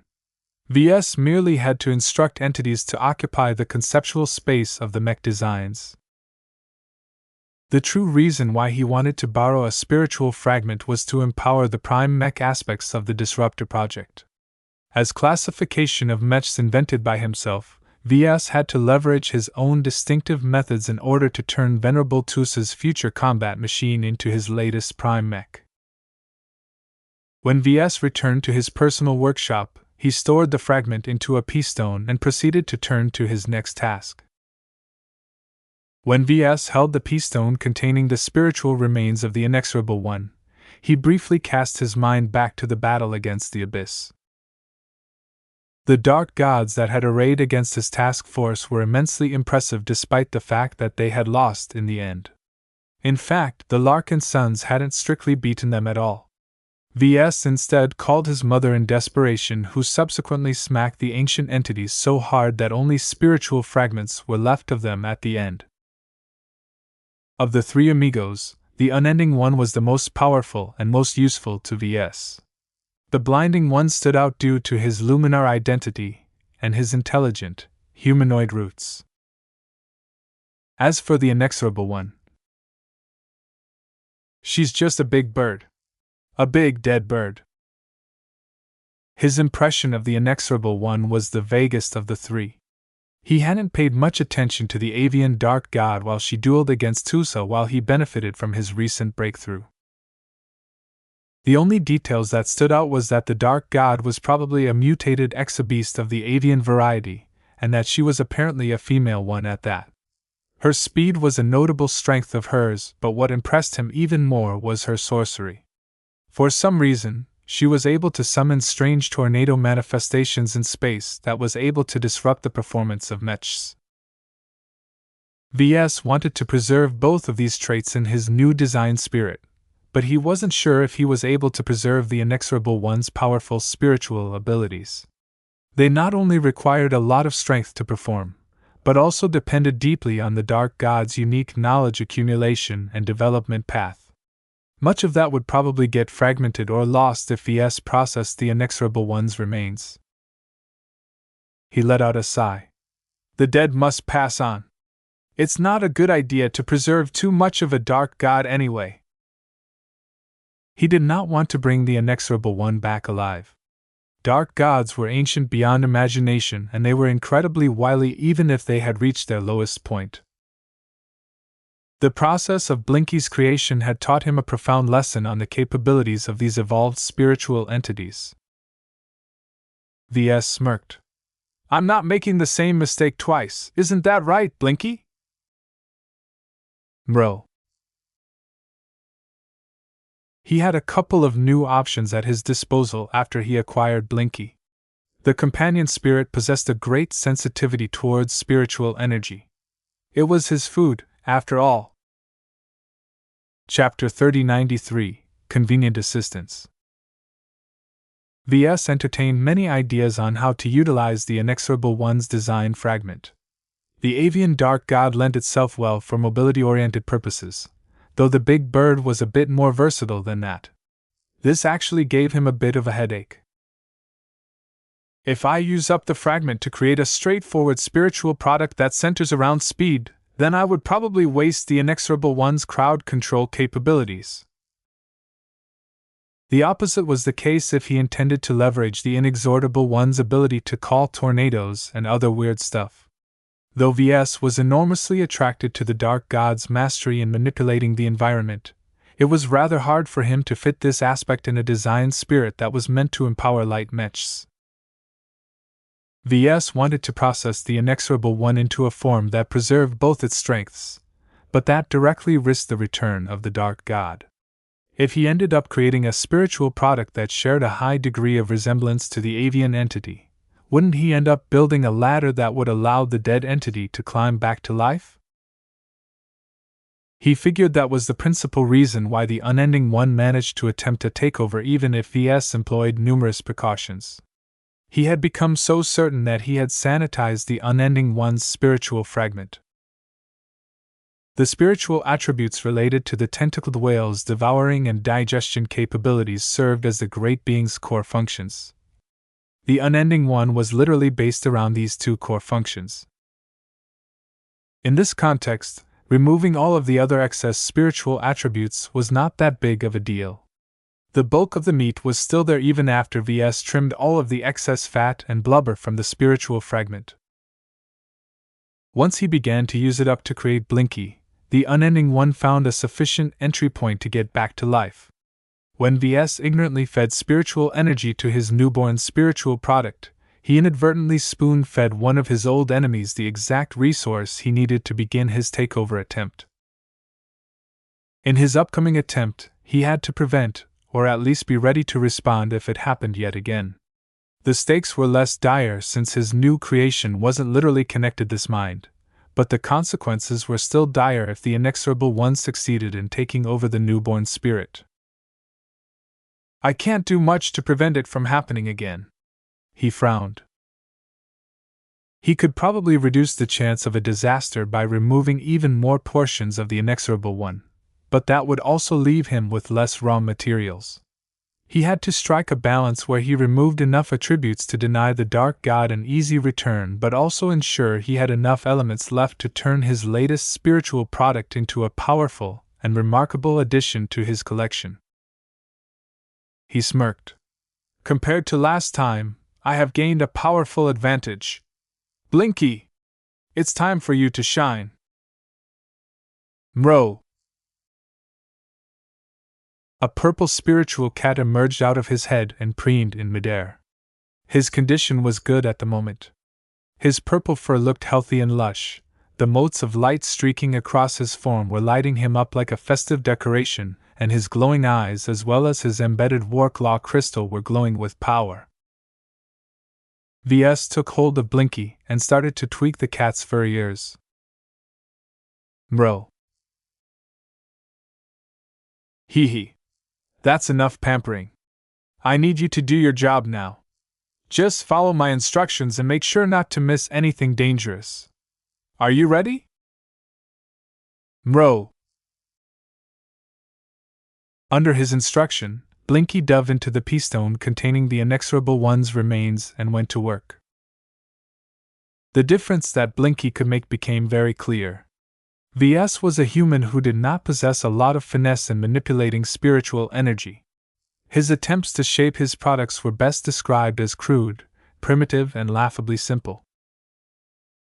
This was why Ves thought of letting Blinky do the heavy lifting this time. While he never designed Blinky to take over these duties, the companion spirit possessed an even higher talent than him in manipulating spiritual energy.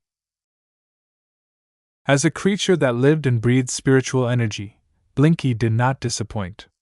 He licked the inexorable one's spiritual fragment and studied it in order to figure it out.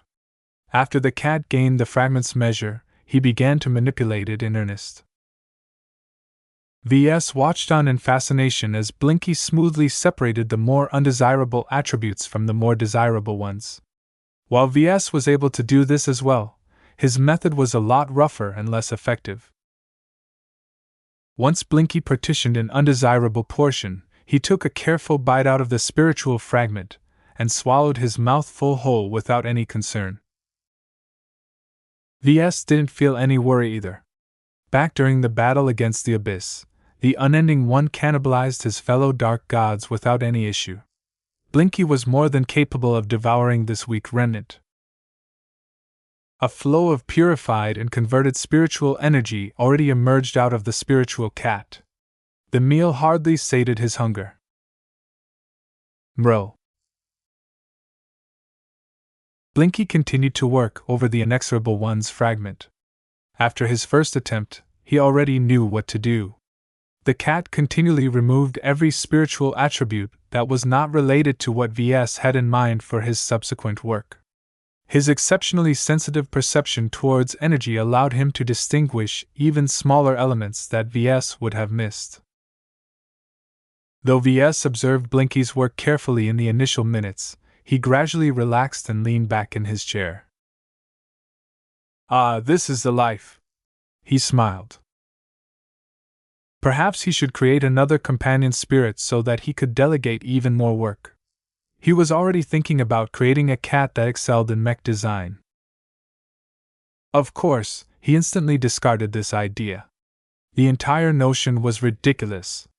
Not only did Ves lack the mental capacity to accommodate another companion spirit, the mere thought of allowing a cat of all creatures to design a mech was blasphemous.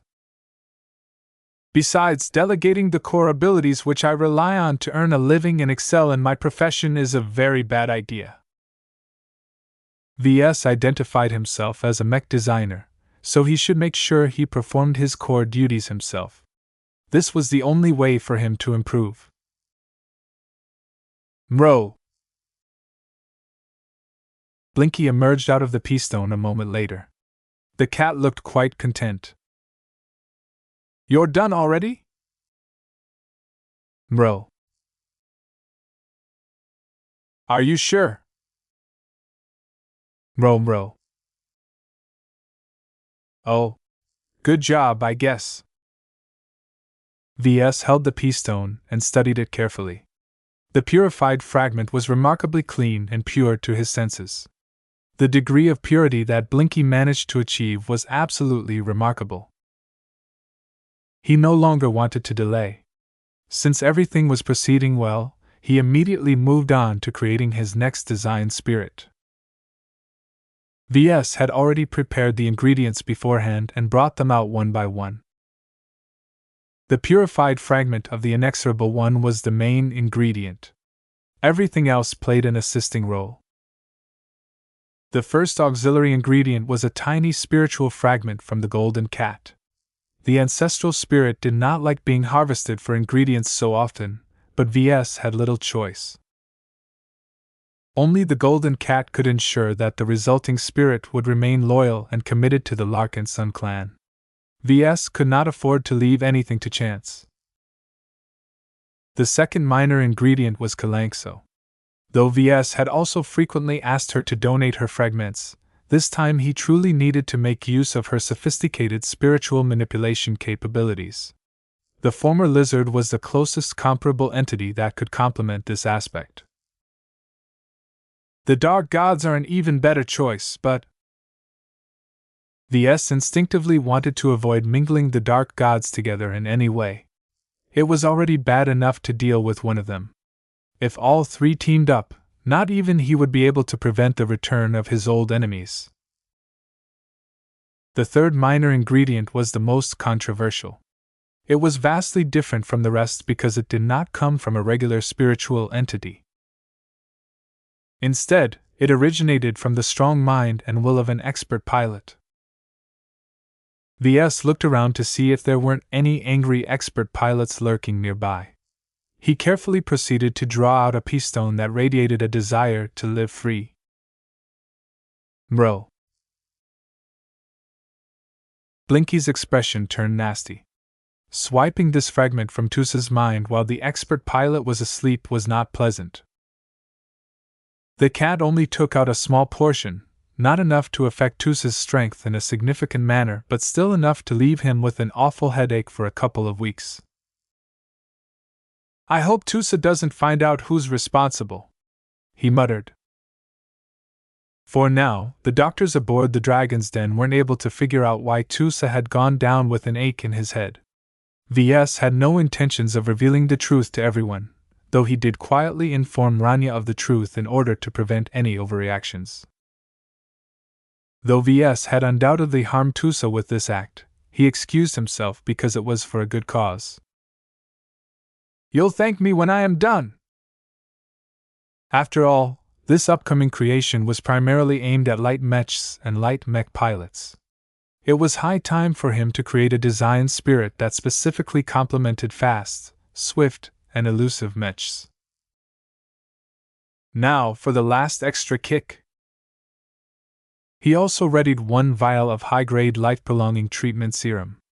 While he wasn't willing to expend too much universal life energy for this creation attempt, a modest amount should be enough to increase the potential and accelerate the growth of his spiritual product. After triple-checking all of his ingredients, he deemed that everything was in order. Let's begin.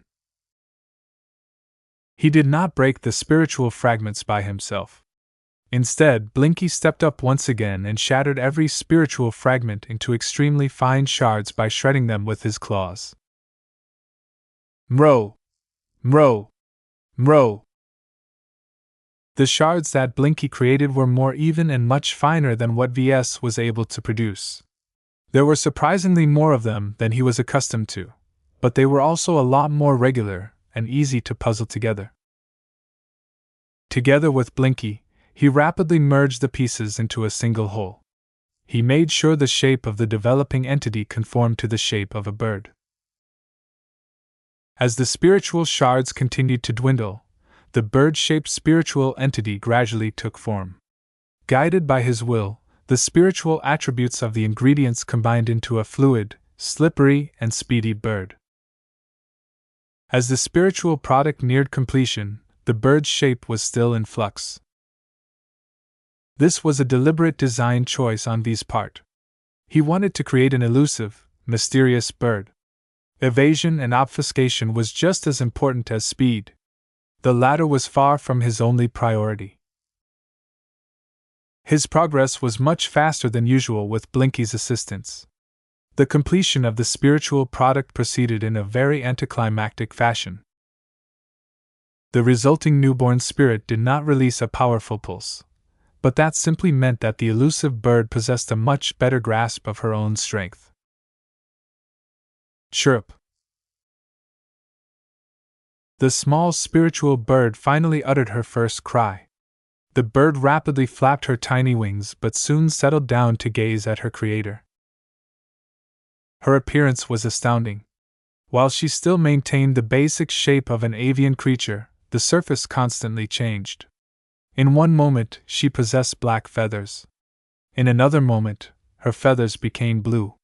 The size and overall contours of her body also shifted from time to time. Chirp? Ves smiled. Your name shall be Trisk, the uncatchable bird. Chirp. The tiny bird lifted her wings and chirped in celebration. After Trisk became content with her new existence, Ves proceeded to feed her with a portion of potent universal life energy. The newborn spiritual product grew rapidly and gained a respectable amount of strength right from the beginning. With the birth of Trisk, the second designed spirit of the Disruptor Project was ready. Chapter 3094, The Next Step. Trisk possessed a whimsical and curious personality. As soon as the ever-shifting bird came into existence, it exhibited a curiosity that made it difficult for Ves to settle down. He had to call Goldie to take Trisk under their wing and show her latest collie the ropes. Nyaya. Chirp chirp. Nya nya. Chirp chirp. The two cute spirits hit it off immediately. Trisk's shifting colors started to lean towards gold as the bird flew on top of Goldie's head. It did not surprise Ves that Goldie and Trisk easily befriended each other.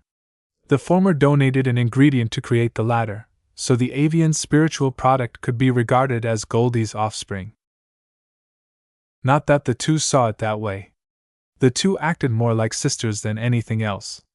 Many of the other design spirits were far too dour and serious for a young spirit like Goldie to play with.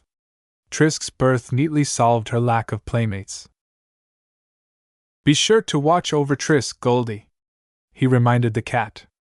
I'm not sure if the inexorable one is still lurking around or something, but I don't want one of our old enemies to come back from the grave. Goldie nodded at Ves. Nya. This was his only lingering concern. While Ves was quite happy that Trisk's creation process proceeded smoothly, he felt oddly disturbed for some reason. The dark gods had proven to be incredibly wily, and he should never assume that the threat had passed. In a way, I would rather suffer an immediate attack than be left with uncertainty, he muttered. At least the unending one pounced at the opportunity straight away. Whether Trisk also served as a vessel for a dark god, Ves didn't know. Perhaps I am just being too paranoid. His approach towards Trisk's creation process was considerably more refined than before. Before this point, Ves had always relied on his own capabilities to create his spiritual products. The addition of Blinky enabled Ves to work alongside his first spiritual assistant.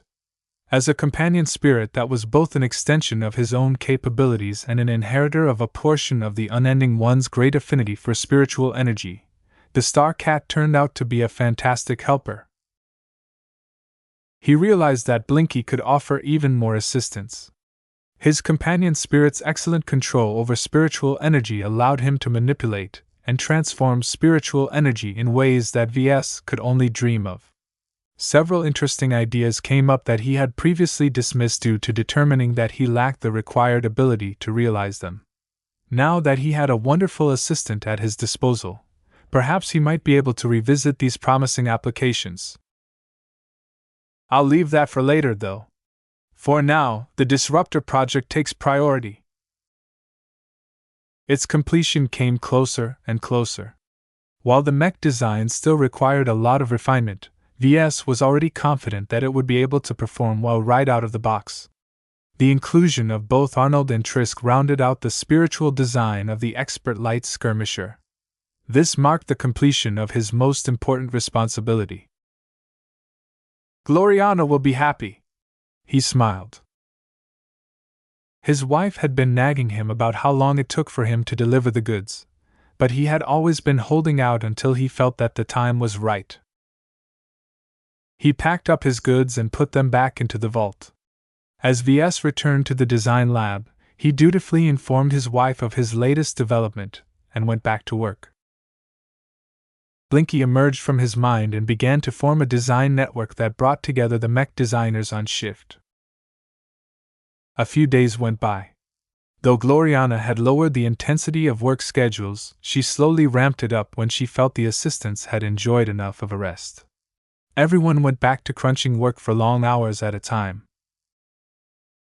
The work they performed was not too strenuous, but the fine details they were working on demanded great finesse and precision. Gloriana and every mech designer constantly had to judge whether it was worth it to invest hours or even days of their time to accomplish a 0.1 improvement in performance. Gloriana definitely insisted on pursuing these opportunities as even the smallest difference was essential in her eyes.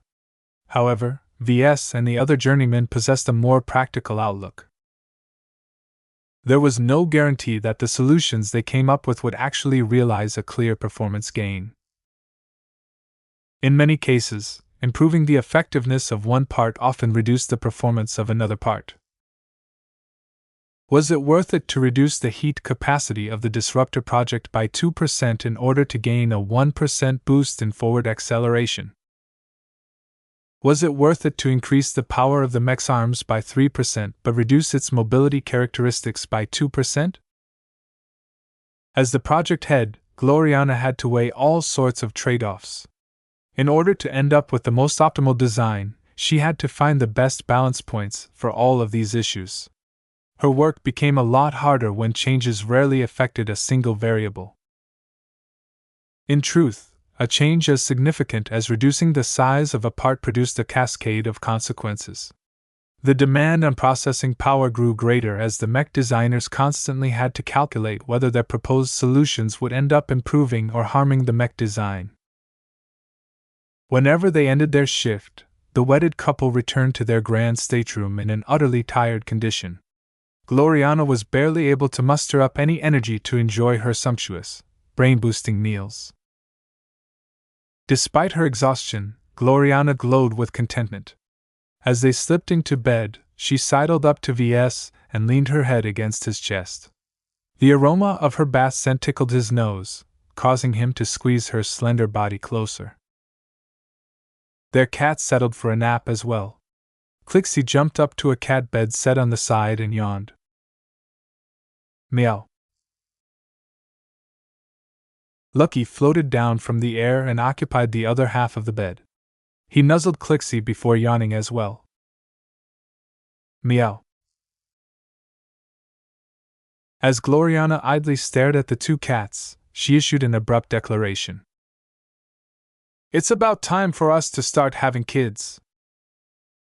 Ves, who was already beginning to slip into his dreams, jerked open his eyes. "What?" "You heard what I said. It's time to take our relationship to the next level. We love each other, do we not? Then we should move straight on to performing our marital duties and raise 6 lovely kids who share our genes." I'm not objecting to that, honey, but isn't this too soon?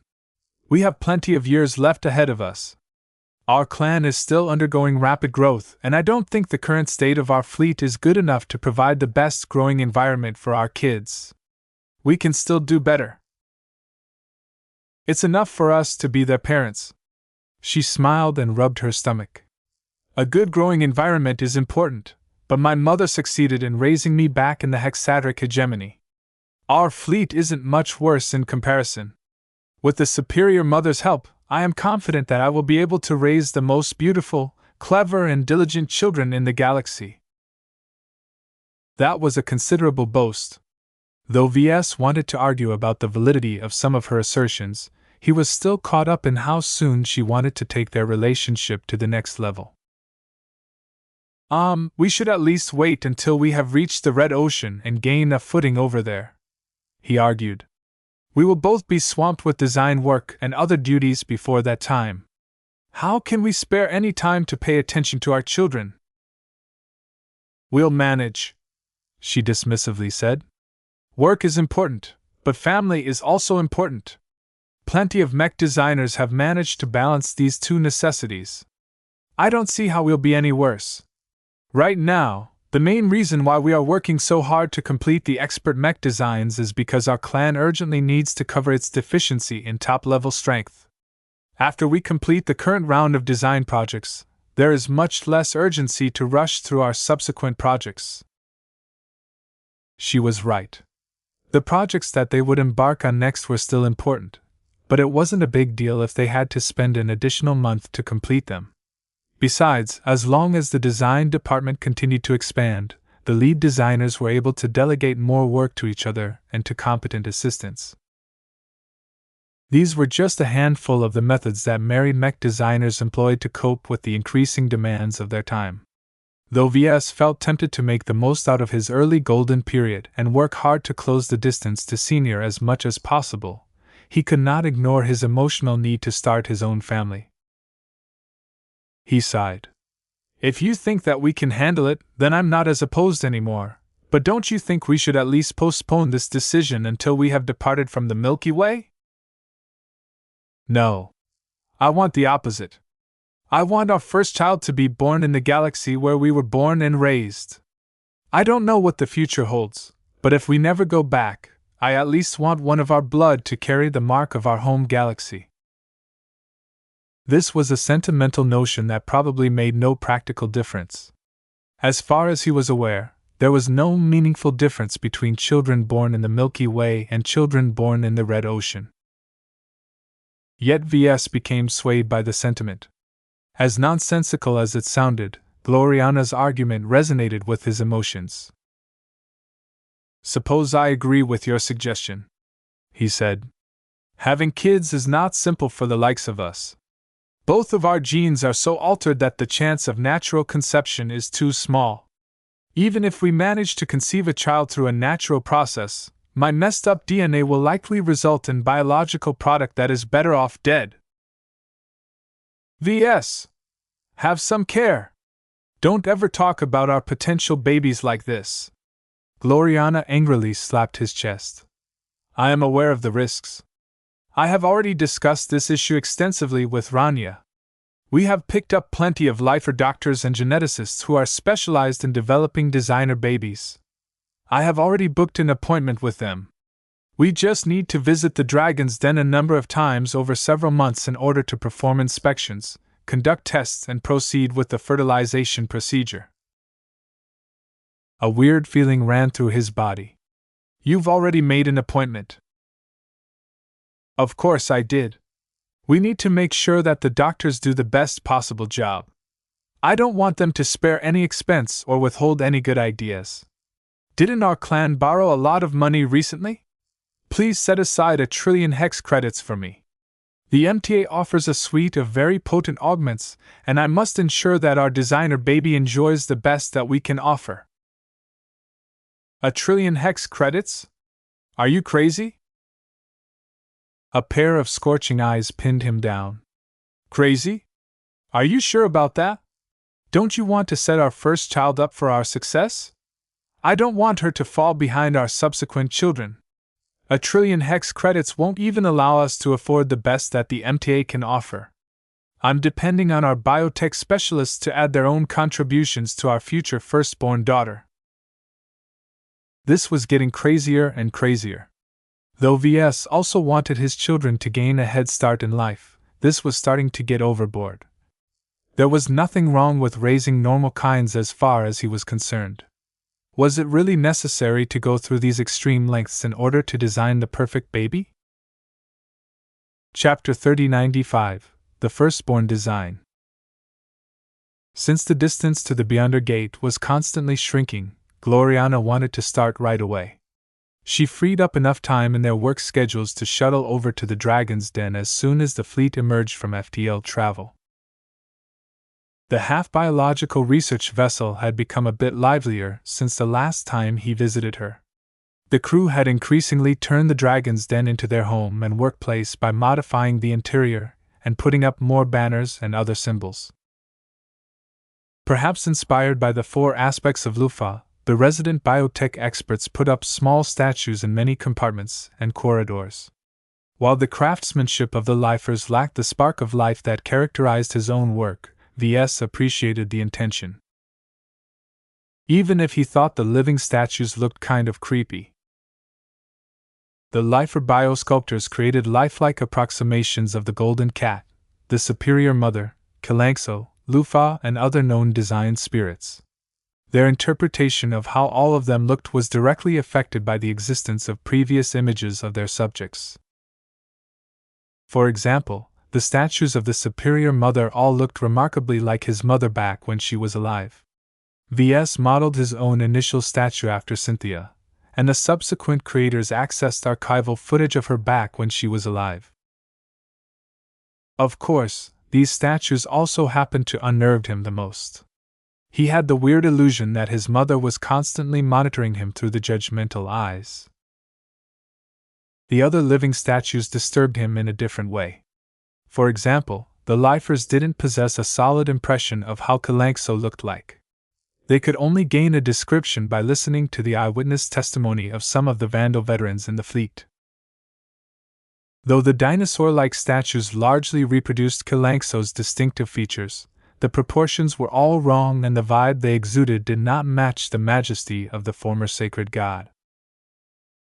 Ves felt tempted to create his own living statues in order to give the enthusiastic lifer biotech experts proper examples to correct their artwork, but he soon shook his head.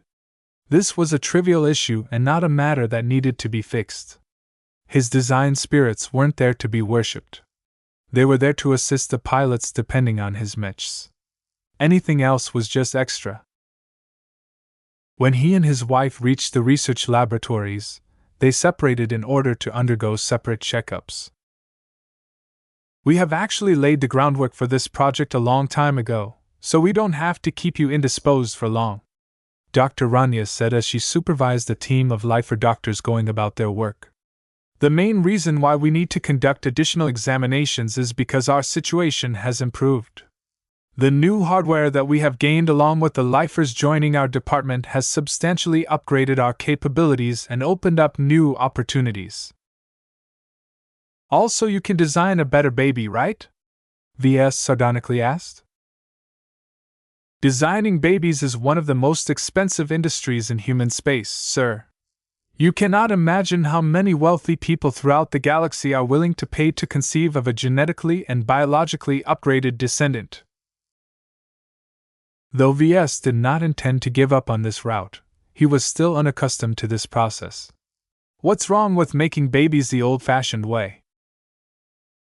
"There is not much wrong with natural birth, sir," Dr. Rania answered. "With modern technology and advances in medical science, we are able to correct most deficiencies before they can turn into lifelong disabilities. The only issue is that the genetic predisposition for cognitive abilities, emotions, talent, and other traits are largely randomized. While birth is not the sole determinant of success in life, why wouldn't you want to stack the deck when the option exists?" It made a lot of sense to invest a lot in setting up a child up for success.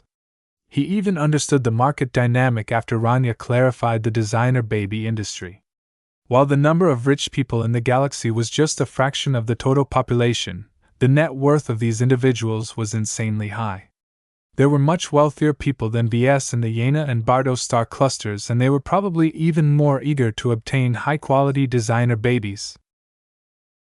After all, a child was not only a vehicle for parents to pass on their legacy. A successful offspring could also feed back the support they received many times over.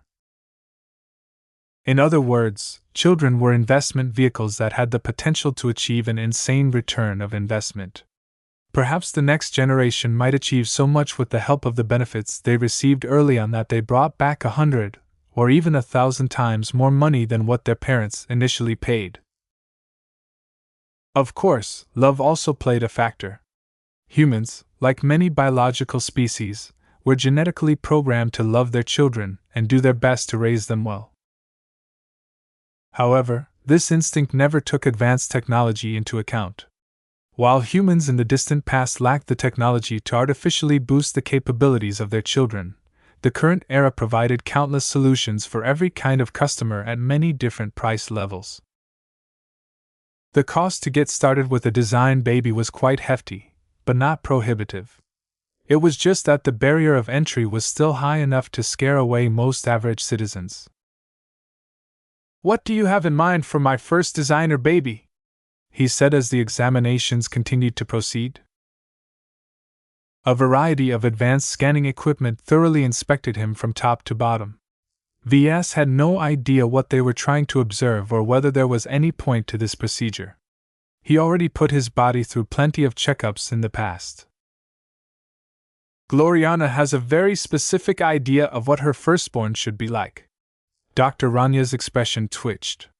"Her first child must be female and possess augments that are geared towards emotional intelligence, beauty, social engineering, acting, persuasion, and other related traits.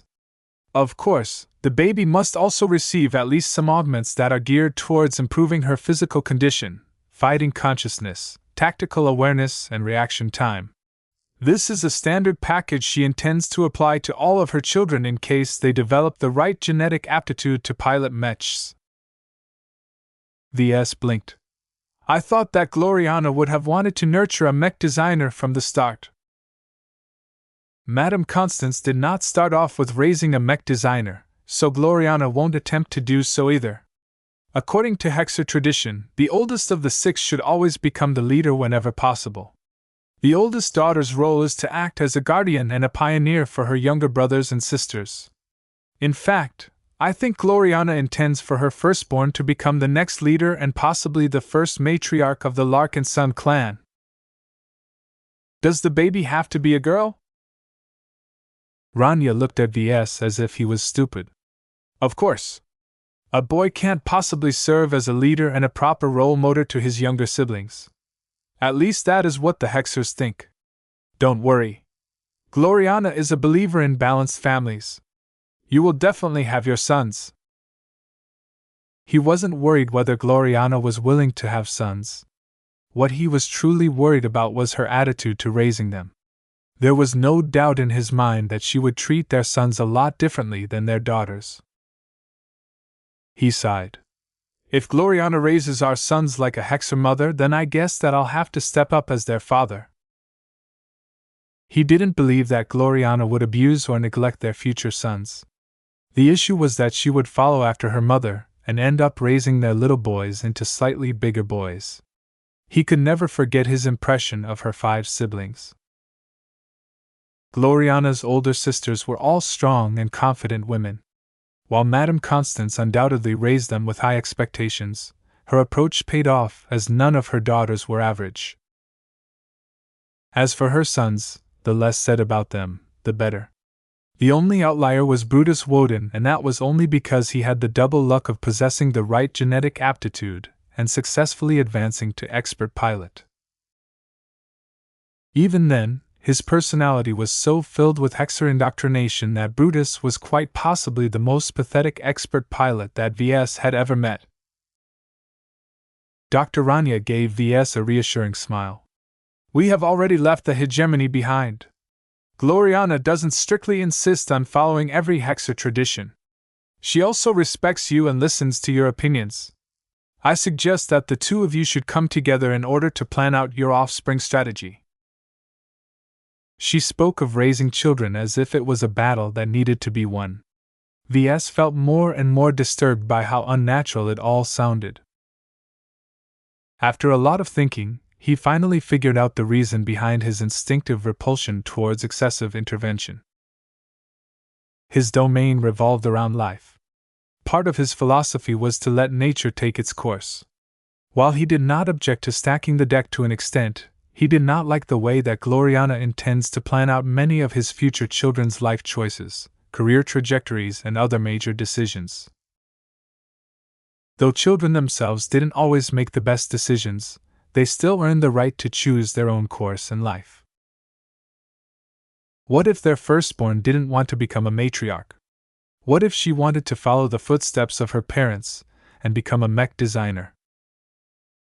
Ves would support her daughter no matter her decision as long as she didn't want to become a pirate or some other stupid choice. Even if her augments did not match her chosen profession, it wasn't as if this was an insurmountable problem. Plenty of people achieved success without benefiting from genetic treatments and implants worth trillions of hex credits. The complexity and randomness of life could still ruin even the most extravagantly raised designer babies. "I'll talk to Gloriana, I guess," he said. "You do that." Once the round of examinations passed, Ves donned his uniform again and reunited with Gloriana when they returned to their shuttle. As the swift vehicle launched into space and returned to the Spirit of Bentheim escorted by a host of avatar mechs, Ves looked at Gloriana as she cradled Clixie as if the cat was her baby. "Oh, you fuzzy-wuzzy lady, you're so cute, aren't you? Meow meow. You'll be a good guardian cat for my babies, right? I'm depending on you to watch out for my upcoming daughter. Meow." Ahem. Ves coughed. Gloriana briefly interrupted her cuddling session and turned to Ves while raising her eyebrow. "What is it, Ves?" About our designer baby. "I'm not changing my mind about her future," his wife stated. "You probably prefer to raise as many mech designers as possible, but that is foolish and short-sighted. Our first daughter must take charge. You won't be able to lead the clan forever, Ves. Sooner or later, you have to prioritize your mech design career and give up a responsibility that demands more and more commitment. I don't trust anyone else to succeed you as leader except our own flesh and blood. Taking charge of the clan is not easy and it will only grow more difficult over time. While it won't be hard for our baby to surpass your performance as a patriarch, that isn't good enough. She must become a leader beyond comparison." She had become so fervent about this topic that Ves physically had to lean back. Her mind was already set, and her obsession about this matter was so great that his courage deflated like a balloon. That sounds great, but don't work too hard, okay? Our children would probably be fine regardless of how much we invest in their upbringing." Gloriana didn't even deign to give him a response. She turned back to Clixie and grinned. "My babies will all become perfect. I have two great role models in the form of my own mother as well as V's mother. With all of the effort I put into preparing for their upbringing, my children will doubtlessly soar and take flight without exception." Chapter 3096, Clixie's Anxiety. Ves and Gloriana still had to return to the Dragon's Den several more times in order to undergo more examinations and procedures. Hopefully, the doctors would be able to design and conceive their first baby in a couple of months. This meant that the miracle couple had to focus on delivering a completely different child. As if buoyed by the prospect of having her first baby, Gloriana focused on her work with renewed enthusiasm. It was as if the results of their current project directly affected the success of her firstborn daughter. "Enough slacking off. We need to optimize the Disruptor project to the highest standard. Our work is far from done. We still have to address at least several thousand identified issues. I will not even consider finalizing the mech design before we have handled them one way or another. I will not accept any half-hearted proposals." She turned back into a tough taskmistress again, but nobody buckled under the pressure. After the assistants were allowed to take it easy for a time, they returned to work with renewed vigor and gusto. Hundreds of smaller issues were being solved every day. The weight placed on the shoulders of the lead designers had grown less burdensome as they didn't have to split their attention so much. Different from Ves, this was Gloriana's favorite phase of the design process. This was the period where good mechs had the potential to become great. This was also the best opportunity for her to apply her design philosophy and achieve a better fit between expert mech and expert pilot. Even Venerable Tusa sensed the changes whenever he paid a visit to the design lab. After enduring an hour-long interrogation session about his preferred seating and interior cockpit configuration, he left her office with a tired expression. "Ugh, I'm still suffering from a migraine, and your wife isn't helping matters. Is she always like this?" he asked as he nursed his head. "She can be a handful sometimes," Ves mildly responded. "Why did you even marry her in the first place?" "She is good at designing mechs." "That sounds like you, all right. How much longer do I have to wait until I can actually pilot my damned machine?" "We're still in the process of fixing the final bugs and smoothing out the final wrinkles. While I don't think that we'll be able to solve every outstanding issue, Gloriana can't let this phase linger too long. To put it in very simple terms, I think we are about 95% done. Gloriana is aiming for 100%, but perfection is impossible to attain. As soon as our progress stalls, I'll encourage her to move forward even if the design is only 99 or 98% done."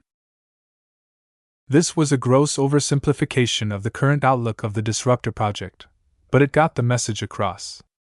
Venerable Tusa looked slightly more hopeful. "All of the work you put in is quite incredible. I never thought that you would be able to design a complete expert mech for me in so little time. The estimated specs of my future expert mech is also impressive. I've never piloted a light mech that is anywhere close to comparable to such a machine. Second-class expert mechs are really something else." Ves placed his hand on the expert pilot's shoulders.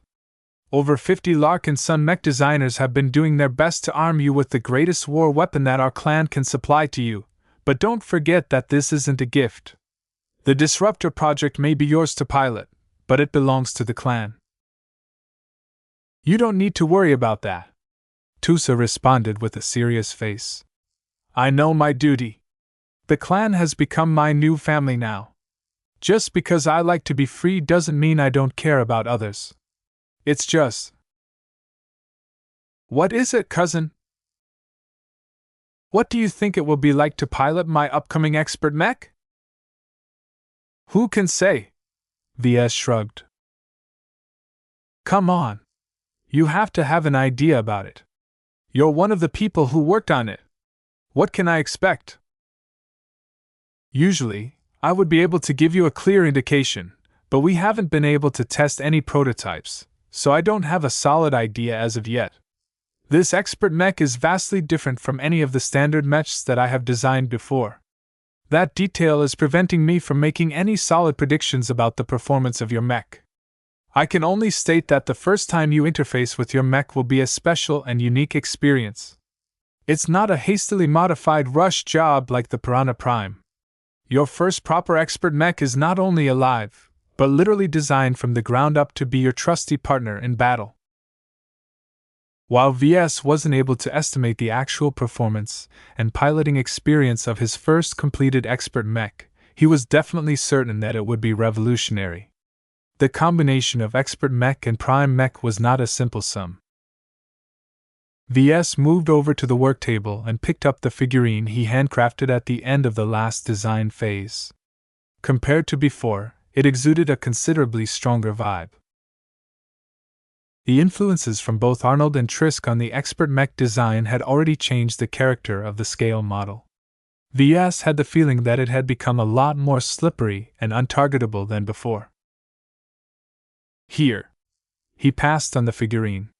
"If you really want to prep for your upcoming expert mech, then try and get accustomed to it by studying this scale model."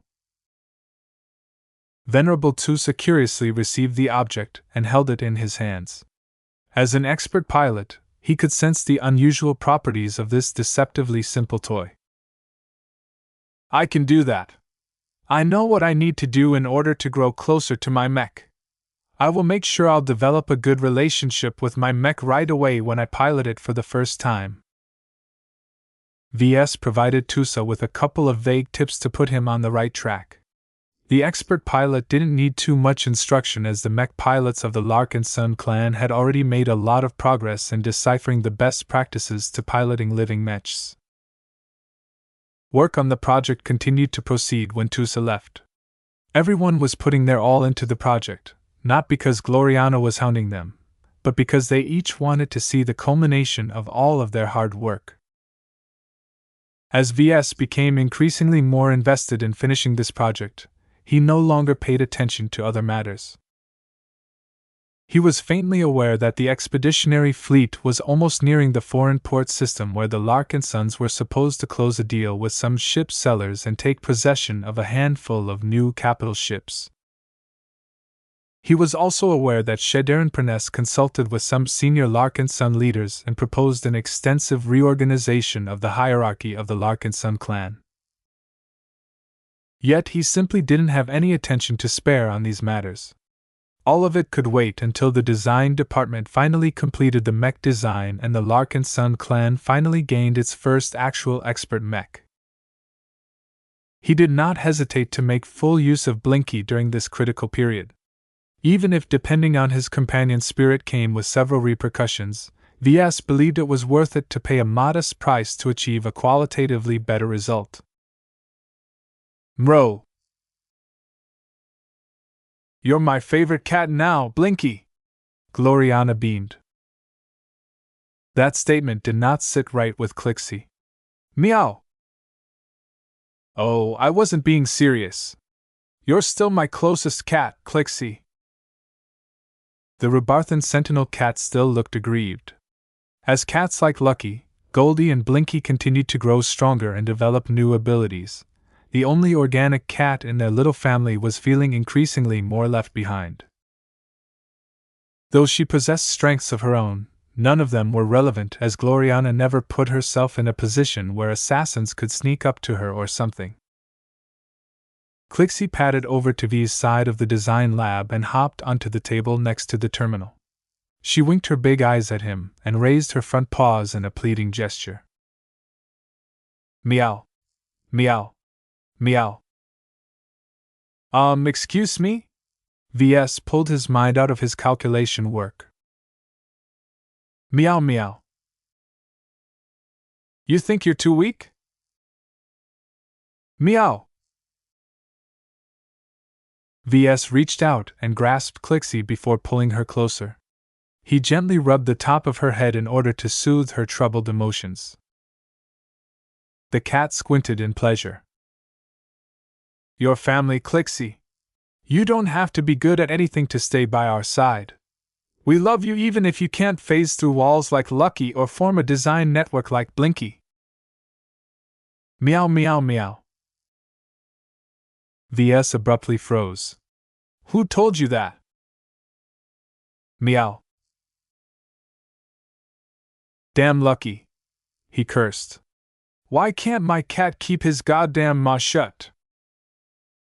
Meow meow. Clixie softly swatted her tail against Ves. Look, I sympathize with your plight, but you don't know what you're talking about. If Lucky told you about my experiments, then he should have also described how fatal they can be. It's no joke trying to transform average humans into individuals with the potential for greatness. I have yet to succeed with my attempts, and it will probably take a while before that changes. At the very least, I refuse to treat you as my test subject. Gloriana will literally kill me if you come to harm because of me. You'll have to wait until I have developed a safe and secure method. Mel? It will take months but most likely years. Meow. Clixie's ears drooped. Hey, I already told you that you don't need to feel so depressed. We don't care if you are lacking in abilities. Of course, I wouldn't say no if you become more powerful. You don't have the talent to develop powers on your own, so you need to wait for me to come up with a solution. I will promise to you that I won't neglect you. My wife and I still expect you to play a major role in taking care of our future children. Meow. Though Ves wasn't able to give Clixie the answer she wanted to hear, he at least presented her with the hope of changing her fate. To be honest, he wasn't really certain whether he should do anything at all for Clixie. It felt a bit wrong for him to change the established trajectory of a cat that was already doing fine on her own. He did not believe that Gloriana would discard Clixie as if her pet was an outdated mech model. Though his wife was obsessed with performance, she did not necessarily extend that to her family. At least that was what he thought. Still, as Clixie's begging eyes continued to look up at him, he couldn't resist the urge to solve her increasing anxiety. She was right that every other pet in the family was growing stronger by the day. They hadn't come close to reaching the end of their growth potential. Meow meow meow. After Clixie received the answer she needed, the cat left his side and returned to Gloriana to continue her role as her guard and her cuddle object. This brief interruption did not delay him too much. As he and every other mech designer continued to pour their heart and soul into this project, they became increasingly more affected by Gloriana's drive. Through Blinky's design network, every other mech designer began to solve problems at record speed. Their quick successes increased Gloriana's momentum, which subsequently caused the network to proliferate her strength. Though this positive feedback loop did not ramp up forever, the list of problems that Gloriana wanted to solve was rapidly dwindling by the day. Eventually, the design department reached a point where every outstanding problem had either been addressed or deferred for other reasons. "It's time," Ves said as he stepped behind Gloriana as she was obsessively poring over a data table. "You need to give it a rest. The Disruptor project has become as good as it can get with our ability. Unless we improve our skills, we won't be able to achieve any significant improvement." His wife didn't respond right away. Chapter 3097, The Right Choice. Gloriana's workspace usually looked impeccable. She abhorred disorganization and always aimed to keep her desk, storage cabinets, and other furniture neat and free of clutter. This description did not match the current appearance of her current environment. A stack of secure data pads were spread haphazardly over a table. A few scale models of certain sections of the Disruptor project were strewn on another table. A few parts had been pulled out of them and left on the side so that Gloriana could modify them and see how the changes affected the design on a physical level. Gloriana had placed many other tools, knickknacks, and messy projections around her. Her need to solve the remaining difficult problems was so great that she didn't even think it was worth it to clean up her items and make everything neat again. This was the clearest indicator to Ves that his wife had gone too deep into the rabbit hole. When she didn't react to his initial inquiry, he slowly approached and embraced her from behind. Gloriana could not possibly ignore such a movement. She drew her mind out of her virtualized mental processing state and flicked her head at her husband. "Ves, you're in the way. I'm trying to stop you from going off a cliff." "I'm not done yet. The expert mech we've designed up until now might be fine for you, but it is still not as perfect as I wish. Leave me be and let me solve these remaining issues. There has to be a better way to handle them. I don't want to settle for a passing grade. Not with a project that is as important. I know I can obtain a better outcome.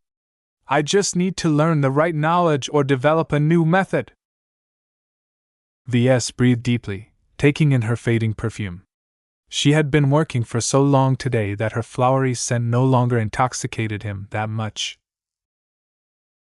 That was a shame, because he always enjoyed being around her when she delighted all of his senses. "Gloriana, you're the project leader now. You can't just ignore everything, including your own tight work schedule, in order to indulge in your current obsession. Your responsibility is to deliver a powerful new product to the Larkinson clan in a reasonable time frame. At the start of this round of mech design projects, we aim to complete the Disruptor project quickly. Why are you deviating from your overall strategy?" "We can't stop at this moment." "I can't stop. There is still much that we can improve. The theoretical performance of the Disruptor project hasn't reached its limit yet.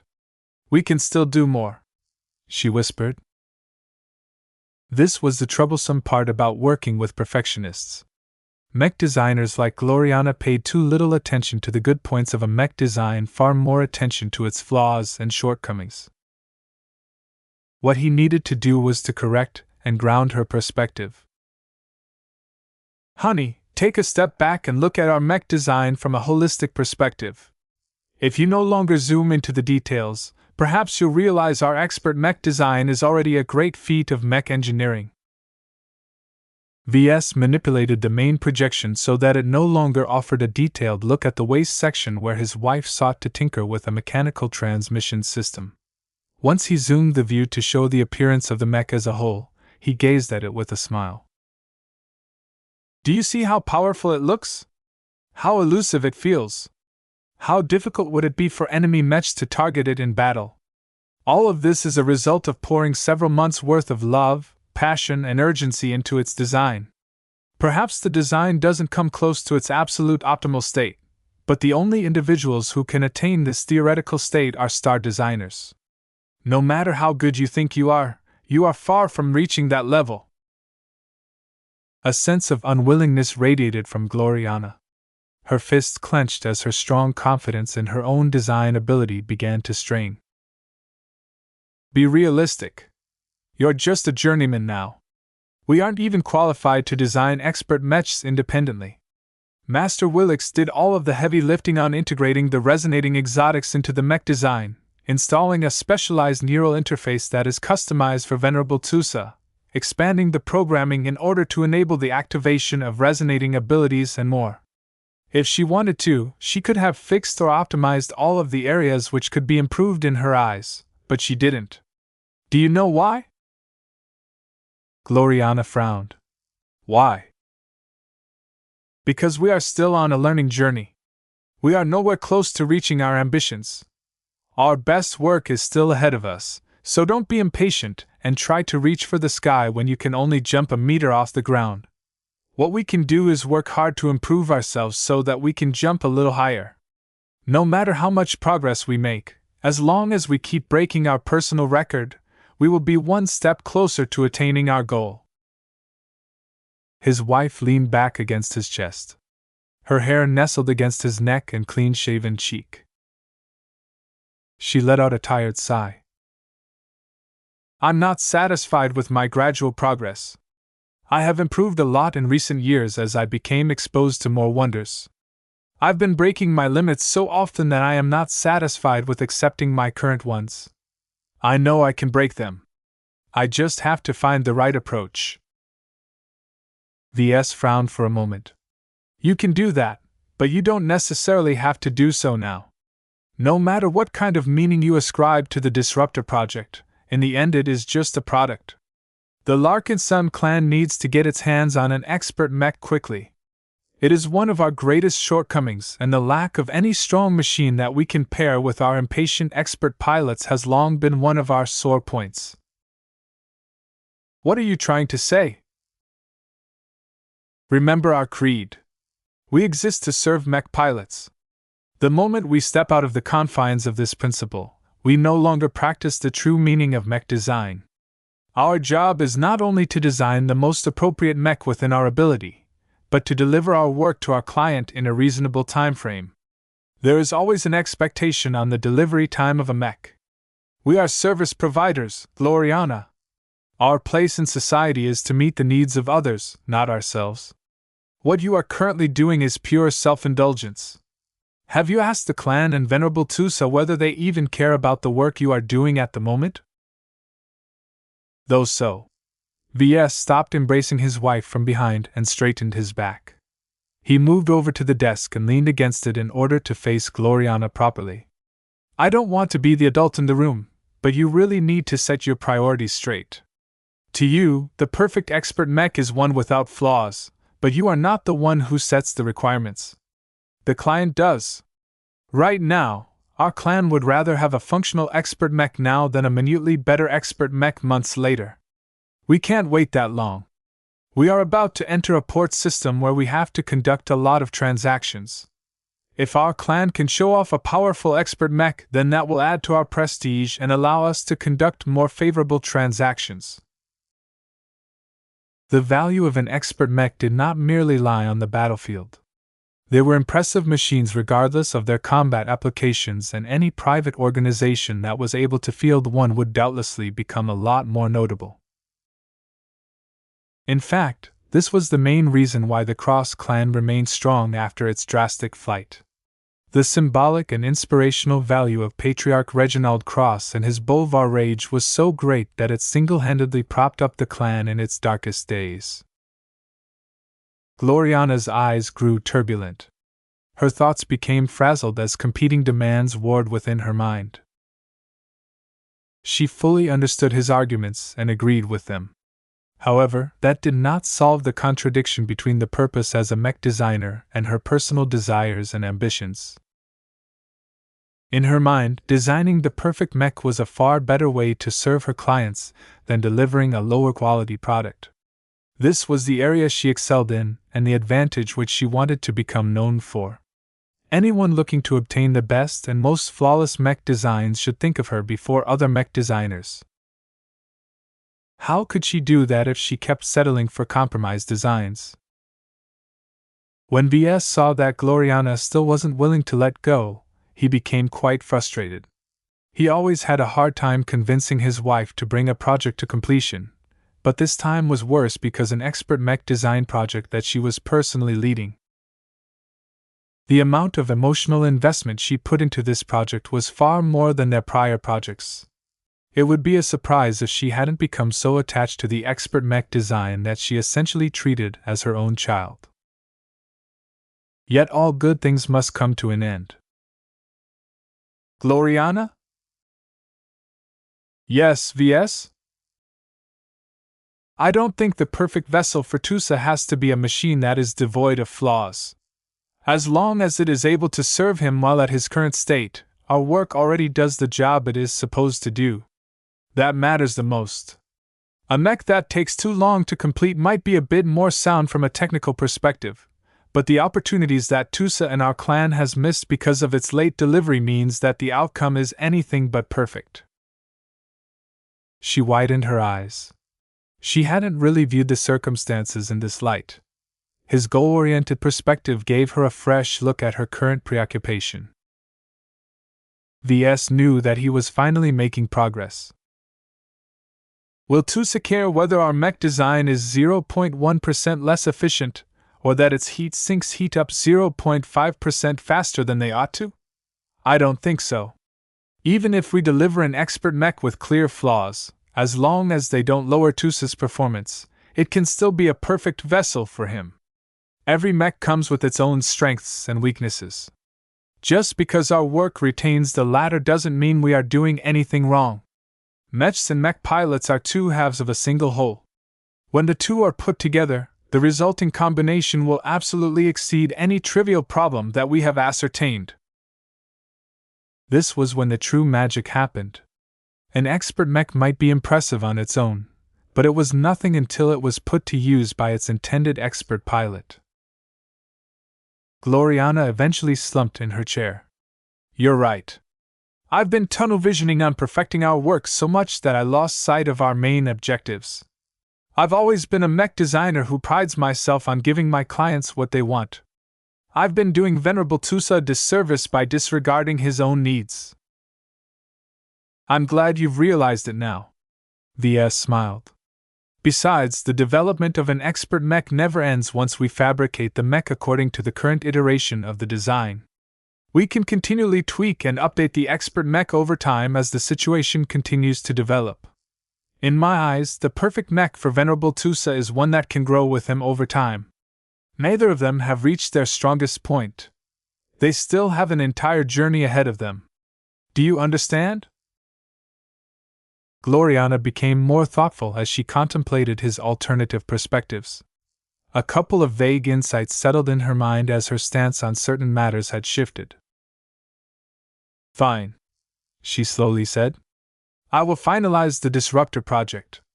As soon as we complete our final checks, we can move on to fabricating the actual expert mech. She had finally made the right choice. Chapter 3098, Before the Job. True artists and creators always aimed to form the best possible works they could achieve. Each of them were driven by the desire to make greater achievements and earn greater success. How could they possibly gain the acknowledgement of their peers and be regarded as one of the leaders in their own field if they did not create impressive works? Yet the criteria that determined whether a product was best or perfect never centered around the creator alone. Their profession never existed in isolation. A work of art or a feat of engineering were principally made to satisfy the needs of others. The degree in which the product satisfied and met the needs of its user was the basis in which artists and creators justified their craft. While there were plenty of creators out there who did not pay too much attention to the needs of their clients for various reasons, anyone who wanted to reach the top of their craft had to abide by a higher standard. Star designers weren't celebrated for their ability to design supreme creations. They were all celebrated because they were able to satisfy the needs of clients a lot better than any other mech designer. This was the mindset that a service provider should have and take pride in. Though Ves did not agree with the MTA on many matters, he fully supported their principles on this matter. Once Ves managed to sway his wife to this viewpoint, she no longer insisted on continuing to optimize the mech design any further. The performance of the mech had already exceeded their expectations from the start, and that was only based on the technical specs alone. Expert mechs were much more powerful than that because their potential only became evident when they were paired with an expert pilot. Though Master Willix probably possessed the means to make somewhat reasonable predictions about the true resonance effects of the Disruptor project, she did not share them with the Larkinsons. She had been quite stingy with regards to explaining the more esoteric aspects of the mech design. She strictly abided by her original stance that journeymen simply weren't ready yet to tackle this complicated and high-level field. In fact, the feedback she issued to the Larkinsons had become more and more scarce, which suggested that she was fully occupied with her own priorities at the moment. Ves did not feel any regret over this. In fact, he felt it was great that Master Willix no longer hung over his head that much. He already had a feeling that his contribution to the Disruptor project might lead to drastic results. He didn't want to be interrogated by the MTA master immediately after he fabricated the mech. "Speaking of fabricating it, we're almost ready to go," he muttered. He directed his eyes at the fabrication plan that his wife had composed. She had already simulated the fabrication process many times. She mapped out the equipment they used, the parts fabrication order, the assembly order, and other aspects. All 4 journeymen had to do their part in this process. As much as Gloriana wanted to perform all of the work herself, the contribution of her fellow designers was essential in order to maximize the quality of the aspects that fell under their respective specialties. For example, only Kedis could make the knives that channeled her design philosophy, and only Juliet was able to fabricate a flight system that was as potent. Ves had to take part in the process as well in order to make the mech as alive as possible. This was a key pillar of strength to the Disruptor project, so Gloriana could never allow him to stand on the sidelines. "It's just..." His wife exhibited her excessive control freak tendencies once again. The fabrication plan followed a highly regimented system where every time block was clearly planned out to the tiniest detail. Every participating mech designer had to accomplish specific tasks within their time frame in order for the entire fabrication run to proceed as optimally as possible. "This is impossible! The fault tolerance of this schedule is too small." Though the plan was able to adapt to any setbacks and unexpected changes, it became increasingly more difficult to do so as the situation continued to veer from Gloriana's perfect schedule. He confronted his wife over the suitability of such a detailed plan. "Just because a fabrication run doesn't go according to plan doesn't mean that the outcome will disappoint us. Think of the times when we gained inspiration during our work. If everyone insists on following your strict timeline, There won't be any chance of fabricating an expert mech that is greater than what matches the current design. Gloriana didn't look pleased when he made this argument, but she reluctantly agreed to simplify the plan and add greater tolerance to changes. Aside from this little snag, all of the preparations were in order. The Larkinson clan had gathered and readied all of the raw materials a long time ago. Gloriana even scanned and inspected each material in person in order to make sure that their quality and purity met her standards. Now they were all waiting for the right opportunity. Once the fleet emerged out of FTL travel in a fairly busy star system that served as a transit point, the spirit of Bentheim had settled back into Rio space. Though it shouldn't have made a difference whether a mech was being fabricated on a ship that had entered the higher dimensions, Gloriana did not want to leave anything to chance. Just like our upcoming firstborn daughter, our first expert mech must be a product born out of the Milky Way galaxy, she stated.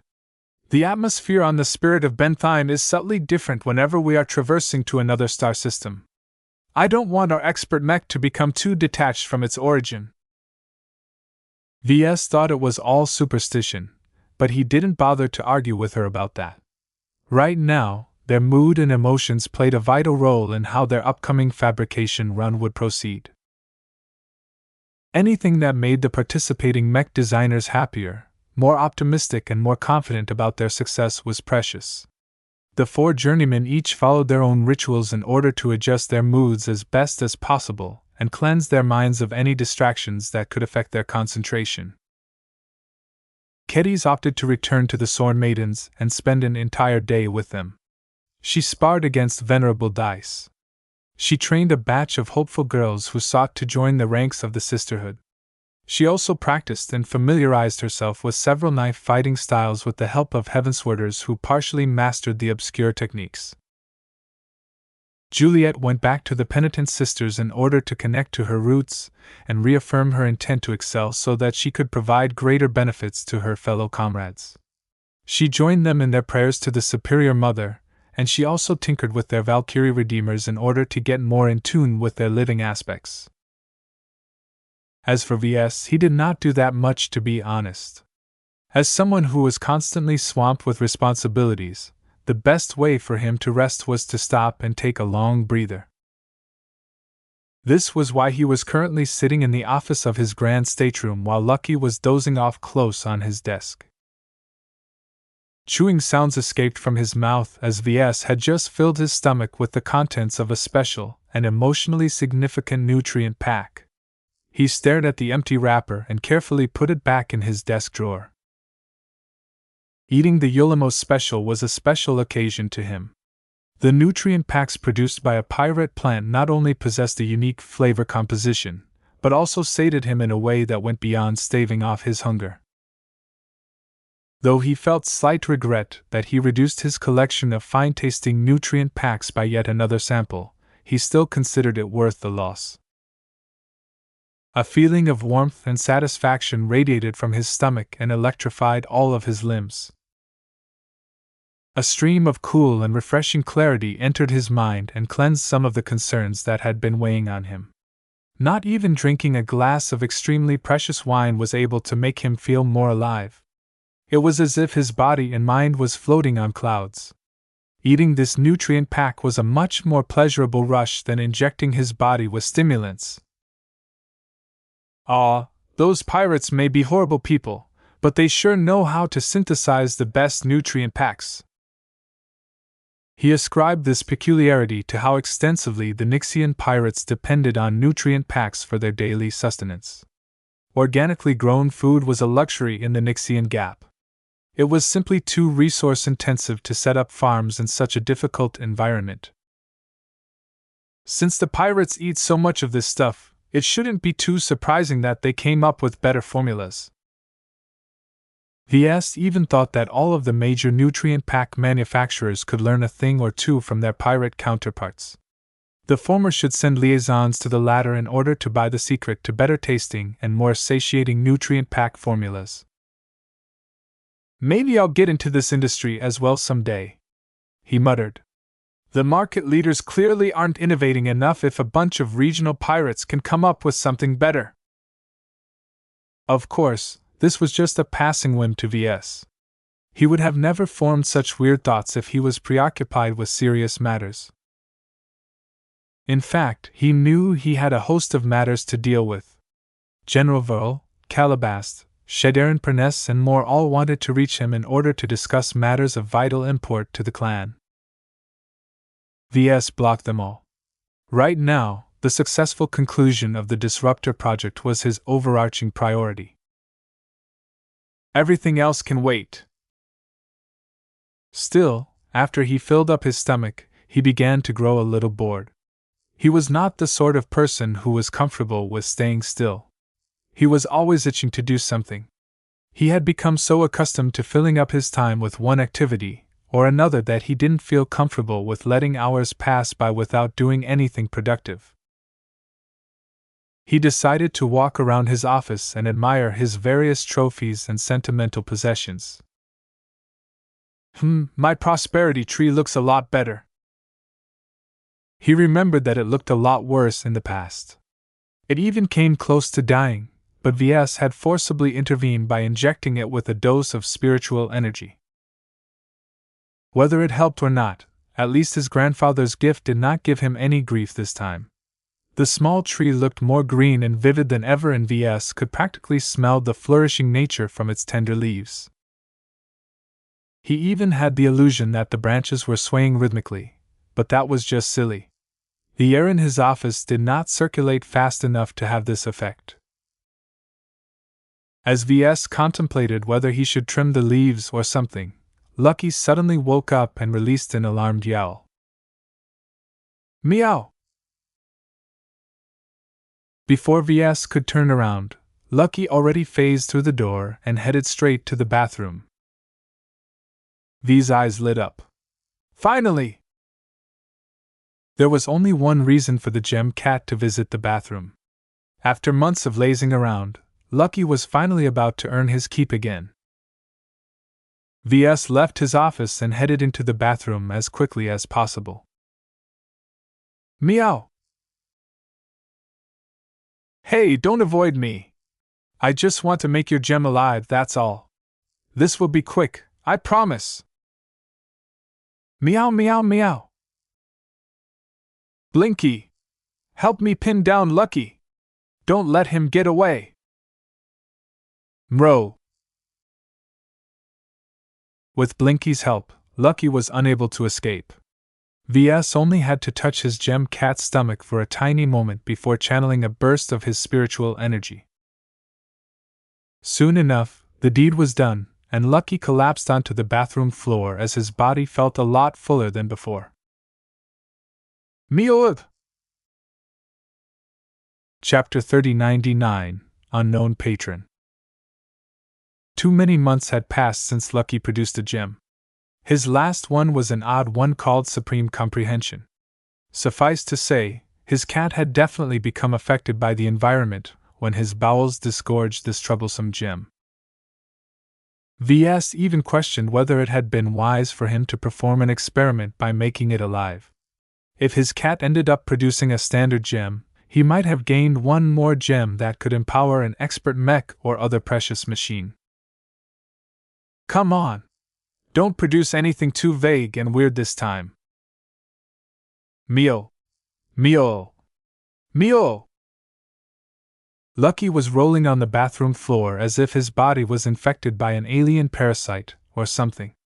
It was quite odd for him to exhibit such a strong reaction to a process that he was designed to perform. All of this indicated that Lucky was about to unleash a major haul.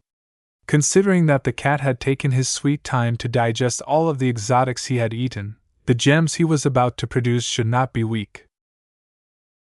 Ves was all smiles as he squatted next to the mechanical cat. His anticipation grew the more Lucky was in pain.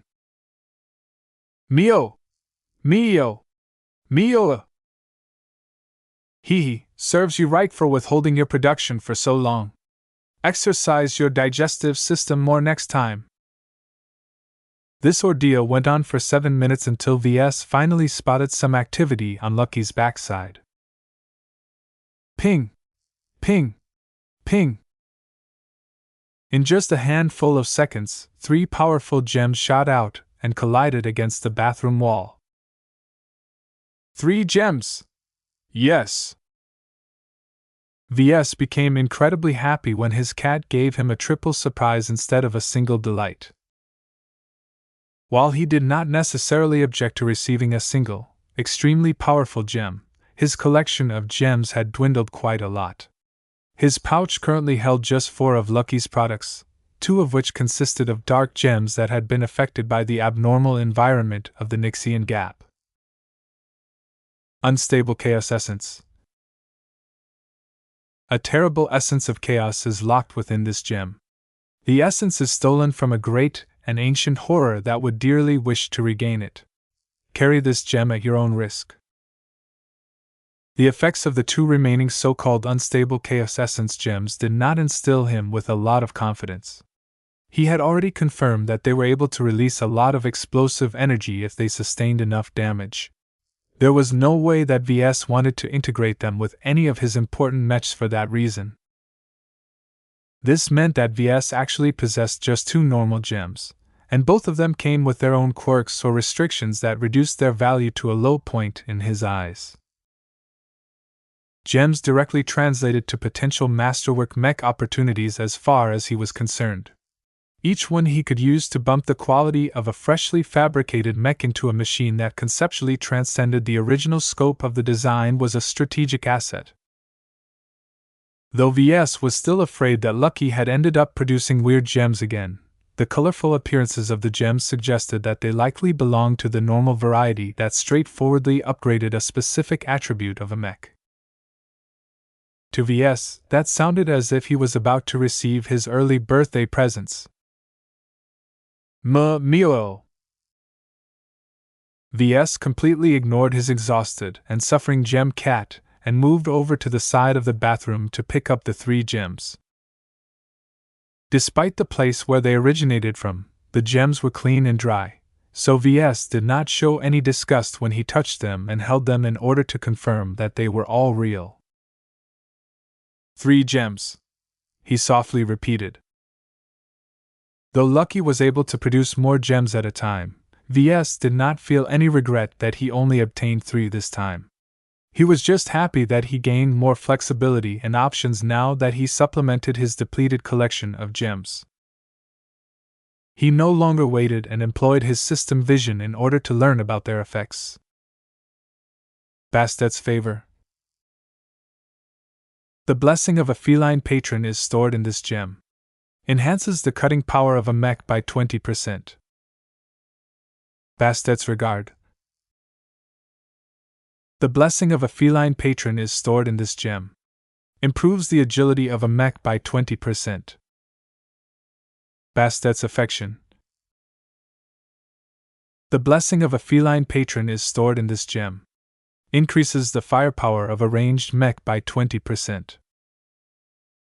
His smile abruptly froze as he read through the descriptions. What the? Who the hell is Bastet?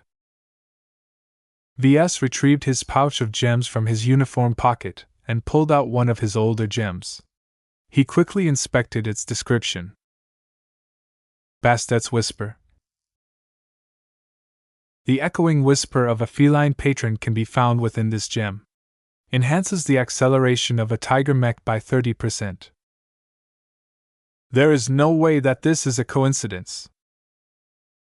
He briefly turned to Lucky, but saw nothing wrong. His cat was currently rubbing his backside while yowling with lingering pain. Mio! Mio! Mio! Seeing that neither the gems nor his gem cat could provide him with any clues, he no longer bothered with this mystery. No matter how the gems were named, the fact of the matter was that he gained 3 more ways to augment his mechs. I have a bit more confidence in making a masterwork mech now that I have these goodies. He grinned. Bastet's regard was particularly relevant to him as it sounded like the perfect gem for the Disruptor project. While the chance of getting any of his mechs within throwing distance of this coveted quality standard was low, he felt a bit more reassured that he had a viable option at hand. The only uncertainty was that his last-second attempt at making Lucky's gems alive failed to yield the expected results. None of the new Batet gems exhibited any significant signs of life. Maybe the last time was just a fluke. He needed to conduct more tests in order to figure out the rules behind this phenomenon. The delivery of a fresh batch of gems ultimately put him in an even better mood than before. He had become even more eager to start fabricating the expert mech for real. Lucky's agony slowly subsided after a few hours and a much-needed nap. Ves also enjoyed a good night of rest, especially after he synergized with Gloriana after an impromptu design session. The miracle couple woke up and prepared for the day at optimal conditions. Neither of the two felt troubled at this time. They could hardly be in a better state to fabricate a mech. When they went down to Gloriana's personal workshop, they met up with both Kedis and Juliet. The two women had also made sufficient preparations for the intensive slog ahead of them. None of the journeymen showed any intention of backing out at this point. Gloriana began with reminding them of her overall plan.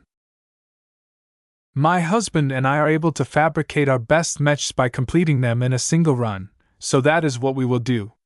While it takes around 2 to 3 days for us to fabricate a typical mech, the Disruptor project is an entirely different beast. I estimate it will take at least 5 whole days of uninterrupted work to complete it, so that is what I have based my plan around. 5 days is a little much, Juliet softly complained. It's doable as long as we make use of stimulants. We'll probably collapse at the end, but the results will be worth it, Gloriana stated. What matters is that we devote ourselves entirely to making the Disruptor project our best mech yet. It is the first expert mech that we have all designed. It carries each of our essence, and its performance and potential is unmatched to any mech that we have worked on before. I don't want any of us to ruin such a great work because we are too reluctant to work overtime. She did not intend to be soft this time. This time, she wasn't dealing with a bunch of weak and barely competent assistants. The other journeymen had already formed their design philosophies and possessed superhuman minds and physiques. They were more than capable of working continuously across several days. I have one question. Juliet briefly raised her hand. Since Master Willix played a key role in making this expert mech possible, will she take part in this fabrication run? Gloriana shook her head. No. She has already made it clear that we're on our own. Don't worry. She already told me how to process the resonating materials that we are about to apply to our upcoming creation. While it would be helpful if she was helping us in person, the Disruptor project is ultimately our work. I don't believe that we need to borrow her strength in order to achieve a better result. Her confidence was inspiring, though Ves wasn't sure it was merited. There was no way that fabricating an expert mech was that simple. After clarifying a few more matters and answering a couple more questions, Gloriana impatiently waved her hand. You all know what to do already. There is no point in rehashing the same points. Let's proceed with our final preparations. I will give you half an hour to center yourself. After that, we will proceed with creating our first expert mech. Gloriana and Juliet both approached the statue of the Superior Mother that had been moved to the workshop. Both hegemony-born women fell to their knees and earnestly prayed to the lightning-struck statues. Ves did not join them, of course. While he was fine with allowing them to do anything that made them feel better, there was no way he was going to worship his own mother. She was not God. Ugh! Ves shook his head and turned to Kedis. What will you be doing? What else? His first student smiled at him. Her sharp look condensed as she unsheathed Bloodsinger from its scabbard. I'll be cutting some alloy plates. As Kedis proceeded to do just that, Ves felt as if he was surrounded by crazies. He scratched his head and decided to pass the time by spending time with the cats. Mo, meow. Meow. Meow. Mrow. Mrow.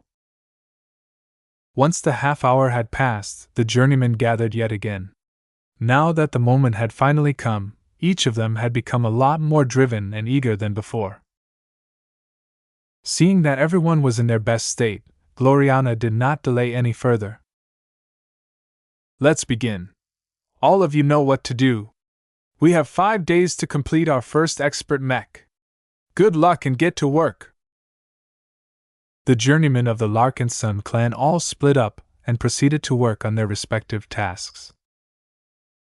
The Elkan 3D printer quickly warmed up and began to buzz as Gloriana fabricated the first parts. Her work became a lot more complicated because the difficulty of processing and integrating resonating materials with other materials was a lot higher than usual. For this reason, she took it upon herself to personally fabricate the most complex components. Of course, it was impossible for her to maintain her peak concentration for more than several hours at a time. She had already set up a rotation where she would allow one of the other journeymen to take her place and fabricate different parts. In the meantime, Ves and the others made use of the other production machines to produce specialized components such as processors, knife blades, armor plating, and more. No one was allowed to stay idle. Even though light mechs were considerably faster to make, it was a different story for an expert mech. The design of the expert light skirmisher they were working on crammed so many powerful parts in a tiny frame that a single critical fabrication fault could have profound consequences to the total performance of the end result. Though it was always possible to fix such errors after they completed the fabrication run, this was obviously not the ideal outcome that Gloriana and the others had in mind. As the initial hours began to pass, Ves suddenly came up with a bright idea. Since his companion Spirit was able to assist with designing the Disruptor project, could the cat also help with fabricating the mech? It was worth exploring this new option. Blinky! Bro? Stop freeloading in my mind and help us out. Let's see if your design network can increase our performance. Chapter 3100. Sharing Talents. Ves had leveraged Blinky's design network enough times to grow familiar with its effects and limitations. As far as he was aware, the fragment of Aisling Curver's design philosophy that he incorporated into Blinky's composition was responsible for this effect. No other ingredient could explain how the spiritual cat was able to tie the minds of different mech designers together, as if he had formed an alternative version of Master Huron's neural network. Of course, due to his spiritual nature, the network that Blinky formed had more in common with the other spiritual networks that Ves created. The connections were purely spiritual in nature, and their range was limited. What distinguished the design network from the other variety of spiritual networks was how well it transferred mech design-related thoughts, emotions, instincts, sentiments, and so on. A normal spiritual network did not form connections that were as deep.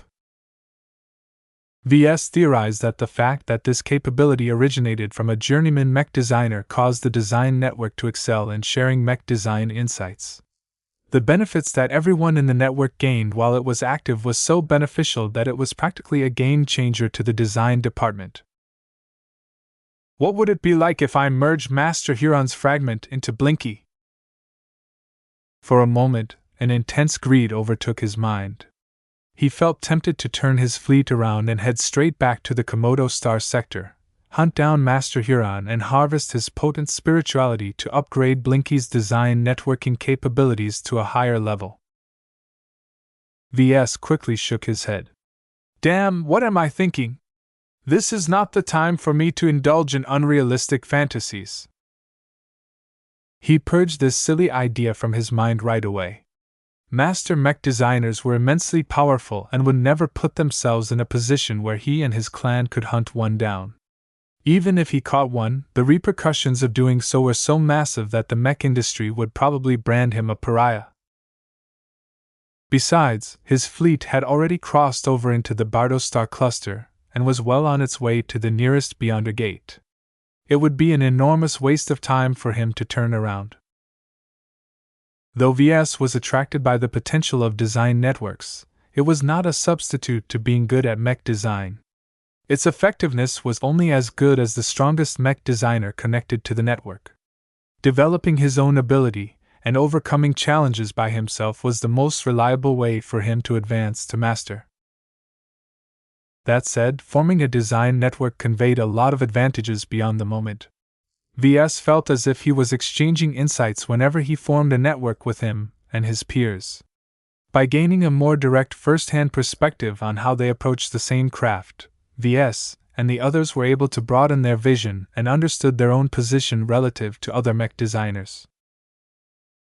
The problem of contamination was also much less of a concern when the design network only encompassed higher-ranking mech designers. Journeymen would have never been able to reach their current height if they did not strongly believe in their own ambitions and goals. All in all, Ves felt compelled to employ his design network this time. Several hours had passed since the start of the fabrication run, and already the journeymen were bumping into numerous difficult issues. Everyone underestimated the complexity of fabricating powerful expert mech components. The parts which incorporated resonating exotics were especially difficult to make because they combined several highly energetic materials together that tended to interact in unpredictable ways when not handled with precision. Of the 4 mech designers, only Gloriana possessed the knowledge, precision, and intuition to fabricate the parts that incorporated the substance known as perfidious steel. The reasons for this were twofold. Aside from the aforementioned energy interactions, the inherent attributes of this artificial alloy also interfered with the operation of their instruments. Even if perfidious steel was in its dormant and inactive state, it could still cause a sensor to misjudge the size or position of a portion of this material. It was already bad enough if this happened once, but if the distorted readings kept resulting in more misalignments and misshapen parts, then the overall integrity of a larger system would definitely take a considerable hit. As soon as he settled on this decision, he carefully approached Gloriana and waited until she was done with fabricating a particularly delicate subcomponent. Ves, you're supposed to be reshaping the unending alloy plates that we have cannibalized from the Piranha Prime. What are you doing here? He did not answer immediately. Instead, he decided to convey his intent by summoning Blinky from his mind. Mro. The purple companion spirit floated in midair and glanced curiously around him.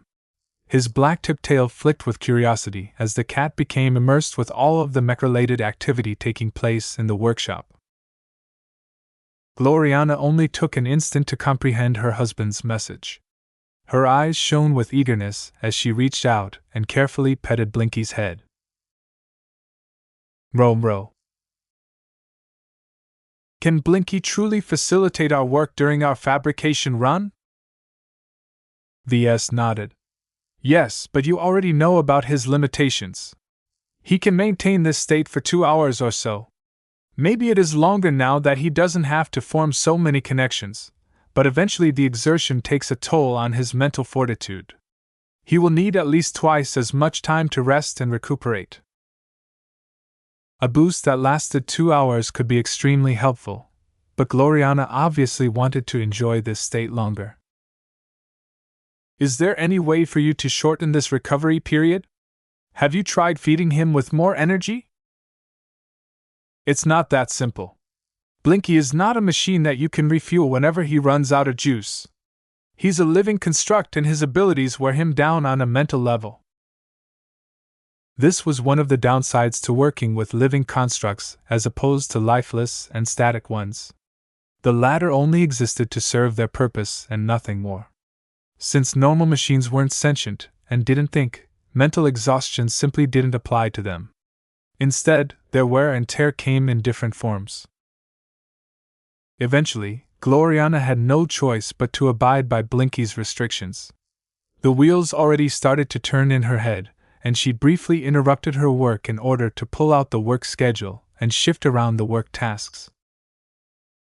It took several minutes for her to hastily move around the different tasks so that the more difficult ones were all concentrated in 2-hour blocks while the less critical ones were shoved in the longer 4-hour blocks. It would have been a lot harder for her to reconfigure the schedule if she insisted on keeping to her original detailed schedule. Fortunately, Ves succeeded in persuading her to exhibit more flexibility. "There!" Gloriana grinned. "That should do. Let's start right away." The pair briefly notified Kedis and Juliet of the changes before they allowed Blinky to perform his magic. His glowing eyes shone brighter as his tail poked through the heads of the 4 journeymen. As soon as they became connected to Blinky's newly activated design network, they immediately felt more attuned with each other.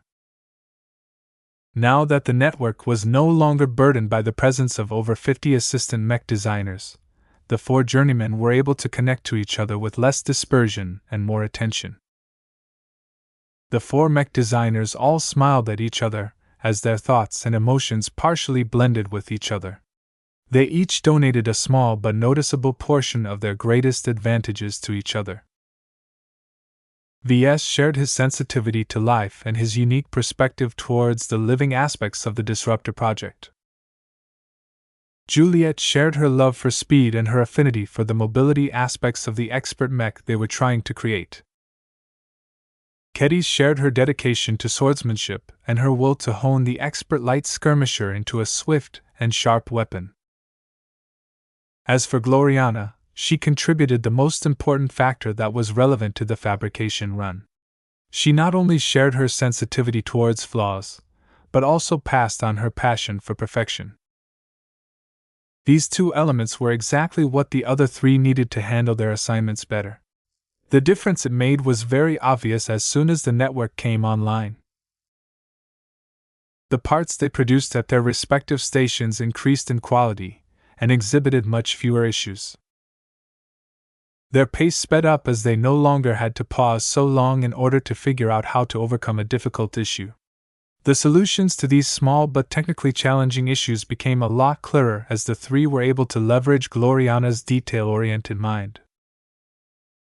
The clear improvement and continuous successes lifted everyone's morale and caused them to adopt a wonderful mood.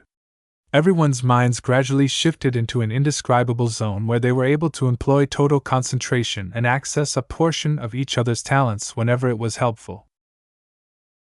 Since Gloriana's perspective was the most useful in a fabrication run as difficult as this, she came under greater burden than the others.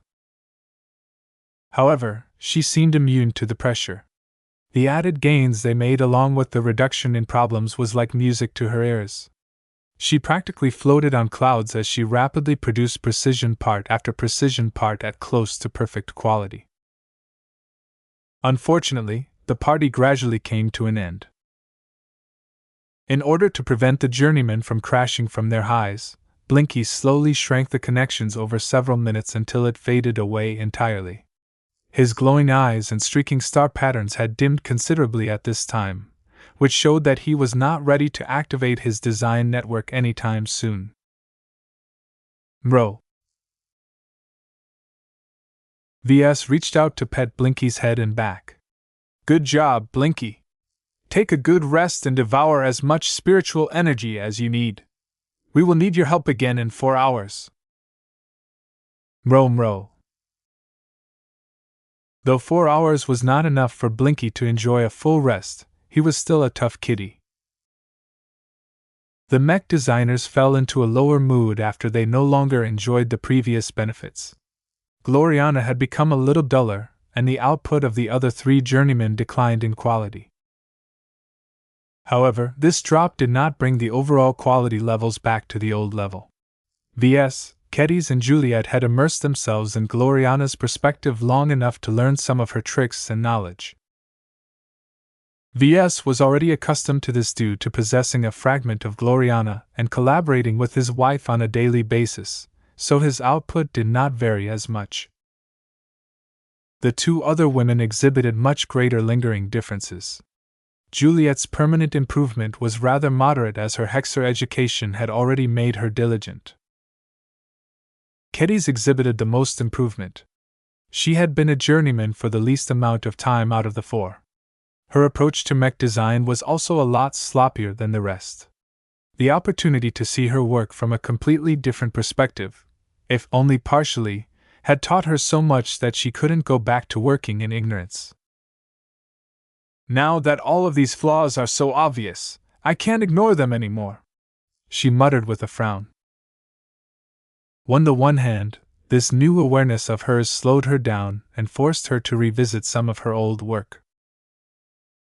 On the other hand, the quality of her weapon components were becoming noticeably better, which would doubtlessly increase the performance of the expert mech once it was completed. Gloriana soon perked up again when she observed all of this. She turned to Ves with a hungry expression. Ves? Yes, honey? Give me a cat like Blinky. Since you have managed to make such an amazing cat once, you can make one again. Be sure to make it female this time. Let's talk about this later. We still have a project to complete. Clixie had been watching the mech designers at work while lying next to Lucky. As soon as she heard Gloriana's request, she became distressed again. Meow!